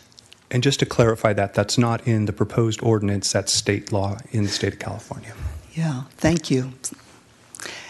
The other thing was, it says you were going to be posting no unaccompanied minors. Isn't it true our cannabis stores in Redwood City, I don't think we allow minors in the store. At least I know the one in San Jose, no minors at all can enter the premises. Do we have that in Redwood City? We have language in the proposed ordinance that also involves not only saying that you can't have minors in the store, but also saying that you have to check and act on that. So there's a section of the ordinance that speaks to that. Sort of checking IDs, not just posting the sign on the wall. But, I see. But I mean, no unaccompanied minors implies that a minor could come in the store. At least that's the way I read it. And I really would prefer a minor not be entering in a store like that. So how can we change that language? I see your point. Yes. We did have some discussion about that. When we were doing the survey, a lot of folks in the survey feedback agreed that they did not want minors allowed in the stores under any circumstances. The staff recommendation proposes allowing minors, if accompanied with a parent or guardian, in recognition of there are some student hunting clubs and things like that, where parents are training their children about gun safety and things like that. And so we wanted to recognize that might be a choice that some parents would be making with their children. Well, that does make it different than cannabis a little bit. Okay, thank you. At least there's reasoning behind it, whether I agree or not. But I mean, there's reasoning behind it, and thank you. The other thing was I was wondering, with the zoning administrator hearing, it says that notice would be given to surrounding properties within 600 feet of the proposed location. And I'm understanding that's via a straight line, isn't it? Because my question is I was told that there was a business that I asked about couldn't be considered as a possible location because there was a church 600 feet away. And actually, you'd have to cross the waterway and go around the block. And I thought, is it measured by a string from place to place? And is that the law? Or is that just a city decision? Yeah, I mean, the way that we've drafted the ordinance currently is that it would be like if you drew a string. So it could be across the water. It's a straight line going through. It doesn't have to follow like a street or a sidewalk path. But is that something that's decided by the city, or is that the way it is throughout the state? If I may, public hearings are state-directed procedures, and under state law, the city must provide notice, mailed notice, to anyone with a straight line within 300 feet of that proposed use. So the state law requirement is exactly that, but with 300 feet. Staff is recommending going beyond the 300-foot limit to capture any and all sensitive facilities or residents that would be within this 600-foot minimum distance buffer that they've proposed for the ordinance. I would also just further clarify that the distance measured is from the edge of the parcel to the edge of the other parcel. So, if you have an extra large parcel, it's not like you're measuring from the center of it. You're measuring from the edge. So, you sort of end up capturing you can capture a pretty large area depending on how large the parcel is that the subject retail establishment is located on.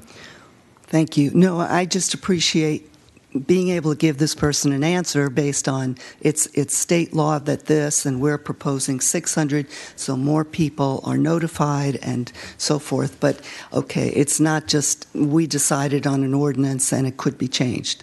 Okay, that will answer that question. My comments, I mean, we're all struggling with this decision. This is a really tough one. But I have to remember all the faces I saw in the audience and how passionate and frightened they were. And I'm not saying having a gun store is going to have that happen. I don't believe so. I believe that all of the recommendations you've given us are excellent. And I believe all of these things put into place will help us ensure that we have very good operators and that they'll be checked on and evaluated every year. I feel confident about all that. But I also want to consider the fact that sometimes the perception is people are fearful and they are really worried that they're not going to be protected somehow. And so when I read the Planning Commission's recommendation, as much as I don't like hybrids in this instance, going to an extreme of 1,000 foot would, I think, definitely put a hardship on a lower income area. I had that discussion today with a friend of mine, and I felt that the 1,000 foot could really badly impact a lower income area because the rents will be cheaper. It's probably less likely that they wouldn't be able to afford it, and that could be a problem. The hybrid, I thought, was something that I would like to support because I want to let the community know that we heard them and that we respect what they asked for. And we listened not only to their recommendations about additional oversight, but that we're also listening, that we understand there are sensitive areas that trigger fear in people. And so for that reason, I will support the Planning Commission recommendation. Thank you. Thank you, Councilmember Howard. Councilmember Aguirre. Thank you for bringing us to this day as we've been moving forward with all the community input and the reports. I have nothing further to add from what my colleagues have said. I just have one question for Lieutenant Conover. Is it Conover? Conover. The requirements, the law enforcement permit requirements, are they the same statewide, or do we pick from different jurisdictions? How do they compare to other?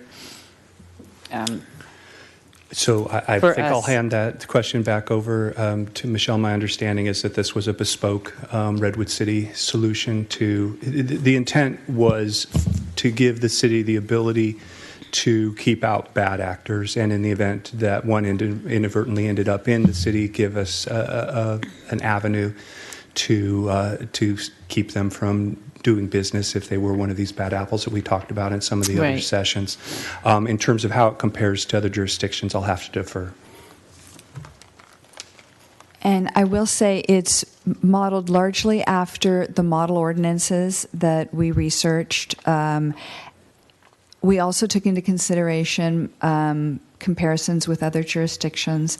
And here in Redwood City, we really went a step further than most any other jurisdictions by adding in the piece where when requesting an inventory report and taking a look at if guns have gone missing, then that would be another cause to revoke the permit, and that's a place where we really went the extra mile compared to other jurisdictions. Thank you. Thank you, Councilmember. Any other comments before I lean in with some? Again, thank you everybody that worked on this, because this truly was a team effort and a lot of community engagement. I want to pick up a couple of thoughts here. While this is a model ordinance at the local level, maybe our city attorney can answer this question. There are a number of other layers of requirements at the federal and state, and now potentially local level. How do those all play together? I mean, is there a preemption, or do they just cascade, or how does that all work together? There are some areas where the federal government and the state government do preempt. However, in this case, where the city created local regulations, it is very clearly established that the city has authority to do so. So the law enforcement permit, it does defer to the state and to the federal government. And if violations of state or federal law occur, then the law enforcement permit would be revoked, and that retailer could no longer operate here in Redwood City. And with regard to the zoning, there is clear case law identifying that cities continue to have their police powers and authority to regulate from a local control standpoint where and how such retailers shall locate without being in violation of federal or state preemption issues. Great, thank you for that. And so, I'm aware that there's always constant legislation being circulated. For example, and my apologies, I don't remember the number, but there's one being circulated right now in Sacramento about potentially, I think, a tax on firearms and ammunition. If that were to pass, would that apply to us locally if there were to be a retailer here in Redwood City? So the state legislature is currently considering AB 26. Which would impose a tax on the sale of firearms and ammunition. And that bill clearly provides that it would not preempt a local agency from imposing its own sales tax. The state sales tax would apply in Redwood City, but it's not preemptive. Okay, so maybe we can make a referral to the governance committee to take a look at that and lean in if appropriate from the governance committee. The second piece, and again, I apologize, I don't remember the proposed ordinances because there's several alternatives in here. We talk about an annual inspection, but I don't recall if there was an annual report to the public or to the council. Can somebody remind me of that? No, there is not. That is not proposed. The council sets the policy, and then the police chief implements the policy, and the planning department implements the policy. Would it be appropriate to request the annual reporting made to the public about the status of an ordinance if we were to pass it? I'm looking to the city attorney to see if there's any prohibition to that's kind of singling out of any particular. I'm not looking for one. Well, if it's just one, it's going to single out. But I'm looking for an annual report if there are retailers. Just where are we? How many inspections? The status of those inspections and things like that. There is nothing that would prohibit city staff from providing an annual report on the ordinance and its enforcement. And so would that be another proposed paragraph for if there were to be a motion made that there's some sort of annual reporting on the ordinance? That's correct. I think the council can provide direction to staff to provide that. So that's an obligation of staff to the council. Okay, that'd be appropriate. And I thank my colleagues for the conversations. I know we have had a lot of feedback from the community about 600 feet, 300 feet, 1,000 feet. 1,000 feet and 600 feet, a number of different combinations. I am concerned in looking at the different illustrative maps that are low HPI, I think that's the right acronym, gets a disproportionate percentage of potential parcels. And I think, as I said earlier, and as our departing assistant city manager said, while we have our priorities, overlaying everything is the principle of equity across our city. And that is a strong, if not, departing. I mean, that's just what we hold together very strongly. I think Councilmember Aiken, you said it in your comments, and I acknowledge Councilmember Sturkin, your concerns, but at the same time, you have a disproportionately high number of retail zoning in your district. And so that's just kind of what happens when you play the numbers game, is that you just have probably 40% of the retail zone parcels in your district. And so how do we find that right balance? And that's the hard part. When people say, I want 1,000 feet, that doesn't recognize all those dots on the map of those sensitive uses. We are not shaped like San Carlos. We are not shaped like any other city. We are Redwood City. And so that's where we start with the map of the sensitive uses. Do we have the right facilities? And now we start to map what's left. And using our police powers, we are allowed to put together a zoning map and a zoning ordinance to say where do we want to have or allow retail firearms. And at the same time, we're not banning retail firearms in our city. And that's the tension along with community. So those that want to challenge that, I would say advocate for, again, what was that, Bill? I'm sorry. AB 26. AB 26, thank you, Councilmember. Let your legislator know that you support that, and then we'll see where it all goes from there. But I am supportive of the staff recommendation and thankful for all the hard work and the community outreach. Vice Mayor? Yeah, I just wanted to add on the topic of languages, I wouldn't want to just single out just Spanish and English, because I know that we have a diverse community. So maybe language that's top 3 languages spoken or something. So maybe you don't have to plaster 17 different stickers, but maybe the top 3 languages. But I think, of course, it's obvious focus for Spanish speakers when the HPI tracks are predominantly folks that speak Spanish at home. But I just wanted to add that if we're going to add it to our recommendations, that maybe big data, more like the census tract, top 3 languages at that time. So it can vary or change depending on population growth and change. Looks like the city attorney has some thoughts. I'm trying to formulate them as I'm talking. Thank you, Vice Mayor Espinosa Garnica. I'm trying to figure out how you can do a first reading of an ordinance that is static and imposes a requirement while you're talking about flexibility. So today, the top three spoken languages are English, Spanish, and Chinese. Is there any specific?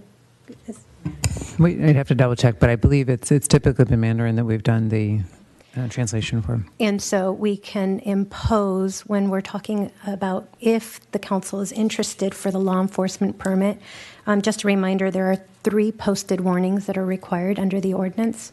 And the city council could require that all warnings required under this section be translated and posted in, and be very clear about which languages you want. It's something we can monitor and change as needed or if needed at a later time, if that's something that would be acceptable to the council. And Mayor, one other alternative to Veronica's suggestion might be to identify that we would require the posting in the top 3 languages as identified in the census and or subsequent community surveys that update census information periodically. That's where we draw the languages information in terms of what's spoken at home. So that perhaps could give more flexibility for change over time should that occur. That's satisfactory for the request I was making, whatever is enforceable would be good. Thank you. Very good. Any other thoughts or comments? I think Councilmember Martinez-Abaz, did you have your light on for a second, or? Yeah, I was going to try to make this motion. Okay, go for it. To move staff's recommendation with the amendment to section 3735 that all proposed languages would be translated into the city's top 3 languages as reflected by the census. Did I capture that accurately? You did. I think you meant all warnings required under this section. I sure did. And may I make a friendly suggestion about the annual reporting? How could I forget? And including the reporting requirement annually. And may I ask, just to make sure that we're all clear about what your motion is, you are moving forward both of the staff recommendations with the modification to the first ordinance that you just read out? Yes, that's right. As well as the direction to staff. Thank you. Thank you, council members. Is there a second? Second. Second. Seconded by the vice mayor. Any other further comments or discussion? As if everyone's clear on the motion and the second, electronic vote, please.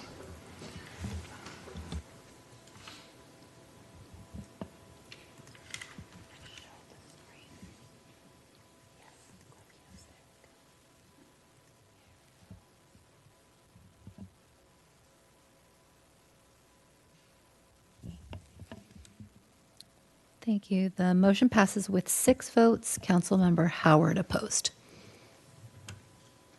Very good. Thank you. On to our next item. We still have a couple more. Item number 10, or section 10, staff reports. Item number 10A, an actuarial report regarding the impact of proposed restructure of retiree health benefits in order to reduce city costs for bargaining unit represented by the Redwood City Police Supervisor Association. Our Human Resources Director, Michelle Katsuyoshi, will give us a presentation. Before we start, I just want to check in with our mayor that we have about 5 minutes until 12. You're more than welcome to make a motion to extend to, let's call it 12:15 and see how we do. Let's see how we do at 12:15. Let's make a motion to extend the meeting till then. Is there a second? Second. Second. Thank you, Councilmember Sturkin, for a second. Electronic vote, please.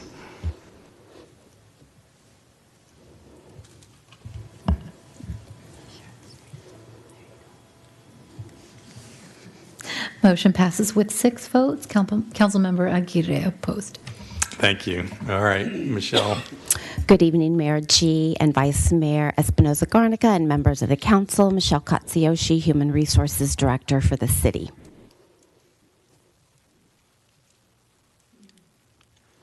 And again, here I've listed the recommendation that Mayor G previously just read. Quick background, the city, as you know, has an unfunded liability of approximately $49.5 million related to our retiree health benefits as they are currently structured. The city has reached agreement with two other bargaining groups, our IAFF group, who represents our firefighters, as well as our POA, who represents our police officers, to restructure retiree health benefits to reduce the city costs. And we are currently negotiating with PSA, the group that oversees our police sergeants and lieutenants, to restructure retiree health benefits to also reduce the city costs. And under state law, an actuarial report is required when modifying post-employment benefits, even if the benefits are decreasing and saving the city money, and this report meets that obligation. This slide shows the current retiree health benefits under a service retirement, and generally the city's current retiree health benefit plan pays for single coverage for retirees and provides an enhanced benefit of family coverage for safety retirees. Our safety retirees include our sworn police and fire. And they provide this family coverage for safety employees who retire on an industrial disability retirement, an IDR, and that is a retirement that results from a work-related injury. This slide here, I've provided the definition of an industrial disability retirement. And again, industrial disability retirements are available to public safety employees who sustain a work-related injury and prevents them from performing their essential duties of the job. The city has negotiated a new agreement with PSA regarding public employee compensation, and this includes restructuring retiree health benefits, and again, in order to reduce the city's retiree health obligations. Listed in this chart is the proposed new IDR benefit that separates employees. If they were hired prior to January 30th of this year, they would continue to receive the lifetime family medical benefit. And the new change is employees hired after January 30th of 2023 would be entitled to receive the same Tier 2 benefit that was shown on the previous screen for a service retirement, and it would cover the employee only, which would be the retiree rather than a family medical benefit.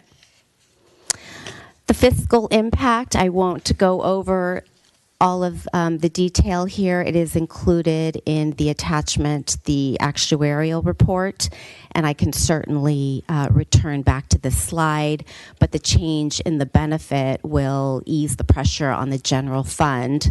There is a projection over a 30-year period that it would decrease the city's normal cost of the IDR approximately $495,000.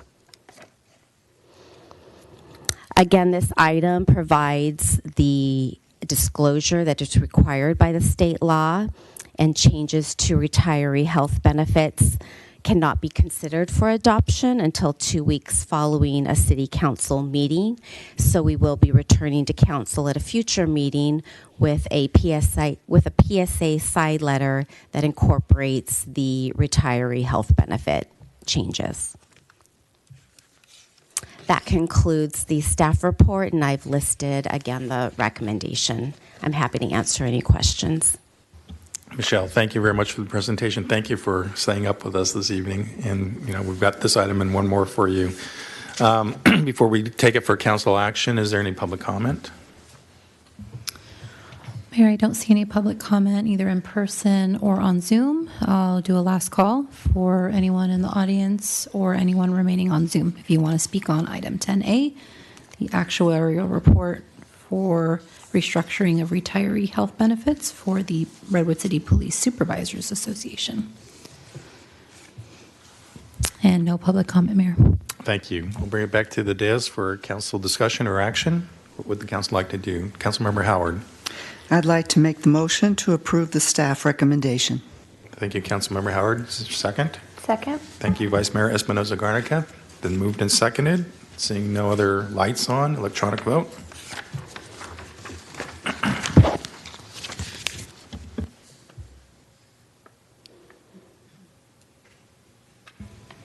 The motion passes unanimously. Thank you. On to item number 10B, appointment of retired annuitant Jeffrey Schwab as interim community development and transportation director. Our Human Resources Director, Michelle Casioshi, will give a short presentation. Thank you. Staff is recommending that the City Council adopt a resolution appointing Jeffrey Schwab, a CalPERS retiree, as interim community development and transportation director, position effective January 25th, 2023. And there are a number of state laws and regulations governing post-retirement employment as a CalPERS retiree. Under Government Code Section 21221H, the governing body of the contracting agency, which is the City Council of City of Redwood City, is authorized to appoint a qualified retiree to fill a vacant executive position on an interim basis. And Jeffrey Schwab has over 30 years of progressively responsible community development experience, including 7 years as a planning director and 7 years as a community development director prior to his retirement. The city manager has asked Jeff to serve as interim community development transportation director while the city conducts a recruitment for this position. Sorry, I'm moving a little bit too fast here. Terms of the agreement, just to highlight, again, Jeffrey Schwab. We are requesting appointment as an interim community development and transportation director. Employment dates, July 25th, 2023 to February 5th, 2024. And compensation is within the salary range of the community development and transportation director. And as a CalPERS retired annuitant and under the California Government Code, provisions that allow for retirees to be hired, he is not able to receive any other additional compensation or benefits. And again, I've listed the recommendation here. I'm happy to answer any questions. Michelle, thank you for the presentation. Any public comment before we continue? No speaker cards, Mayor. And again, I'll do a last call on Zoom. If anyone wants to speak on item 10B, the appointment for the retired annuitant Jeffrey Schwab as interim CDT director. No public comment, Mayor. Thank you, Jessica. Bring it to the council for action. Councilmember Howard. Yes, thank you. I'd like to make a motion to adopt the resolution appointing retiree Jeffrey Schwab as interim Community Development Transportation Director, and welcome to Redwood City. Councilmember Howard, is there a second? Second. Thank you, Councilmember Martinez-Ceballos. Electronic vote, please.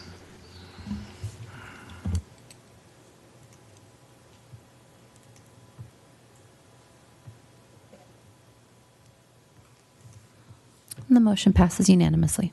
Thank you. Jeffrey, welcome to Redwood City. Do you want to say anything before we continue? Do you want to say anything, or? Just briefly. Since the workday has already started.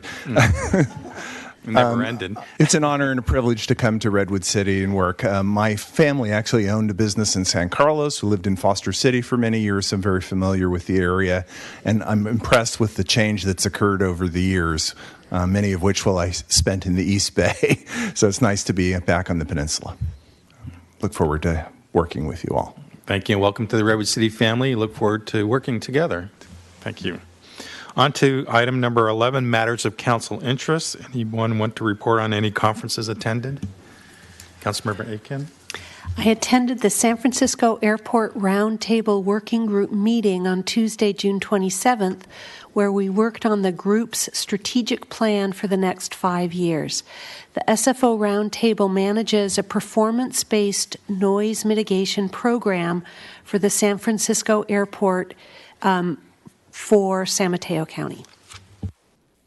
Thank you, Councilmember Aiken. Councilmember Garrity, did you have a report? I attended the National Association of Latino Elected Officials conference that was in New York. I was one of 3 from the county of San Mateo, and many, many from the Latino caucus statewide. And we were able to, I think that the most important thing is that we had folks from the school board level to the level of cabinet, where we had Javier Becerra and Anthony Mayorkas, head of Homeland Security, speak to us on the challenges that we have as Latino electeds in the country. So it was very, it was amazing. It was to see all of my colleagues and to see folks both at all levels focusing on the same issues of moving forward the leadership and making sure we're addressing the right things within, and it was all based on data and education. So it was really interesting. Very good. Thank you, Councilmember Getty. Any other reports on conferences attended? If not, I just want to share mine. I was in Washington, D.C. last Saturday attending the 50th Gala celebration of OCA, the Organization of Chinese Americans, one of the largest and oldest civil rights advocacy groups for Chinese Americans. And that organization has evolved over 50 years to be more of a advocate for the API community, including Native Hawaiian Islanders and PIs. And to be around for 50 years advocating for civil rights is a big deal, and they've got 50 more years in front of them. And the San Mateo chapter will have their gala celebration on September 30th. And so if you check out their website, you can participate in that gala here in San Mateo County. On to 11B, City Council Committee reports. I just want to make a note that the Governance Subcommittee was scheduled to meet last Tuesday, but that meeting was canceled. So the next meeting of the Governance Committee is scheduled for September 19th. Our next item is a report out of our Transportation Mobility Subcommittee, and Councilmember Howard will give that update. Thank you. On July 24th, we had a meeting of the Transportation Mobility Subcommittee. Samtrans staff shared an update on their services since the implementation of Reimagined Samtrans. Service and route changes were implemented in August and November of 2022, and then again in June of this year. For adult passengers, they have returned to pre-pandemic ridership levels. In contrast, youth ridership hovers around 60% of pre-pandemic levels. Youth Unlimited passes are available for qualifying youth, and Samtrans staff is redoubling their efforts to outreach to students. At this point, Samtrans' ability to expand service hours and frequency will depend on their ability to hire more drivers. They have expanded their recruitment and retention strategies, which include offering up to $4,000 signing bonuses. Listen, if you need a job, Samtrans. Samtrans is also working on a bus stop improvement plan to make riding the bus a more comfortable experience and hope to have new guidelines adopted by their board by the end of the year. Finally, we received an update on Caltrans Woodside Road paving project and staff's plans for related outreach. Construction on the project is currently expected to start in early 2024, and outreach will take place in the fall when schools are back in session. Thank you. Thank you, Councilmember Howard, for the report out. On to 11C, our city manager update. The only update I'd need to share at this stage is to let you know that today I authorized an emergency repair of about 25 linear feet of an 8-inch sanitary sewer force main at Avocet Drive at Redwood Shores Parkway. And so we'll be returning with a report as is required. Staff have secured the site, but we do need to have repairs done immediately as the roadway is beginning to dip, and we know that this section of the line provides sewer conveyance upstream, and so we need to protect that for multiple neighborhoods in Redwood Shores. So we will return. We are cautiously optimistic. It's not a tremendously expensive repair, but did require emergency action today. Thank you. Thank you. All right, we'd like to complete our business for today, and like to adjourn our meeting tonight in memory of Keith Blackie, a longtime Redwood City resident and friend who served on our Redwood City International Board for many years, even after relocating to Las Vegas, Nevada. I'd like to share a few details about his life. Keith Blackie passed away peacefully at his home in North Las Vegas on July 8th, 2023, at the age of 78. Keith was born in New Hampshire and served in the Army for 4 years achieving the rank of Specialist E6. After leaving the service, he worked for many years in the tech industry, in sales and marketing, and then in global marketing and administration. Keith loved refereeing youth soccer, as well as participating actively in military veterans groups.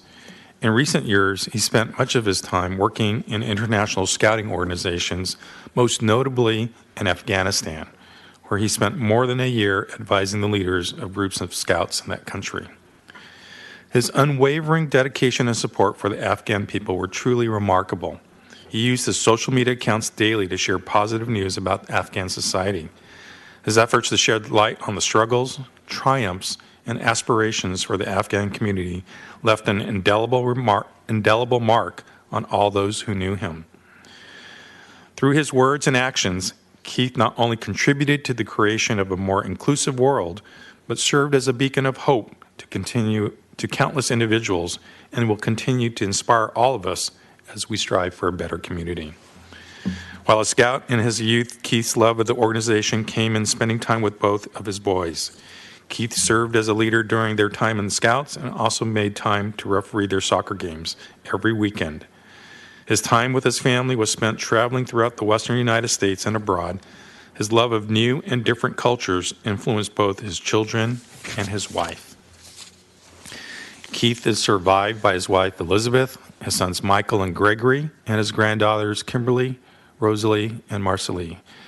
He is also survived by his brothers Harry and Dale and his sister Debbie. He is predeceased by his sister Donna. On behalf of the City Council, I'd like to send my deepest condolences to Keith's family. He will be truly missed, and I know as a part of the scouting world, he will be deeply missed for all of his work to bring this world together. Thank you, everyone, for staying with us this evening. Thank you for those that are still online with us. Meeting adjourned, and we will see you August 21st at our next meeting. Thank you, and have a good evening.